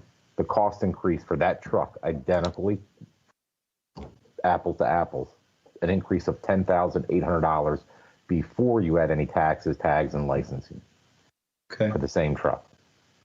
And I believe Caitlin has that if she wants to show it. Sure. Thank you. And I'm guessing your thoughts with respect to the relationship between the restaurants and entities that you serve, that you have the same conclusion as Mr. Leach, that that's never really been done, that there's been a fee. Yeah, I tow in multiple states. I have locations in Maryland, Montgomery County, as long as Northern Virginia. In Montgomery County, it was tried. It was tried also at my Baltimore location, and it did not work. We started losing customers because the market just isn't there to support it. Got it. Thank you. So appreciate both your answers on that. And we'll go to Mr. Dorsey for, wait a minute, Mr. Karantonis next, and then Mr. Dorsey. Yeah, that's, Ms. Crystal has already covered a lot of space and territory here with questions. I have one question for our staff. So it seems that we haven't received any public comments at all during the outreach process on the advertised increases. How should we interpret that? Oh, we had a feedback form that was live for about 2 weeks, and We received over 501 responses and it was set up as, do you support the 3 different buckets, whether it was state reconciliation, consumer protections, or tow fee increases. And within those 3 categories, we had a majority to support state reconciliation, consumer protection, and the majority did not support the tow fee increases, but we did have 14% that supported the tow fee increases. And I have generalized the comments the best I could, and it's also attached to the board report, all of the comments, so I can try to go over those if you like, but No, that perhaps not the ones that were expletive laced, though. There were. Oh yeah, I wasn't. I tried to summarize the general spirit of the content of the comments. Yeah. Thank you, Ms. Thomas. Mr. Carantonis, do you have a follow-up, or did you want to? No, it's okay. I just wanted to ask that. Sure. Thank you, Mr. Dorsey. You know, thank you, Mr. Chair. I find this to be just incredibly interesting conversation. And I'll say that part of what makes this very difficult is because in Arlington, trespass towing has become enmeshed with predatory towing aspects, where people who unwittingly or people who unwittingly commit a trespass are treated the same as people who are malicious trespassers, and the penalty is severe, and hence this conversation about rates is very sensitive. And while I appreciate all of the data that have been provided by the towers about their costs, you know, I think for me, I look at it a little differently. Our role as local government in setting the limit here is not based on, you know, what are your particular business circumstances, but with an eye towards what is fair to someone who is subject to towing. And that's where it gets a little complicated for me. I believe that if we truly had a system that was free of predatory towing and simply just caught people who were malicious trespassers, it's a much easier conversation and thought. But we're not there yet, even though we've made some steps, and this proposal takes some further steps to get us there.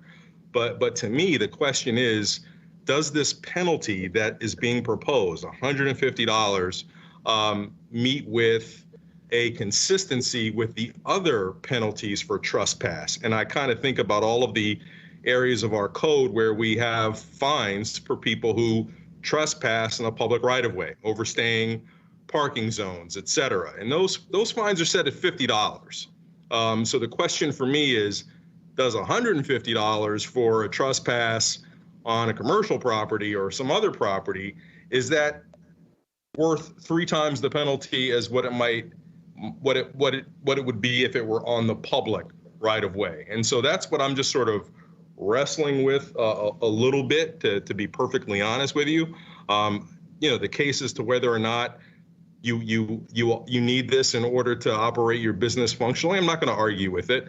But that's not what the county board should be involved with, is thinking about your own business plan and practices. It's really, does the fine meet equity in terms of other fines for similar offenses? And I'll just be honest, I'm working it through as we speak.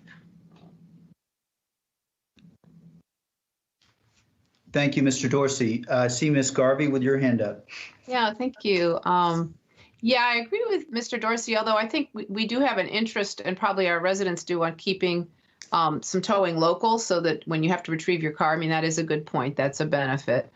I'd like to ask our staff a question, I think. You know, we heard from our Transportation Commission particularly about the more data would be able to present a more kind of convincing or solid case for increasing the fee.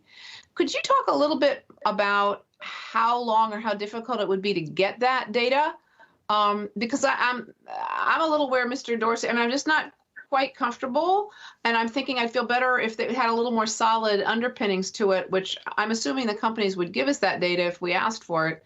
But I'm feeling a bit like I need that before making that decision. And then I will thank Ms. Crystal, for the reminder. I think the state legislation did require an increase. I think it was the evening fees. There was this supplementary that we had to put on top. I think that's what it was, which of course that's when a lot of tows are.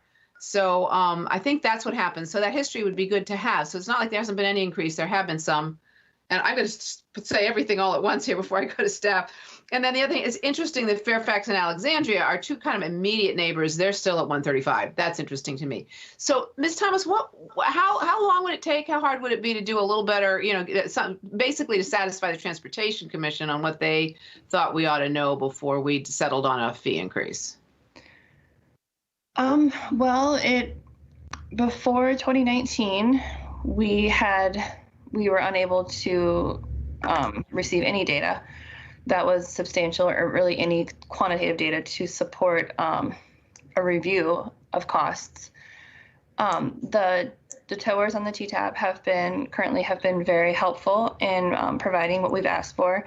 It is a little difficult because we found that some of the towers have bought some of the towers, one specifically owns their lot as opposed to some that pay rental fees. So, if you have a mortgage, it's not going to increase the same. But if you're looking for a full picture and if you want the actual, we get down to the cost per tow or profit margins, I can't speak to that. It's all, the towers would have to be willing to completely be transparent. And they've been pretty helpful with what we've asked for, but I don't have everything. No, and I know you don't. Thank you. So we could ask the towers, and they're here. And if they gave you that data, then you would be able to provide a much better, more thorough analysis for us. Yeah. Okay. I'm still thinking about it, but I'm kind of inclined to move forward on everything, but with that increase to ask for a little more data before we took that step. And I guess a final verification, Ms. Thomas, I assume there's not a set date. It's not like we have to wait a year or 2 years or something like that before we can take this up again, right? Is that correct? I'm not aware of any specific date or anything like that. Yeah. I think it's fine. Okay. Thank you. Thank you, Ms. Garvey and Ms. Thomas. I think Mr. Dorsey was Mr. Dorsey. No, Mr. Dorsey and then Mr. Carantonis. Thank you. For my next round, it's concerning the increase to the night, weekend, and holiday fees.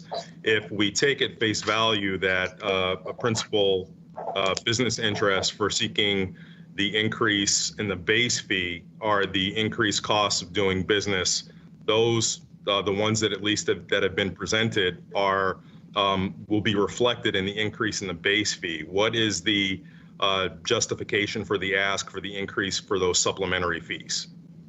I think maybe we would start with Mr. Leach. Or is that a question for Ms. Thomas or Mr. Leach? Or sorry, Mr. Leach. Yeah, I think members of the TTAP, since they are putting forward this recommendation, I think would be appropriate. Thank you. If you're asking for nights and weekends, like I said, we have to have our lot stored 24/7. Just like a plumber or electrician, if you call them at night, you have to pay them more. We have to pay our people more. No, Mr. Leach, not to interrupt you. It's a more narrow question than that. So okay. There's an increase requested in the base fee, which accounts for the increased costs that you have presented, at least with your data. Are there other drivers of seeking an increase to the already available supplements that you can charge for nights and weekends? I understand why you charge for nights and weekends. I'm talking about specifically the increase from 25 to 30. I don't really know how to answer that. You might want to ask Fred about that. As far as our revenue is real quick, we're in other businesses. John O'Neill pretty much does private property. His books would be different between me and Mr. Schuler. We do a lot of police work. We do a lot of dealerships, and we do other work. So I believe John O'Neill and Mr. Schuler would be better equipped to answer that. Thank you. Mr. Schuler first, and then Mr. O'Neill. Yeah, the increase of the $5 on the after hours and the other, that all goes into play with us being able to operate properly at the standards that the state and the county want us to operate at, with the proper personnel, with the training that we do for these guys. Nobody likes getting their car towed. So when somebody comes in, they usually get yelled at. Our job right then and there is that customer that's there to pick up their car is our most important customer. You treat them with respect, empathy, and you listen to them. And if there is an issue, you solve the issue. You don't let them claim one. In retrospect, also with this stuff, when you were talking about the trespass fines, we're taking the liability on of cars. The average new car costs, what, $40,000 a year? We're taking that liability that we're not going to damage it or do anything improper to that vehicle. Plus the cost of our equipment to haul all that. That all goes into the cost increase that we need to continue to operate on a professional level. Or what's going to happen is you're going to have towers popping up that aren't doing things right again, and you're going to go into backwards. You're going to go backwards. You're going to go back to the 80s when it was a free-for-all. So we want to keep the standards high, but to keep those standards up, we need to be paid like professionals. Thank you, Mr. Schuler. Do we want to also hear from Mr. O'Neill? Thank you for recognizing me, Mr. Chairman.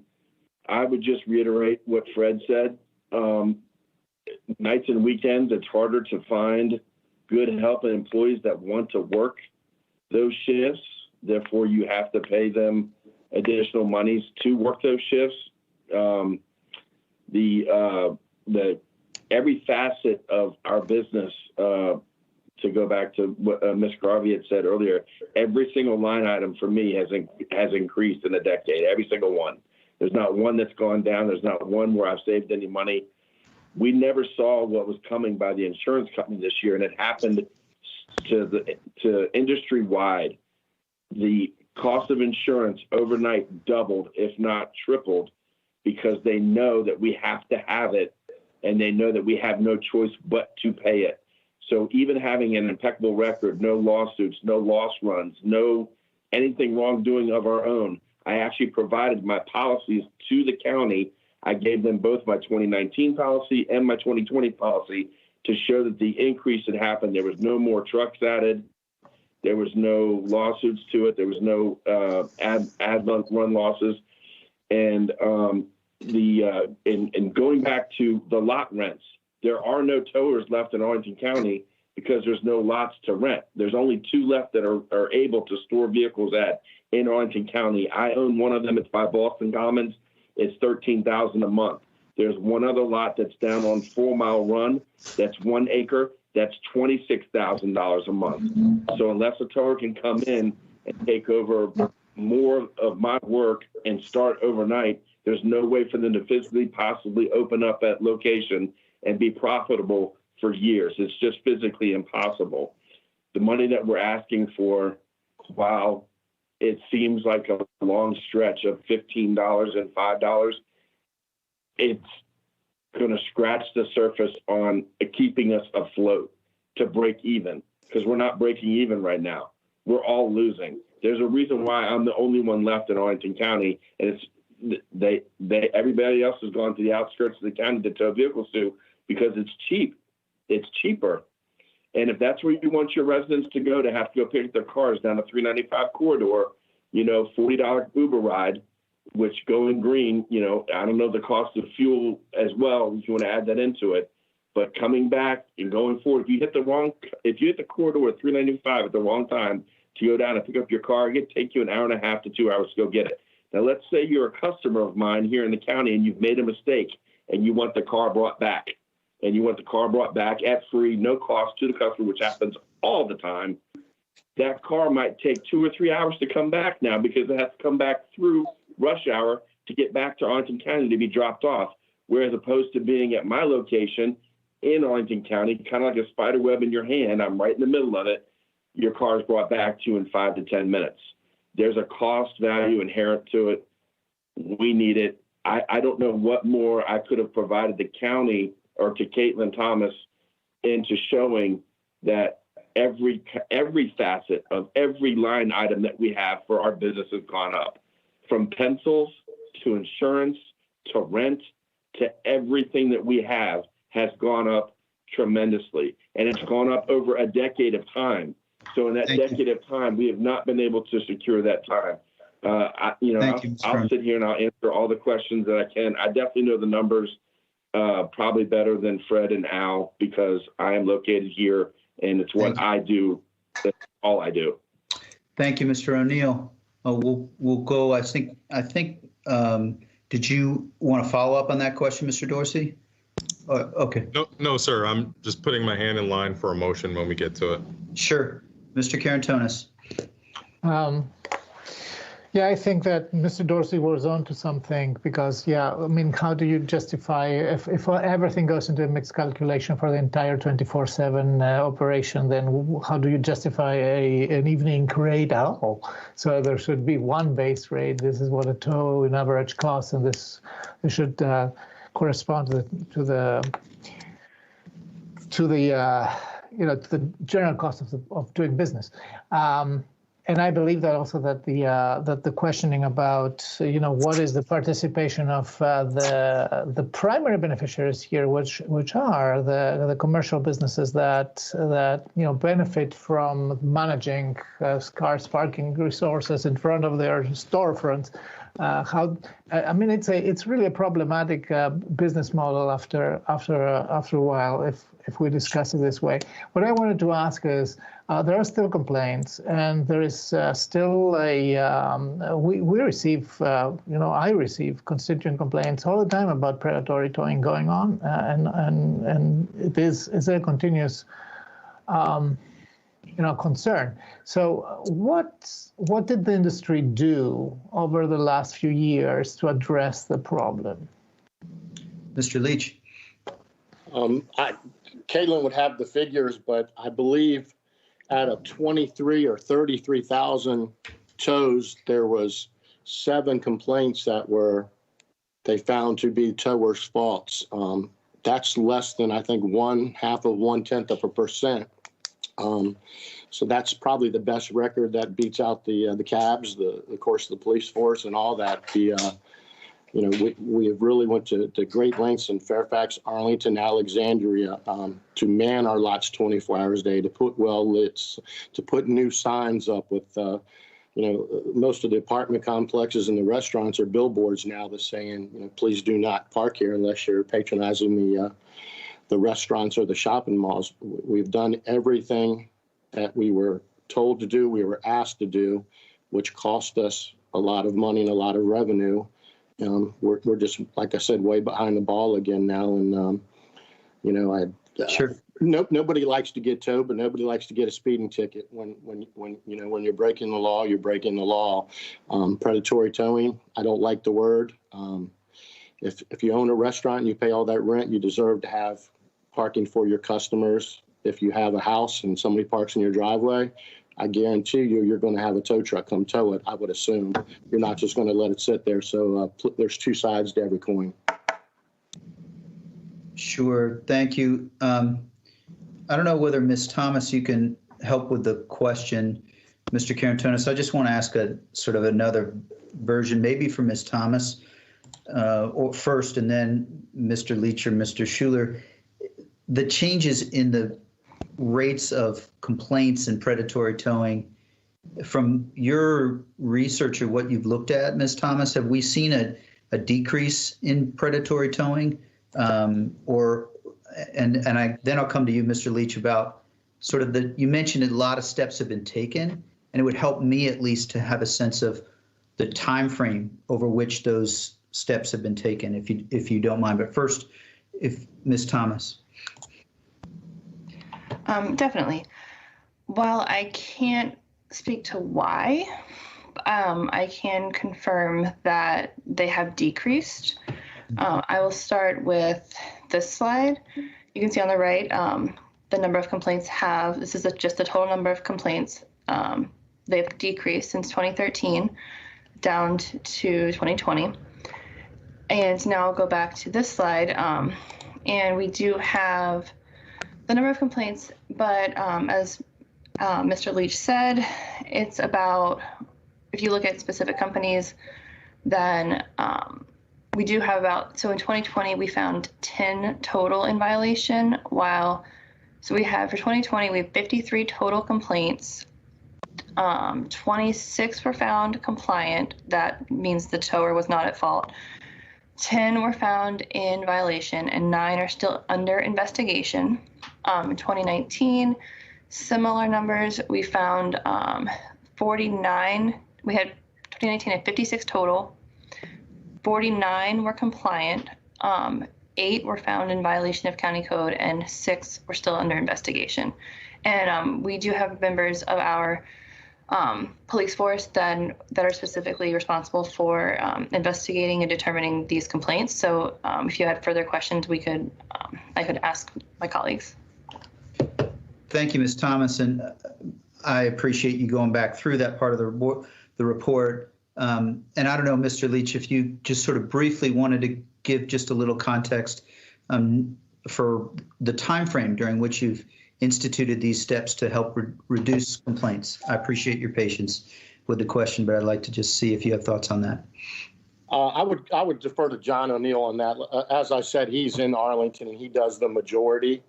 Real quick, we've had to change all the signs for the simple fact is they changed the code and you have to have the national symbol with the towing on there. And of course, the signs are $35, including the poles. We've the Sure. trucks have to be lettered, our workman's comp, all that stuff. Everything that we've done in the past 10 years to clean the, Sure. as you call it, predatory towing cost money, and we haven't been able to recoup in it. Instead of doing quality, now some people have to do quantity.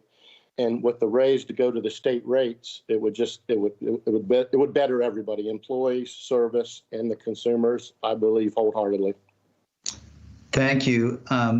We'll go ahead. I appreciate that. It gives me a sense of the time frame. Mr. Dorsey, you said you were moving towards. Well, we've had a fair number of questions. If you were moving towards a motion or direction, I'd certainly welcome it. Yeah, I'll put forth the manager's recommendation, and so I'll therefore move that the county board adopt the proposed amendments to the county's towing ordinance, chapter 14.3 of the Arlington County Code, set forth in attachment A of the staff report. Thank you, Mr. Dorsey. Is there a second? Second it. Thank you, Ms. Garvey. Would you like to speak to your motion, Mr. Dorsey? I would, and thank you, Mr. Chair.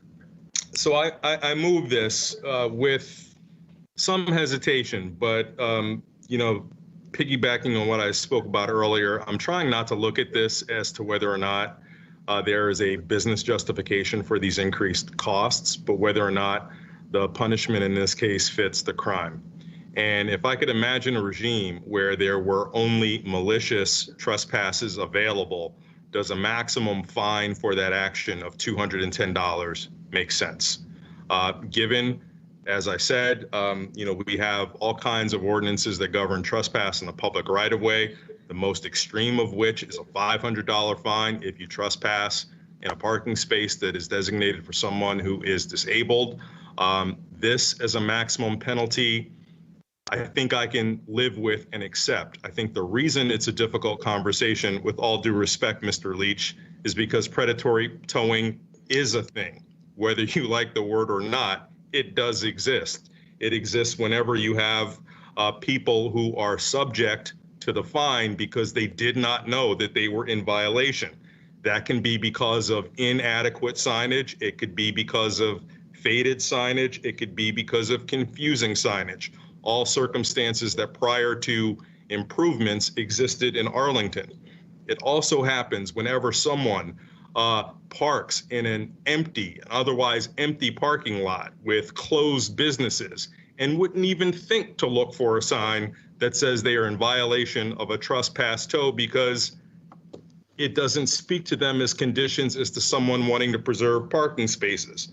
And they also exist, and we know this for a fact, when companies have employed tactics of looking for people who may park at a strip center, for example, patronizing a business legitimately, and then moving down a few stores to patronize another business, but not moving their car to a corresponding spot and then getting a ticket. Because of those things happening in our community, we do have a desire to restrict predatory towing, and to hopefully craft this balance so that whatever penalty we have for this activity doesn't apply for those people who are truly making innocent mistakes. So given that we have moved so much in the past few years to tighten that up, and in this recommendation to reduce the drop fee, which, you know, hopefully will account for that last scenario that I talked about. Someone who is truly not going away from the area, but may have made a simple miscalculation. They don't get subject to the maximum fee. It's something a lot less. I can accept these increases on balance, not because of your increased costs, but because it seems consistent with the other penalties that we have for similar trespasses. So that's why I'll move it, even though I don't feel good about increasing the fees for people who are subject to a tow. I can't imagine any of us would. Thank you, Mr. Dorsey. I see Ms. Crystal, your hand up. I am struggling with this, and Mr. Dorsey, that's actually very persuasive. But I do think I come down on a different side of it, and really with tremendous respect and appreciation for Mr. Leach and Mr. Schuler for your service on our TTAB, for advising us. The challenge that I have is that our job is not just to respond to an industry that I absolutely believe has seen its costs increase. I think you all have been incredibly earnest with us. I have no reason to doubt everything you've shared. But our responsibility, you know, I couldn't put it better than the Transportation Commission did, which is that there are no market forces that provide price competition. So the sole consumer protection for someone whose vehicle has been towed against their will is government regulation. And I think that's our most important job, as I know, Mr. Dorsey, you were just mentioning you do as well. And so, again, I think the point that you all have made that it's not feasible for you to continue operating without increased costs, that your clients, those who actually are deriving the direct value of your services, can't afford to pay because of the tough times they find themselves in. Ms. Mullins' comments as an employee, which we hear and we respect greatly. It's also true that thousands of Arlingtonians are struggling right now. And when we've looked at the heat maps of where trespass tows happen in the county, they are always in the geographies where Arlingtonians can least afford it, or places of highest income need. And so, I feel a responsibility to you all to honor the service that you've given to our community as members of our TTAB to advise us. I agree and hear you that the cost that you've shared to us is compelling. But I am also compelled by my responsibility to the Arlingtonians who would have to pay these fees, which are, you look at somebody who is making the state minimum wage, which is still a federal minimum wage. And this is, I'm sure my quick math will be wrong, but more than a day's wages. And so I'm sorry, but I can't get there and justify it. So that's my position here. I can talk for a minute with Mr. Dorsey about how best to effectuate it. I cannot imagine it would be a friendly amendment to your main motion. I'm happy to offer it if it would be. And if not, I think procedurally it might make sense for me to offer that as a substitute. Thank you, Ms. Crystal. Go ahead, Mr. Dorsey. It would just be simply to adopt the recommendations without the increase in fees.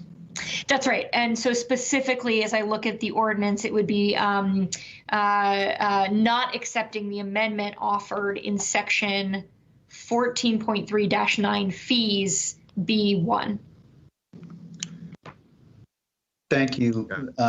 You're very persuasive. I think probably best we offer that as a substitute because they're essentially competing visions, which I think is totally appropriate. Got it. So that you would agree with that as a substitute? Would you, Mr. Dorsey, would you be supporting that substitute? Or I don't know yet.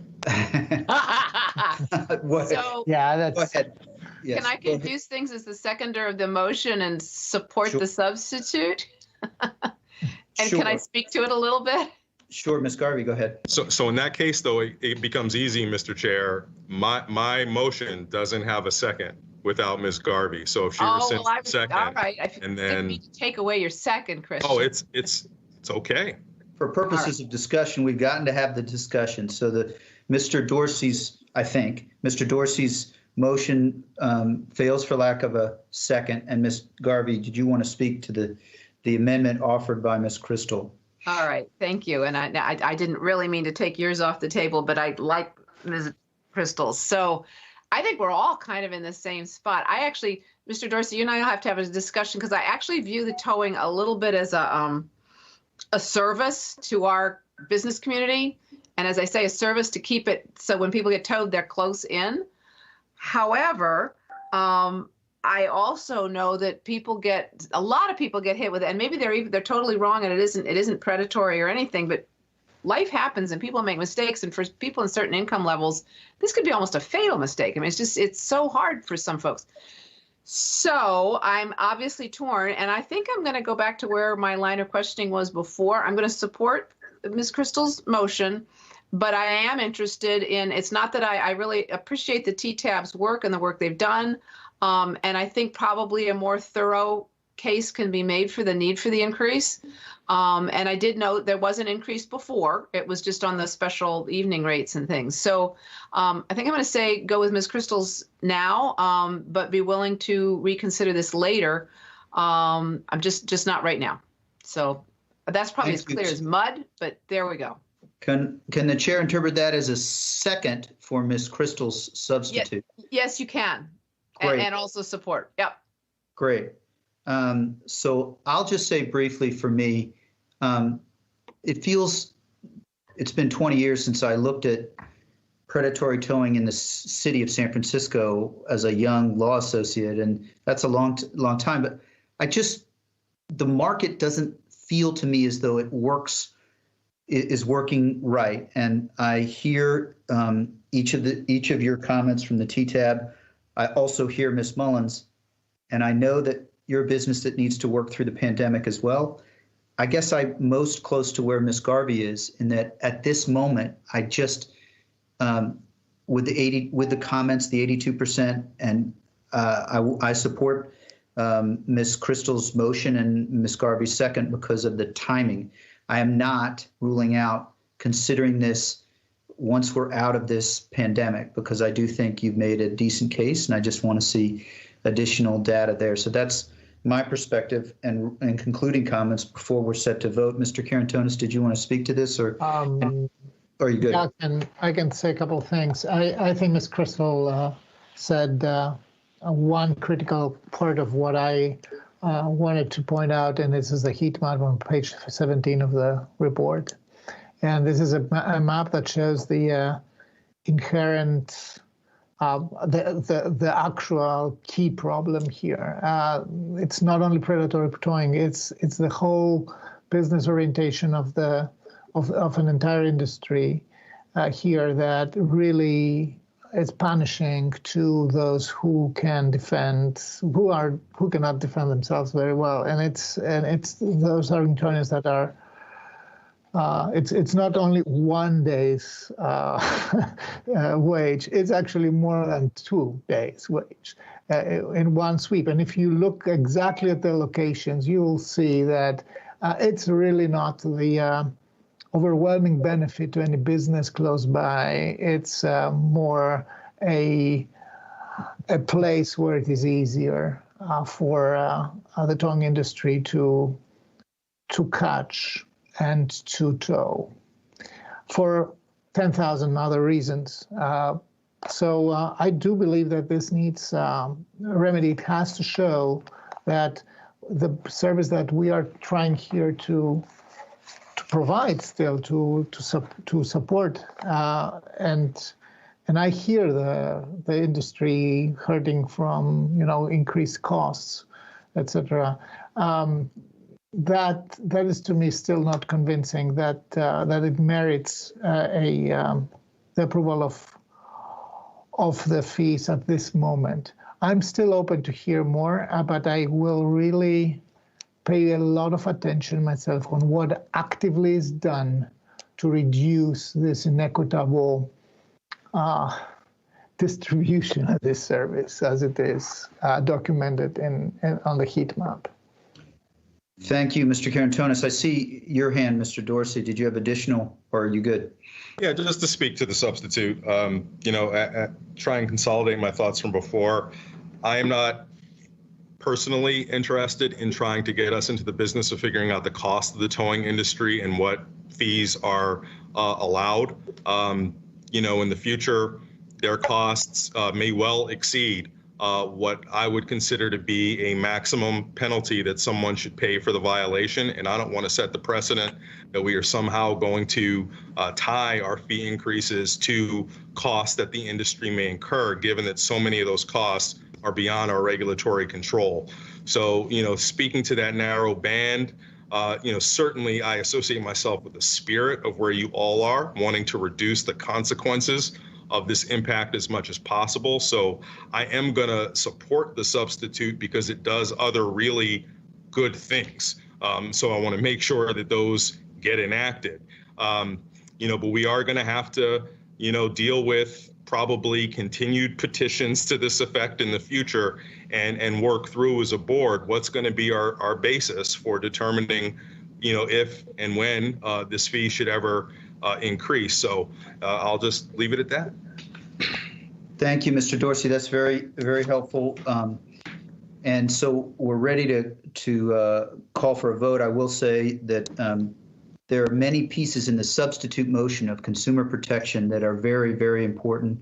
And my perception, my view at least, is that over the last year or years, there's been some progress with respect to complaints based on those numbers. And I'm very hopeful that the other changes in the substitute, other than the fees, will continue to help with that. So this is an ongoing effort, and I believe the members of the TTAB, I hope, know that as well. So with that, we'll call for a vote individually by board member, starting with Ms. Crystal. Aye. Ms. Garvey. Aye. Mr. Dorsey. Aye. Mr. Karantonis. Aye. And Mr. DeFranchi votes aye as well. The motion passes. The motion is adopted with the exception of the increases and changes in the fees. Thanks very much. And now we will move on. I very much appreciate all the participation, and we'll move on to Madam Clerk. Would you call the next item, please? Item number 32 is an award of contract to Turner Construction Company as the construction manager at risk for the Arlington Transit Operations and Maintenance Facility. Thank you, Madam Clerk. Mr. Schwartz.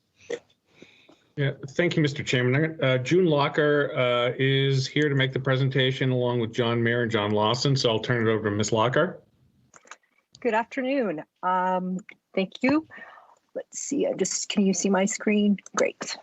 Okay. Well, today we are here to recommend the award of the construction manager at risk contract and also provide project and design updates as well as updates on next steps for this project. So good afternoon. I would like to recommend the award of construction contract. Sorry. There we go. Number 21 DES RFP 239 to Turner Construction Company in the amount of $2,492,907 plus a contingency for a total award amount of $2,240,198. Sorry.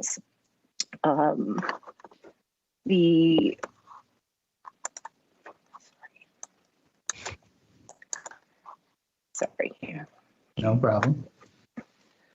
The award consists of two parts: a construction manager at fee and contingency, as well as the general conditions fee. In addition, we'd like to recommend the board to authorize the purchase of the purchasing agent to execute the contract subject to legal review by the county attorney. It was a competitive process that started with a request for qualifications, a request for proposal from all qualified bidders, an oral presentation from 5 firms, and a negotiation with the top 2 rate. We are also requesting to bring this construction manager at risk contract now to help us in in the concept design phase to better control project costs and schedule by allowing early builder input on cost, schedule, value, and quality through the collaboration with the architect and engineering team in the county. The public engagement level is involved, with the project staff engaging the Green Valley Civic Association and other stakeholders on specific aesthetic elements of the facility. Community feedback was solicited starting in the fall of 2020 during the concept design, and Ms. Locker? continued through the winter of 2021 during some phases. Yes, can you hear me? You cut out just a little bit, but I also think that right now your slide deck isn't moving forward. So I don't know if there's a way you can unshare and reshare, or it's not a crisis, but I did want to let you know we're seeing still the third slide. Yes, I'm still on the third side. I'm on bullet 3. Yes. Thank you. Excuse me. Just talking through the community engagement process, and that we have been engaging, and it's an involved level. We do understand and acknowledge that the Civic Association does have some concerns with the communication, and we're committed to working with them to address it. I would like to highlight that this award today allows for the pre-construction services to assist with the development of the design process. As part of the next steps, we'll be back to the board at 2 additional checkpoints in the spring of this year to present the schematic design, and once again in the first quarter of 2022 for the approval of the guaranteed maximum price, the GMP. So just wanted to give a little background of the site and the project history. The site was purchased in July of 2018.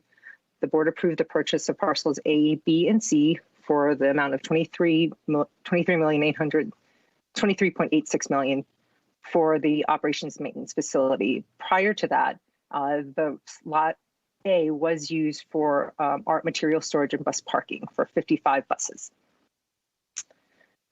Since the purchase from 2019 to 2020, the county was working on site program and stormwater feasibility.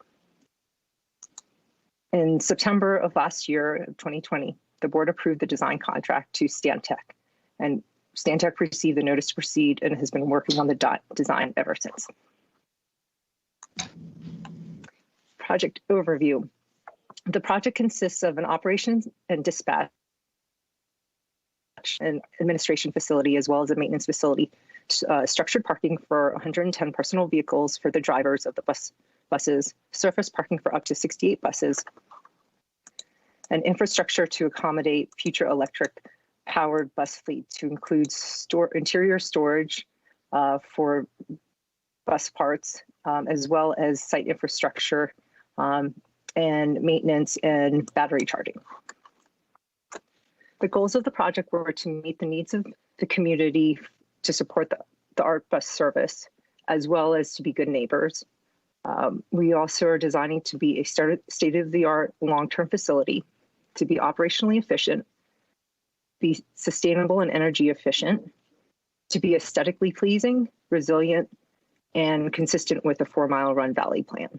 The working cost estimate, the concept design is currently at $63.4 million. We currently have available funds of $42.9 million. We have a DRT application currently in for another $20.5 million. Project schedule. We are currently here in the first quarter of 2021, where we are getting the construction manager at risk on board.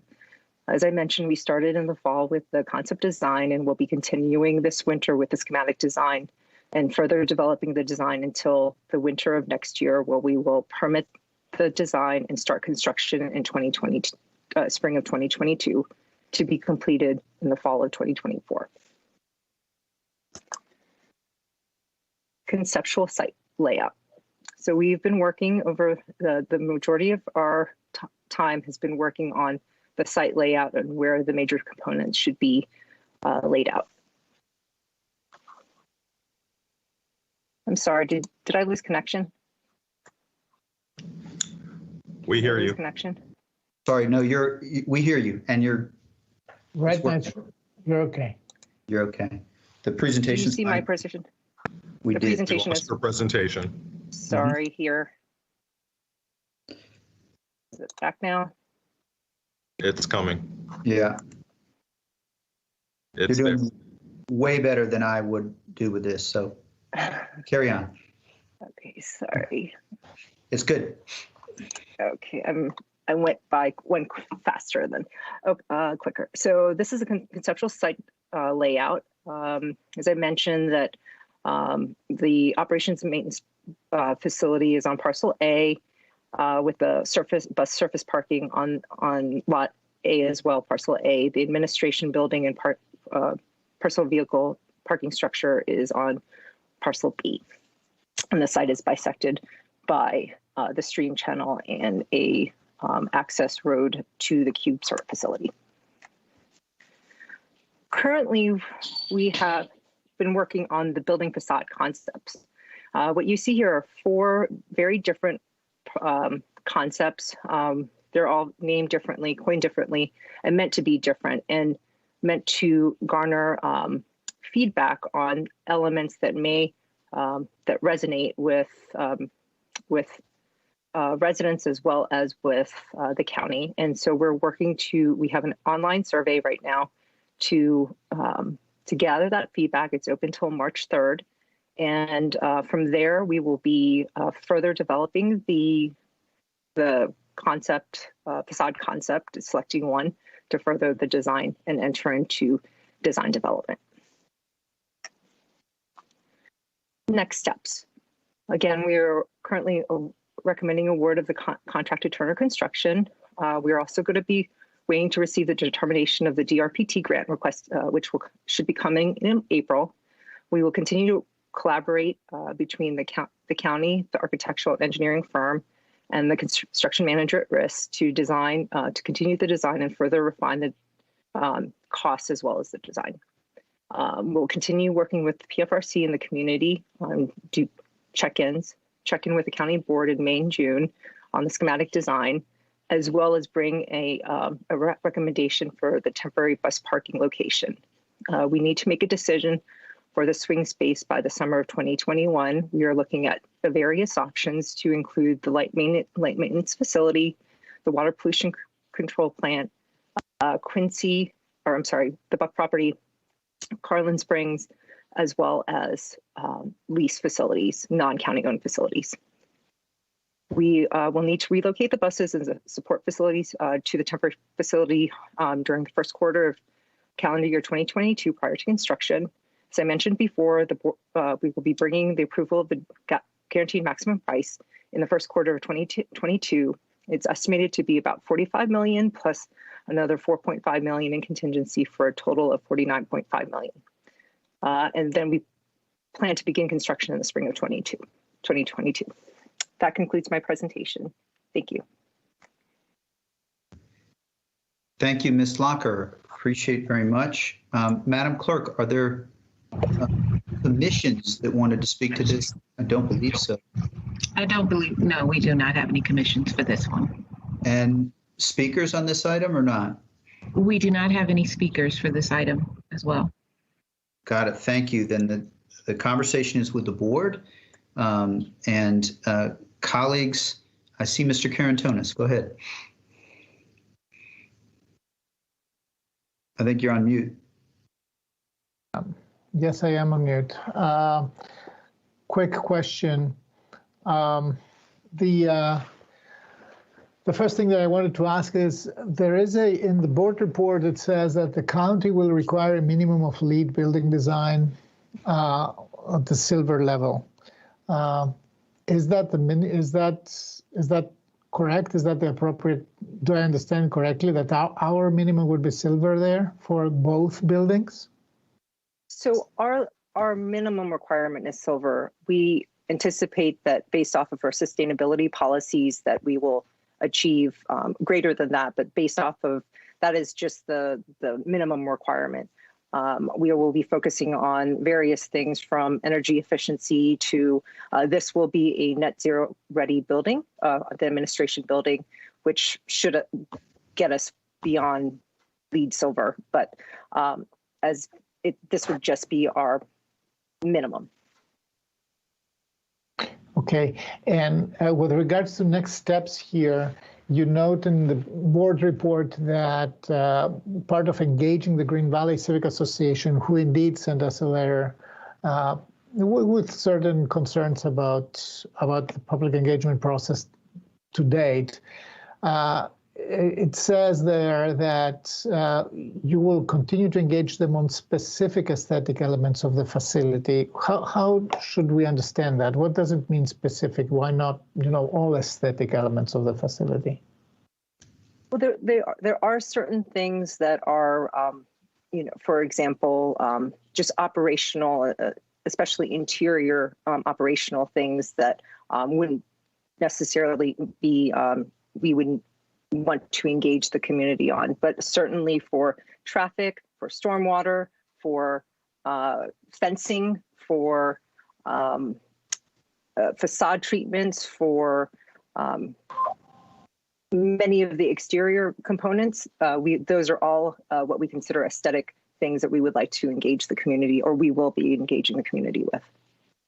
Okay, I guess what I was asking is whether what is excluded. If you say specific, that is basically like saying something is not included.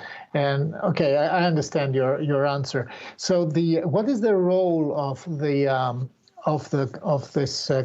company that you are asking us to engage as at-risk developer here? What is their role in the civic engagement of?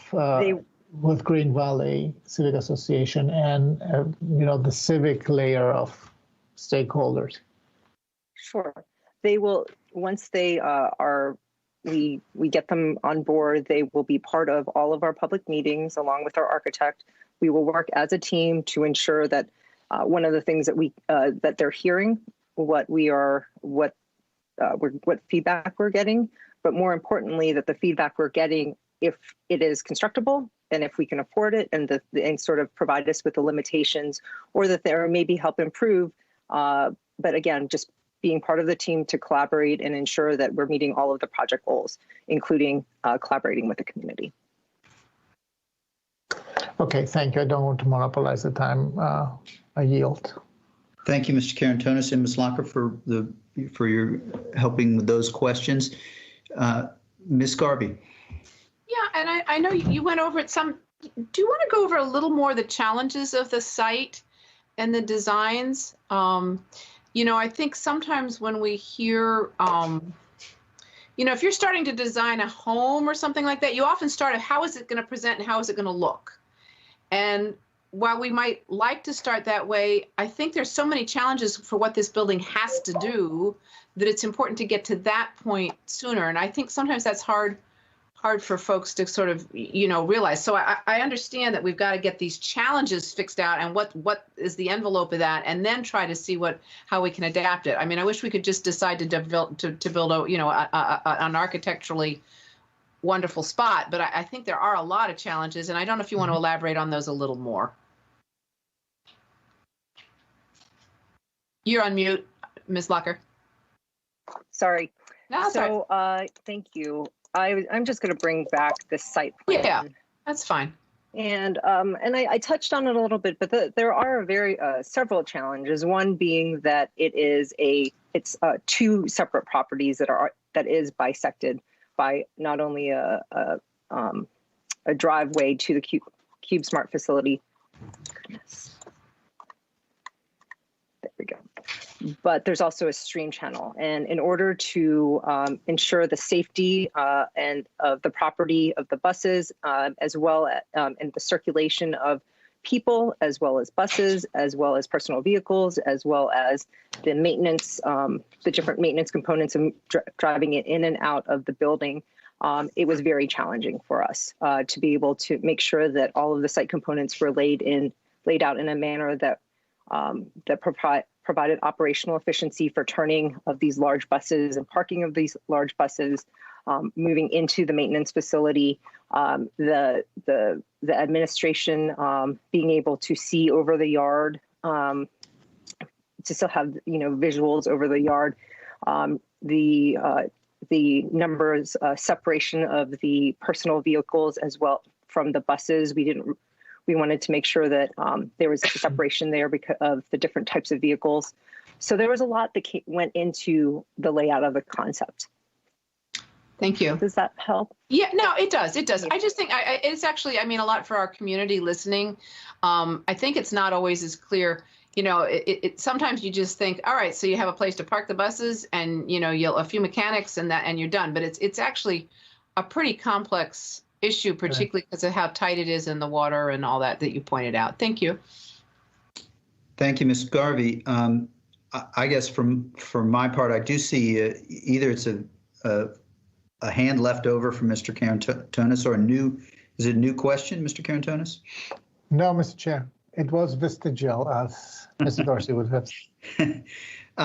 So Mr. Karantonis and Ms. Garvey have captured my thoughts on it. So I'd be curious, and this is more for sort of, I don't know that we have an answer just yet, but that you mentioned our standard has been LEED Silver Plus and is going to be much higher. And so I think I've heard this also in staff briefings before, but you mentioned net zero. So I'm hopeful that before May or June, when you guys come back, there will be some additional sort of detailing of that we're going higher, because net zero is significantly higher. And I'm seeing a head nod. And so in the interest of I mean, feel free if you want to add, but in the interest of time, I think that's enough for me. Right.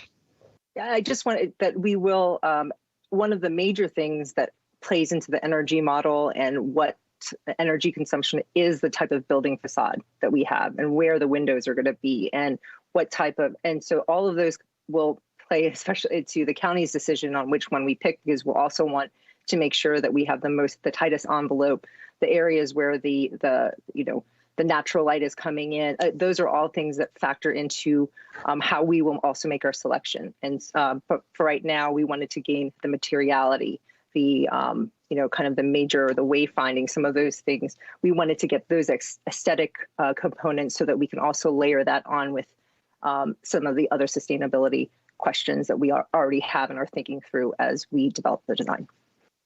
Great, thank you. Then, I mean, I'm certainly.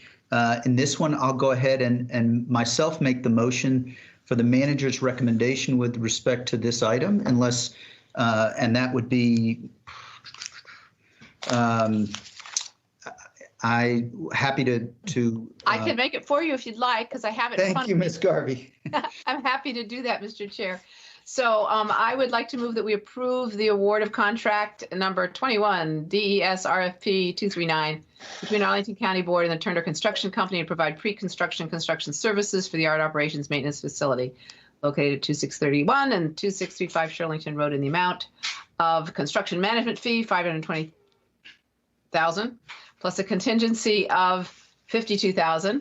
For a total contract authorization of $572,000 and general conditions fee of $1 million.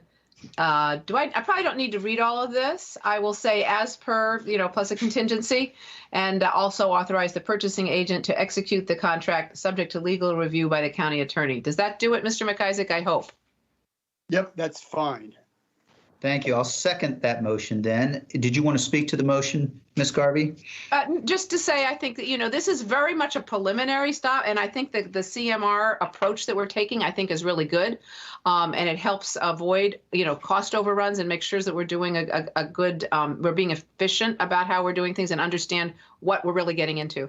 I look forward to a lot more community engagement, particularly on how it interacts with the community and how it presents itself. I think it's a tricky spot. I will say I've been very impressed at how much our staff is working to maintain flexibility with this facility so that as we all move to electric vehicles, it will continue to be a good facility for even a fully electric fleet, which we're not to yet, but we'll get there. Thank you. Thank you, Ms. Garvey. Mr. Dorsey. Thank you. Pleased to support the motion. And as Ms. Garvey mentioned, this is the necessary beginning step. Before we can get to any engagement with the community on final advanced designs, we have to do this if we're going to be cost-effective stewards of taxpayer dollars. So this particular discrete action is something that I hope meets with universal and non-controversial support. I would like to just put a clear plug in for staff to really live up to the involved level of engagement that is foreseen for this project, and to maybe even cause us to rethink it a little bit. We heard it with another item this morning. Sometimes expectations for community engagement don't match what are very sincere and concerted efforts to engage. So maybe in this particular case, we rethink it a little bit, and instead of working in the laboratory of staff to come up with all of the things that we can do, let's truly involve the community as partners in scoping and shaping what that looks like, so that there can be some mutual ownership and accountability for the engagement. And hopefully, I don't know if that's going to meet the itch. I really don't. But I think it's incumbent upon us to try something a little bit different here, since these concerns persist. I would also say that there are going to be a lot of different things that people are going to want out of this facility, whether it's sustainability. Obviously, we want a facility that works well, harmoniously, and has the consensus input from people who live around it. And you know, I have a desire at some point that we really think about this major public investment being a kind of leader in how we want to ensure adequate labor standards for public investment in communities for all the people who work on it. So, you know, we may get to a point down the road where we've got a lot that we want this facility to do, and I hope that there's a commitment to our finding the resources to do it. Thank you, Mr. Dorsey. I think your comments are reflective of having also read the letter that was sent to us from the community, and involving and thinking a little differently seems logical. I certainly read that letter carefully, and I know we'll be following up. Ms. Crystal. Thanks. And I wanted to, I think Mr. Dorsey put our aspirations for it well, and to really just add my voice to the chorus on the energy standards and opportunity. That dream of having an electric bus fleet has been around certainly as long as I've been on the board for the 5.5 years. And I know it's always felt like a chicken or egg, right? Like we don't have the battery capacity, or excuse me, the charging capacity, because the vehicles aren't there yet, but the vehicles won't be there yet until we have the charging capacity. And I think in each circumstance, there is a very good reason why it's sort of not quite ready for prime time. But I, for one, really hope we can use this major, like, generational investment in our transit network to push that envelope. And if it means taking something of a leap before the vehicle technology itself is available, I hope that's something that can be teed up for at least discussion. I am really hopeful that we'll see this come to fruition. And I think that we shouldn't lose sight of what a seismic opportunity building an operations and maintenance facility that will be with us for many years to come can be in that goal. So thank you. Thank you, Ms. Crystal. On that note of hope and aspiration for time to come, we'll ask for a vote. We'll start with Ms. Garvey. Aye. Mr. Dorsey. Aye. Mr. Karantonis. Aye. Ms. Crystal. Aye. And Mr. DeFranti votes aye as well. The motion passes 5-0. Ms. Locker, thanks very much for your time and presentation and work on this. Thank you. And we will move on. Madam Clerk, would you call the next item, please? Yes, items 33A through N are requests for advertisements related to the FY 2022 proposed operating budget. And item 33O is an approval of amendments to the limited waiver agreements to extend temporary financial relief to 19 participants of the county's limited loan payment waiver program due to COVID-19.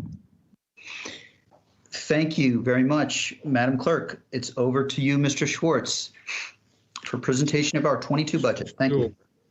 Thank you, Mr. Chairman and members of the board. I have the same set of slides that I used on Thursday. My goal is to try to perhaps go through them a little bit more quickly and recommend to people a couple of things. One is A more detailed presentation is online and available for review from Thursday. And then also, as I'm speaking, some of the budget materials associated with this, and I can't tell you the exact number of pages, Richard would be able to do that, will be posted online and will be available, as will the slide presentation. And I know the main items before you today are to receive the presentation and then also make a determination on the request to advertise, and then that final item at the end, which was some waivers regarding repayment of obligations for housing. So for the fiscal 22 budget, as I said on Thursday, I'm viewing this as a bridging budget. In other words, we're going to bridge from hopefully where we are right now, which is literally in the worst part of the pandemic, with revenues dropping, some improvement in the number of cases, but also efforts underway to vaccinate. So our budget is a bridging budget. And you'll see that sounding a little bit trite, the only thing that's certain about the budget is that it will change. And we, in order to be flexible and follow through the county board's priorities, which were to focus on the challenge we had with COVID, and then also do the best we could given the financial situation we were in, making COVID top of mind and a priority, see how we could make sure to meet the other needs that we had in the budget. So consistent with that and with board guidance, we're using some one-time funds that are available. The main point is that I'm recommending the real estate tax rate remain constant, and that the separate rate we have for stormwater increase in order to meet the obligations voters approved as part of the referendum in November. So real quickly, let's go to the next slide. You'll see overall our tax revenues are up 0.1%, barely breaking zero. Real estate assessments were up 2.2%, and our consumption taxes is the place where we saw the biggest drop and remain with our biggest challenges. You can see hotel taxes, meals taxes are down. Hotel taxes down significantly. Sales taxes up slightly. Our non-tax revenues, which are parking meters and recreation fees, those are down almost $4 million right there. People aren't using our parking meters, and we are not offering our recreation programs. Let's go on to the next slide. You'll see that there's been a lot of conversation about legislation moving through Congress. I think the House of Representatives is due to take up the American Rescue Plan in the next week to 10 days. And these are the estimates of revenue that the county could receive and that schools could receive. Through the budget reconciliation process, the legislation would then move to the Senate. Remains to be seen what will happen there, but I wanted to make it clear that we have not included any of this revenue as part of our proposed budget. So I just wanted the public to keep that in mind when we get that. It certainly would be welcome. There are certainly needs that could be satisfied with that. And so that is meant by way of background. Go to the next slide. Our overall budget is $1.36 billion. You can see the split between county operating and the schools transfer. The county operating budget's up a little bit over 1.5%, and the school budget about 1%. Our support for schools goes beyond that.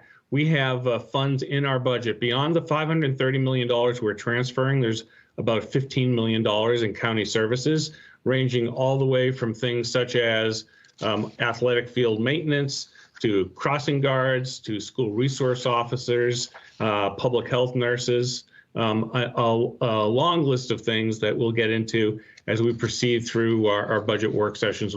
We'll go into more detail.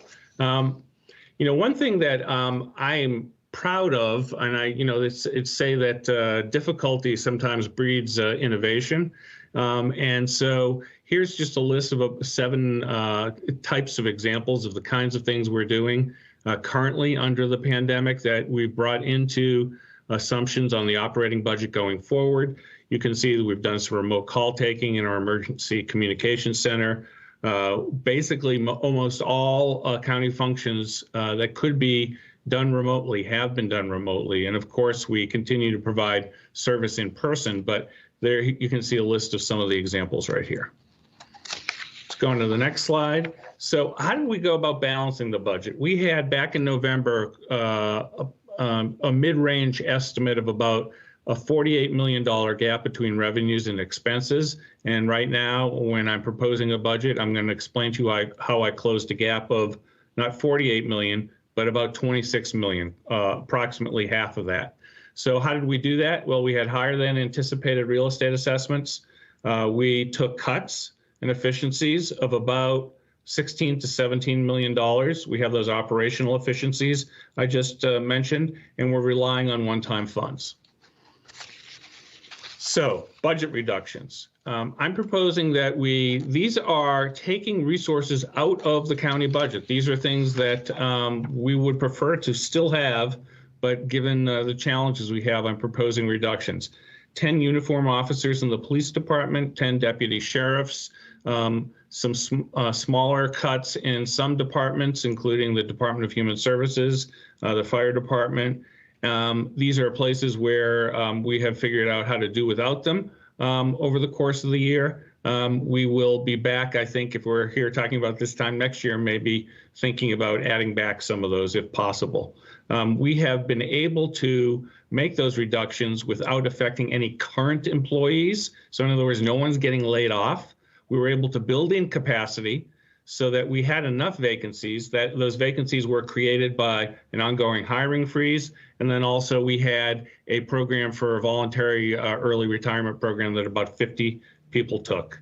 You'll see some of the other changes we're talking about, which we'll go into more detail. For example, the sheriff's office is not doing in-person roll calls anymore. They've come up with substitutes for that.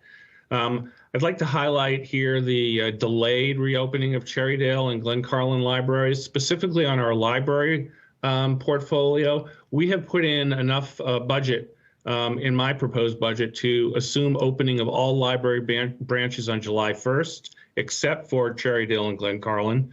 We will see what happens. Again, as I said at the beginning, things will change. It may be that we won't be able to open all the branches on July 1st, but maybe we'll be able to open everything on January 1st. And then perhaps that will allow us enough funds to not do the delay I'm talking about here with Cherrydale and Glen Carlin. Let's go on to the next slide. Again, as I emphasized at the beginning, our main focus is on the pandemic and response. I'm proposing a $17.5 million contingency fund to cover the items you see here: vaccine distribution, testing, tracing, our main focus, which has been emergency rental assistance and eviction prevention, and the kinds of equipment we need to do our work, and also potential funding for additional assistance to our business community that's been hit quite hard by the pandemic. You'll see here that we have about close to 5% of our operating budget is dedicated to housing as part of our safety net efforts. Our housing programs are falling into two buckets. One is sort of the more immediate assistance to people, and that includes the eviction prevention I just mentioned. Housing grants going up a significant amount, and make sure that we keep pace with the need in that area, and also increase the amount for rents as rents continue to rise. Permanent supportive housing, which are for those people with profound disabilities, that budget continues to grow. Housing choice vouchers and our AHIP program. And then two other things that we're really very happy to have had as part of the Metropolitan Park site plan process, to receive a $20 million payment from Amazon towards affordable housing. And then we have land. The most difficult part of any affordable housing deal is to bring land to the table. And we received that as a site plan benefit in Crystal Houses. And we also continue conversations about gaining other types of property to bring to that part of the conversation. For me, always something top of mind for me is our workforce. I'm proposing a one-time merit-based, there's no merit-based pay increases. I'm proposing a one-time $500 bonus per employee. You can see that if we receive additional federal funding, I'm going to ask the board to prioritize the first tranche of any of that funding to go to additional employee compensation, given that it's my understanding the schools will be proposing an across-the-board increase for their staff, and also some of our sister jurisdictions have. Even though we weren't able to propose an across-the-board increase, you'll see there are some specific actions there. I'd like to highlight a couple of them. One is increasing the lowest base pay from $15 to $17 per hour. And also, I'll have some more details, but we're trying to increase the Live Where You Work program, which is a program for county staff that if they receive a grant, they agree to stay in the employ of the county, and that helps them with down payments on houses or rental assistance. And we've targeted more relief, hopefully, to those at the lower end of the wage scale. We are also lucky that our healthcare costs remain flat. Another priority we've had is responding to the board's resolution from September 2019 on equity. You can see that in addition to having in this past year hired a chief race and equity officer, I'm going to provide additional assistance to that program, more training, continue our excellent work with restorative justice efforts. And then I had the opportunity to meet yesterday with all the subcommittee chairs from the police practices group. We talked briefly on Thursday, and there'll be more to talk about in each of the budget presentations, about $1.5 million towards efforts to address the concerns addressed by our police practices group.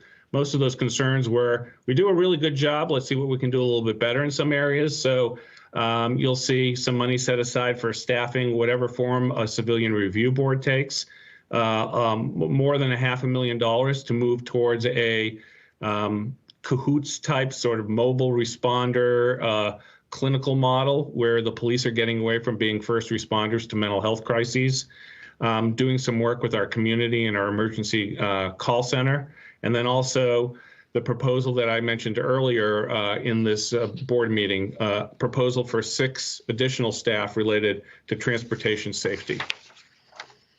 Also, another priority, which I think this came up earlier too, if I'm not mistaken, which was the voter approval of a stormwater bond.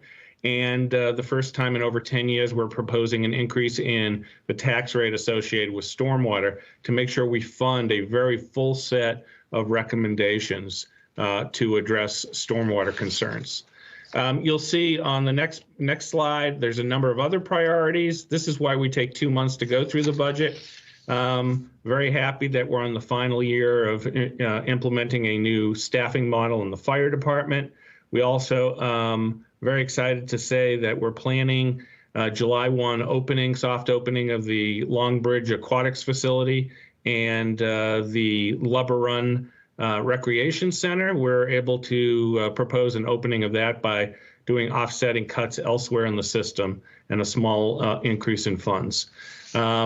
So I know a lot of people focus on this, which I do, which is that the tax and fee burden under my proposed budget, you can see is an increase, a potential increase of $382.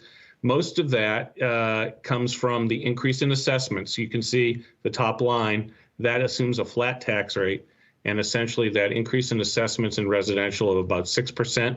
The stormwater tax, that $123 total, that increment includes a few dollars associated with increased assessments, and about $29 of that is an annual cost related to the stormwater improvements that we've committed to.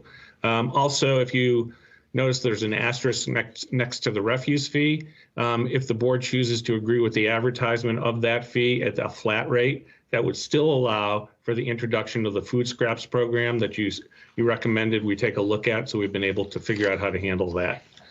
Next slide, which we will update on a frequent basis, is where we stand in comparison to our sister jurisdictions.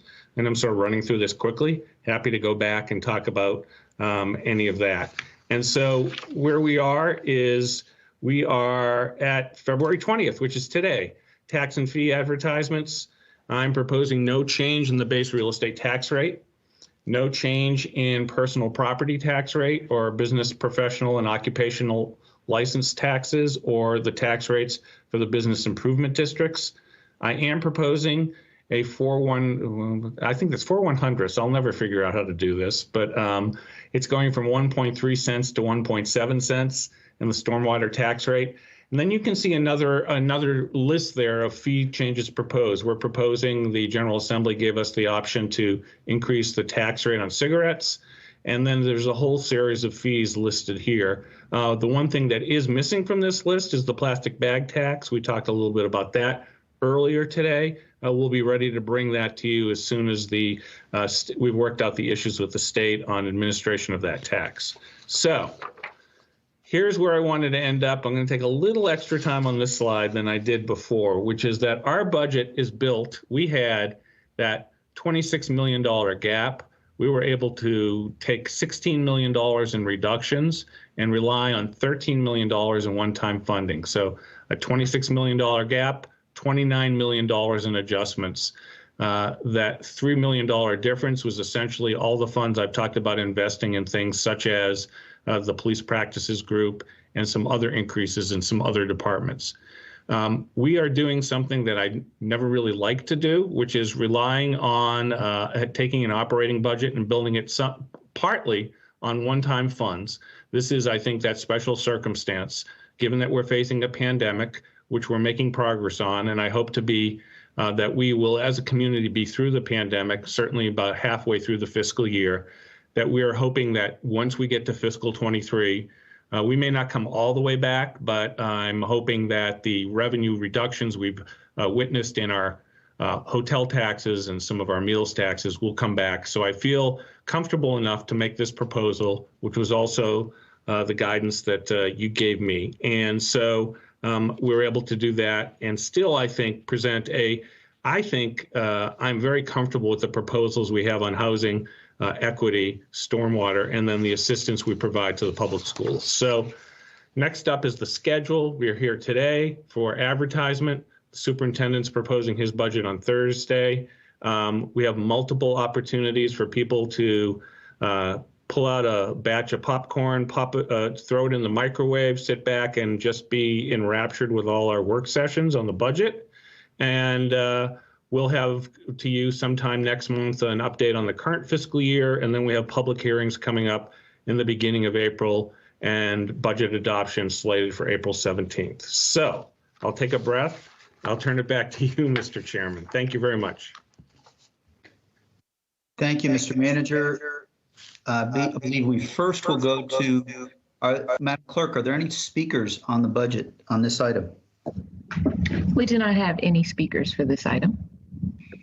Okay, thank you. Then the conversation is with the board. Are there questions the colleagues have at this stage? Keeping in mind we heard much of the 21 slides on just Thursday. So I appreciate the manager bringing some updated commentary and thoughts. If there are no questions, then I would take a motion. What I propose to do, colleagues, is vote on items A through C after there's a motion, and then proceed to D through F and take the items that way, if that works. But is there a motion on items A through C?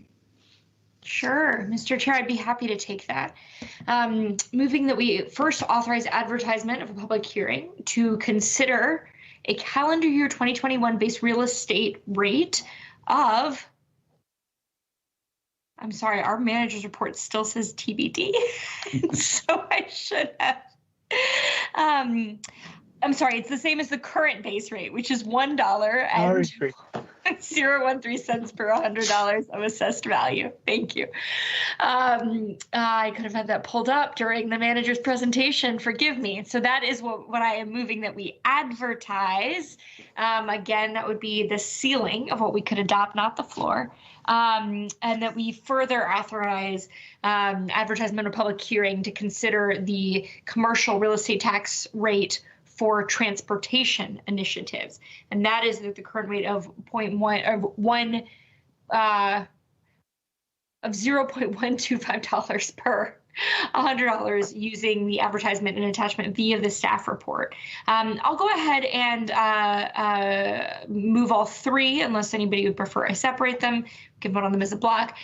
That we further authorize advertisement of a public hearing on April 8th of this year to consider the proposed calendar year 21 general personal property tax of $5 per $100 of assessed value and a personal property tax rate of. It's the same as the base tax rate because it's applied to public service corporations. So it's $1.013. I'm sorry, for personal property tax? For this item in the TBD recommendation, it's the same as the base real estate tax rate because yes, it's a I'm rate sorry. applied to. I'm now trying to make a motion on the personal property tax rate, and that's the same? Yes. Okay, great. Thank you. So same as the base tax rate. You already made the motion on the personal property tax rate at $5. Richard was talking to the Public Service Corporation. The Public Service Corporations. Great. Thank you so much. You would think this was my first budget, not my sixth. All right, and that we further authorize advertisement of a public hearing on April 8th of this year to consider a proposed amendment to Chapter 26 of the Code of Arlington, Virginia, and that would impose an increase to the sanitary district tax of $0.004 per $100 to the assessed real property tax, bringing the sanitary district tax rate to $0.017 per $100 of assessed real property value. Thank you for the motion, Ms. Crystal. Is there a second? Second. Second from Mr. Dorsey. Did you want to speak to your motion, Ms. Crystal? Just to highlight that lest my bungling bury the lead, that is a flat tax rate, no increase as the manager has recommended. The only other thing I'll note at this time is I think for those who have followed the machinations of our plans and major investments on stormwater over the past year or two, we are trying to drive towards a stormwater utility. So I think the manager maybe is referenced in his presentation, and not just basing this on assessed real property value. Unfortunately, we are not quite there. I know we'll hear a lot more from our staff during our work session with the Department of Environmental Services about the next steps to get to more of a utility model. If there is any way to bridge this year without having to assess in this way that I think is inequitable, maybe the wrong word, since that has a valence of disparities, but is a little more fair and based on usage, I will be looking for it. But certainly I've heard from them to date that probably just is not going to be an option that we can exercise until that utility is a little more mature in structure for another year or two. But that is to sort of characterize my own thinking at this point, very early in our budget process. Thank you, Ms. Crystal. Are there any other comments on these first three items from colleagues? Okay, hearing none, I think you were referring to Part C as the area where that slight increase is. And then just to make sure everybody at home is hearing, this motion would propose a flat tax rate for real estate. And so with that, I'll ask, the question is on Ms. Crystal's motion. We'll start with you, Ms. Crystal. Aye. Thank you. Mr. Karantonis. Aye, Mr. Chairman. Mr. Dorsey. Aye. Ms. Garvey. Aye. Mr. DeFranti votes aye, and the motion passes 5-0. Items A through C are adopted. I will make the motion on items D through F now, and I will move the county manager, with respect to item D, I'll move the county manager's recommendation that we authorize advertisement of a public hearing on April 8th, 2021 to consider a proposed calendar year 2021 back tax rate for the Ballston Business Improvement Service District, the Ballston BID, not to exceed 0.045 cents per $100 of evaluation, as indicated in the county manager's recommendation, using the resolution shown as attachment I in the staff report. And I will further move that we authorize advertisement of a public hearing to consider a proposed calendar year 2021 tax rate for the National Landing Business Improvement Service District of 0.043 per $100 of evaluation of assessed value as denoted in the staff report, that is in addition to the current real estate tax rate, using the resolution shown as attachment I in the staff report. And I will finally move, as part of this, that we authorize advertisement of a public hearing also on April 8th, 2021 to consider a proposed calendar year tax rate for the Roslyn Business Improvement Service District, or the Roslyn BID, of 0.078 cents per $100 of assessed value as denoted in the staff report, that is in addition to the current real estate tax rate, using the resolution shown as attachment I in the staff report. Is there a second? Second. Thank you, Mr. Karantonis. I do not have, we've done this. Our bids are great partners, and I'm happy to make this motion. So I'll call for a vote. I'll start by voting. Mr. DeFranti votes aye. Mr. Carantonis? Aye. Mr. Dorsey? Aye. Ms. Garvey? Aye. Ms. Crystal? Aye. The motion passes 5-0. And now we will go to items G through I believe. Yes. Is that Ms. Garvey? That's mine. Thank you. And actually, I'm going to make two motions because I think it'll be simpler. It's amending different parts of the code. If you'll indulge me, and I might make a tiny bit speaking to my motion at the same time too, just to put it all together. So my first motion is to authorize the advertisement of a public hearing on the proposed amendment to Chapter 10, Article 1. That is the Code on Refuse of the Code of Arlington County, Virginia, to be held same date as all the rest, April 8, 2021. The amendment, if approved, would decrease the annual household solid waste rate from $319.03 to $318.61. I think it's pretty cool that I get to have a motion on a decrease in rates. Just saying, it's not much, but it's kind of cool. And it also actually adds back and provides more service, because this is the one where we're going to have starting to collect table scraps, and homeowners are going to be able to put their table scraps in those green organic bins along with their yard waste. And we're gaining some efficiencies in some other ways, which I won't talk to, but it's kind of cool. And I'm pleased. I think I might be the only one to have a motion with a decrease. Thank you, Mr. Chair. Thank you. Is there a second on that motion?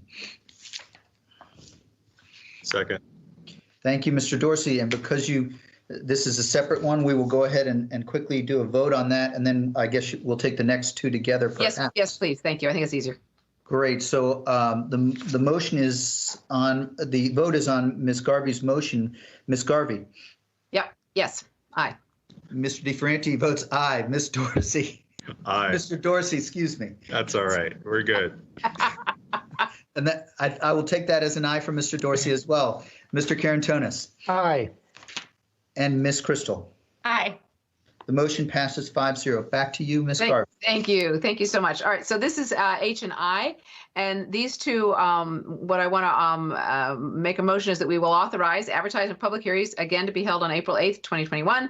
And this is to consider the following two proposed amendments to Chapter 26, Article 1 of the Utilities Ordinance. So the first is to maintain the water rate at $4.91 per 1,000 gallons, and to increase the sewer rate by no more than 15 cents from $9.29 to $9.44 per 1,000 gallons, to be effective July 1, 2021 through December 31, 2021. And in addition, and this gets to what Ms. Crystal was talking about earlier, it's a short period of time, and in addition, to implement a new water and sewer rate and rate structure, including customer classes, a base charge, and volumetric rates, to become effective January 1st, 2022.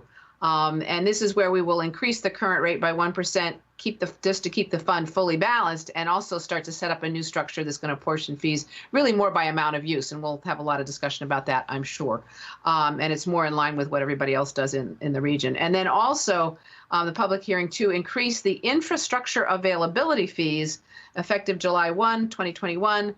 This is intended to cover costs, and there's about an increase of really 15%, which is pretty high. But if you look in the staff report, our fees are still way below those of most neighboring jurisdictions. And this is, I understand, is to kind of do the new hookups, and I'm sure we'll hear more about that moving forward. Thank you, Ms. Garvey. Is there a second to that motion? Second. Second. Second, Mr. Carantonis will call for a vote on that. The question is on Ms. Garvey's motion. Ms. Garvey? All right. Aye, although I like to say I'm good. I kind of like that as a new aye. Got it. Mr. Carantonis, my goodness. Aye. Mr. Dorsey? Aye. Ms. Crystal? Aye. Mr. DeFranti votes aye as well. Now I believe we were on to J, K, and L, if I'm not mistaken. And that means I'm it. Okay, thank you. Mr. Dorsey? All right, thank you, Mr. Chair. I'd like to move items J, K, and L, which are respectively J, to authorize advertisement of a public hearing to be held on April 8th to consider a proposed amendment to the Utilities Chapter, which is Chapter 26 of the Arlington County Code, to increase the water service connection charges effective July 1st, 2021. Item K is to authorize the advertisement of public hearings by the Planning Commission on March 8th and then the County Board on April 8th to consider a proposed amendment to the zoning fee schedule to provide for 4 different new fees in the areas of electrical, plumbing, and zoning verification permits for special exception projects. And then item L, which is to authorize advertisement of public hearing to be held on April 8th for consideration of the fiscal 22 Department of Parks and Recreation program services and membership fees. Thank you, Mr. Dorsey. I will second the motion. The question is on Mr. Dorsey's motion. Can I just explain them briefly? Yes, go ahead. Thank you. It'll be brief. Just as we get down in the alphabet, these get more obscure. So item J was to look at the, excuse me, as Ms. Garvey talked about the water flow. This is about the water connection. And we have a desire for that those fees to be on the cost recovery model. Since they haven't been reviewed in quite a long time, they are substantially out of date. Therefore, what is proposed amount to sharp and steep percentage rate increases in those fees, but in aggregate, it's expected to generate about $260,000 for the utilities fund. The next item is one that also is looking to better align the cost recovery philosophy, and therefore it implements 4 new fees that at either $59 or $120. And what it does is create a parity in the fees that we collect for same activity that we regulate for special exception development as we collect those fees for by right development. And finally, the DPR fees will increase revenues about 1.2% or $143,000 for DPR fees.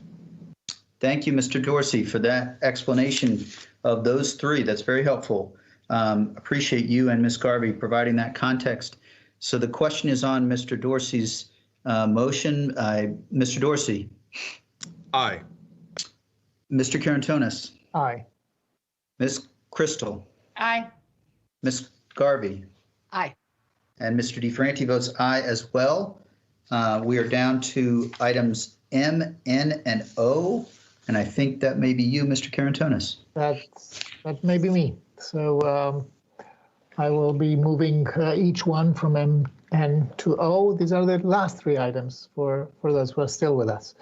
So the first one is to I move to authorize the advertisement of a public hearing to be held on April 8th, 2021, on the proposed amendments to Chapter 8.1, Article 2, Fire Prevention Code of the Code of Arlington County, Virginia, for a fiscal year 2022 hourly fee increase to the fire department's fire systems testing and inspection program and general permit fees.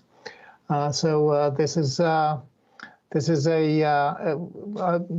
fire department inspects new buildings, new installation of fire prevention systems. This is a laborious inspection, has been lagging behind the fire department. This will generate, as expected, about $122,000 together with the permit fees. I feel personally very invested in that because I lived through the situation of at least two new buildings taking a very long time with having their alarms calibrated and made neighborhood compatible so as not to sound in the middle of the night. So I think this is really very important for us as the fire department takes a closer look on these. Thank you, Mr. Karantonis. Did you want to move that one separately, or did you want to move that one along? I think it's separate because it's a separate thing. The next is a cigarette tax. So that has nothing to do, with fire maybe sometimes, but not exactly. Sure. Thank you, Mr. Karantonis. I'll second your motion on item M. The question is on Mr. Karantonis's motion. Who seconded that? I did. Okay, good. I'll second that without objection. So the question is on Mr. Karantonis's motion. I'll start with Ms. Garvey. Aye, I'm good. Mr. Karantonis. Aye. Ms. Crystal. Aye. Mr. Dorsey. Mr. DeFranti votes aye. Mr. Dorsey. Sorry, Mr. Chair. Mr. Dorsey votes aye. Okay, the 5-0, it's back to you for item N, Mr. Karantonis. The motion is to authorize advertisement for a public hearing on April 8, 2021, on the proposed ordinance change to Chapter 39 of the Arlington County Code, increasing the county's local cigarette tax rate commensurate with the state's new maximum county rate. For the fewer remaining smokers in Arlington, Arlington has been a more one of the lowest tax districts for cigarettes, and this brings the per pack tax up to the state level. It's a plus 40 cents per pack. Thank you, Mr. Karantonis. Is there a second? Second. Thank you. So the motion has been moved and seconded. The question is on Mr. Karantonis' motion. We'll start with Ms. Crystal. Aye. Mr. Dorsey. Aye. Ms. Garvey. Aye. Mr. Karantonis. Aye. Mr. DeFerranti votes aye as well. That passes.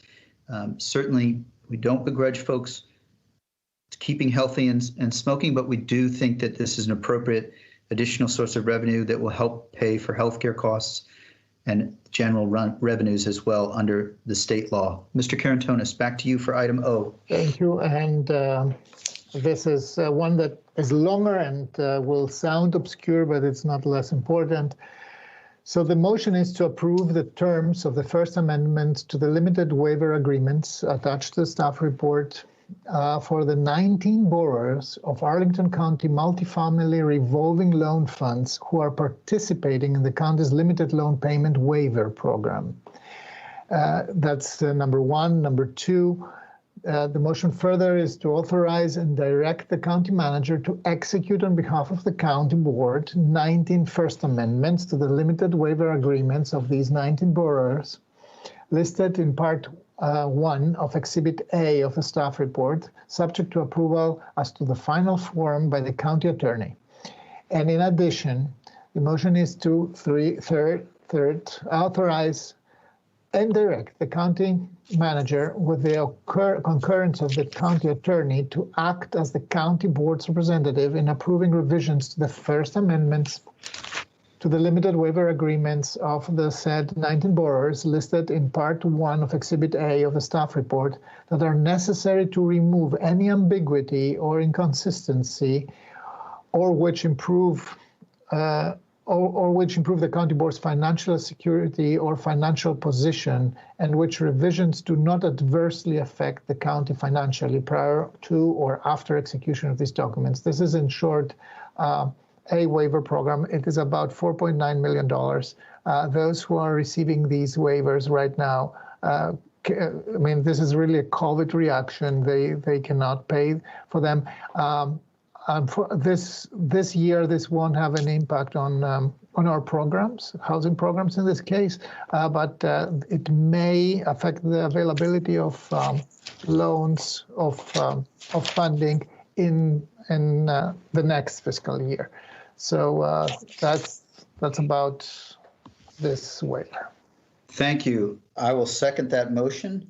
Did you want to speak to the motion, Mr. Karantonis? I just said what this is more or less about and what the order of magnitude is, $4.9 million.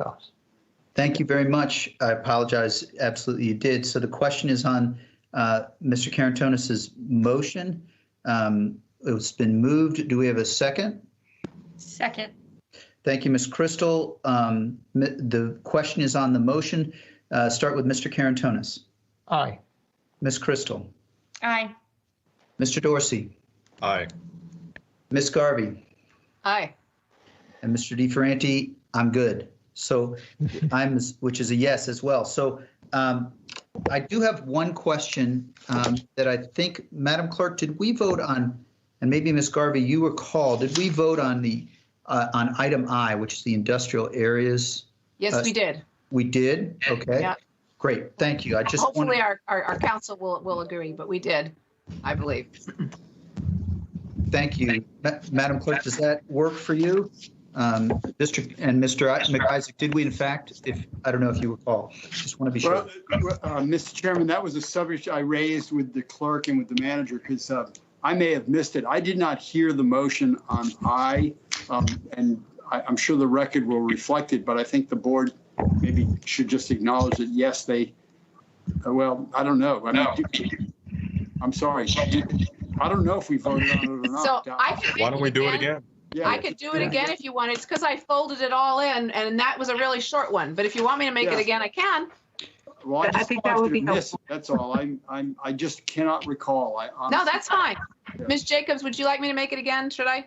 I would appreciate that. I also did Absolutely. I'm sorry. There I go. I was trying to be efficient and folding them all together. So this was to authorize advertisement of public hearings to be held April 8th, 2021 to consider the following. This one, amendment to Chapter 26, Article 1 of the Utilities Ordinance to increase the infrastructure availability fees effective July 1, 2021. I believe that's correct. It's the IAF. Yes, that is the item, and we have multiple seconds. So we'll just to be sure, and thank you, our attorney, and thank you, Madam Clerk. Better to be safe than sorry for certain on this. So the question is on Ms. Garvey's motion on item I. Ms. Garvey. Aye. Mr. Karantonis. Aye. Ms. Crystal. Aye. Mr. Dorsey. Aye. Mr. DeFranti votes aye as well. That covers all of our budget items. Madam Clerk, are there any other items to come before the board today? No, there are not. Then, with just one thought, while we have been working, unless Mr. Schwartz, or unless I'm corrected, I believe while we've been working, vaccinations are ongoing right now. So we're mindful that we're doing the budget work. Is that correct, Mr. Schwartz? Thumbs up? Yes, and I will, hopefully we'll have better news when we get to the beginning of the week. Right now, we're still awaiting delivery of a couple of batches of doses. Appointments have been opened up through Monday. People should stay tuned and check our website. We'll be updating it as soon as we have more information. We're awaiting delivery only because the weather was bad and, the last couple of days. So, thank you, Mr. Karantonis and Mr. Schwartz. We've had nationwide weather, and we are eagerly advocating and also awaiting delivery of additional doses. But that's just an indication of while we've been taking care of the budget and the other items for today, we are still focused on COVID response. And with that, we are adjourned until Tuesday, or we are recessed until Tuesday. Thank you, everyone. Thank you.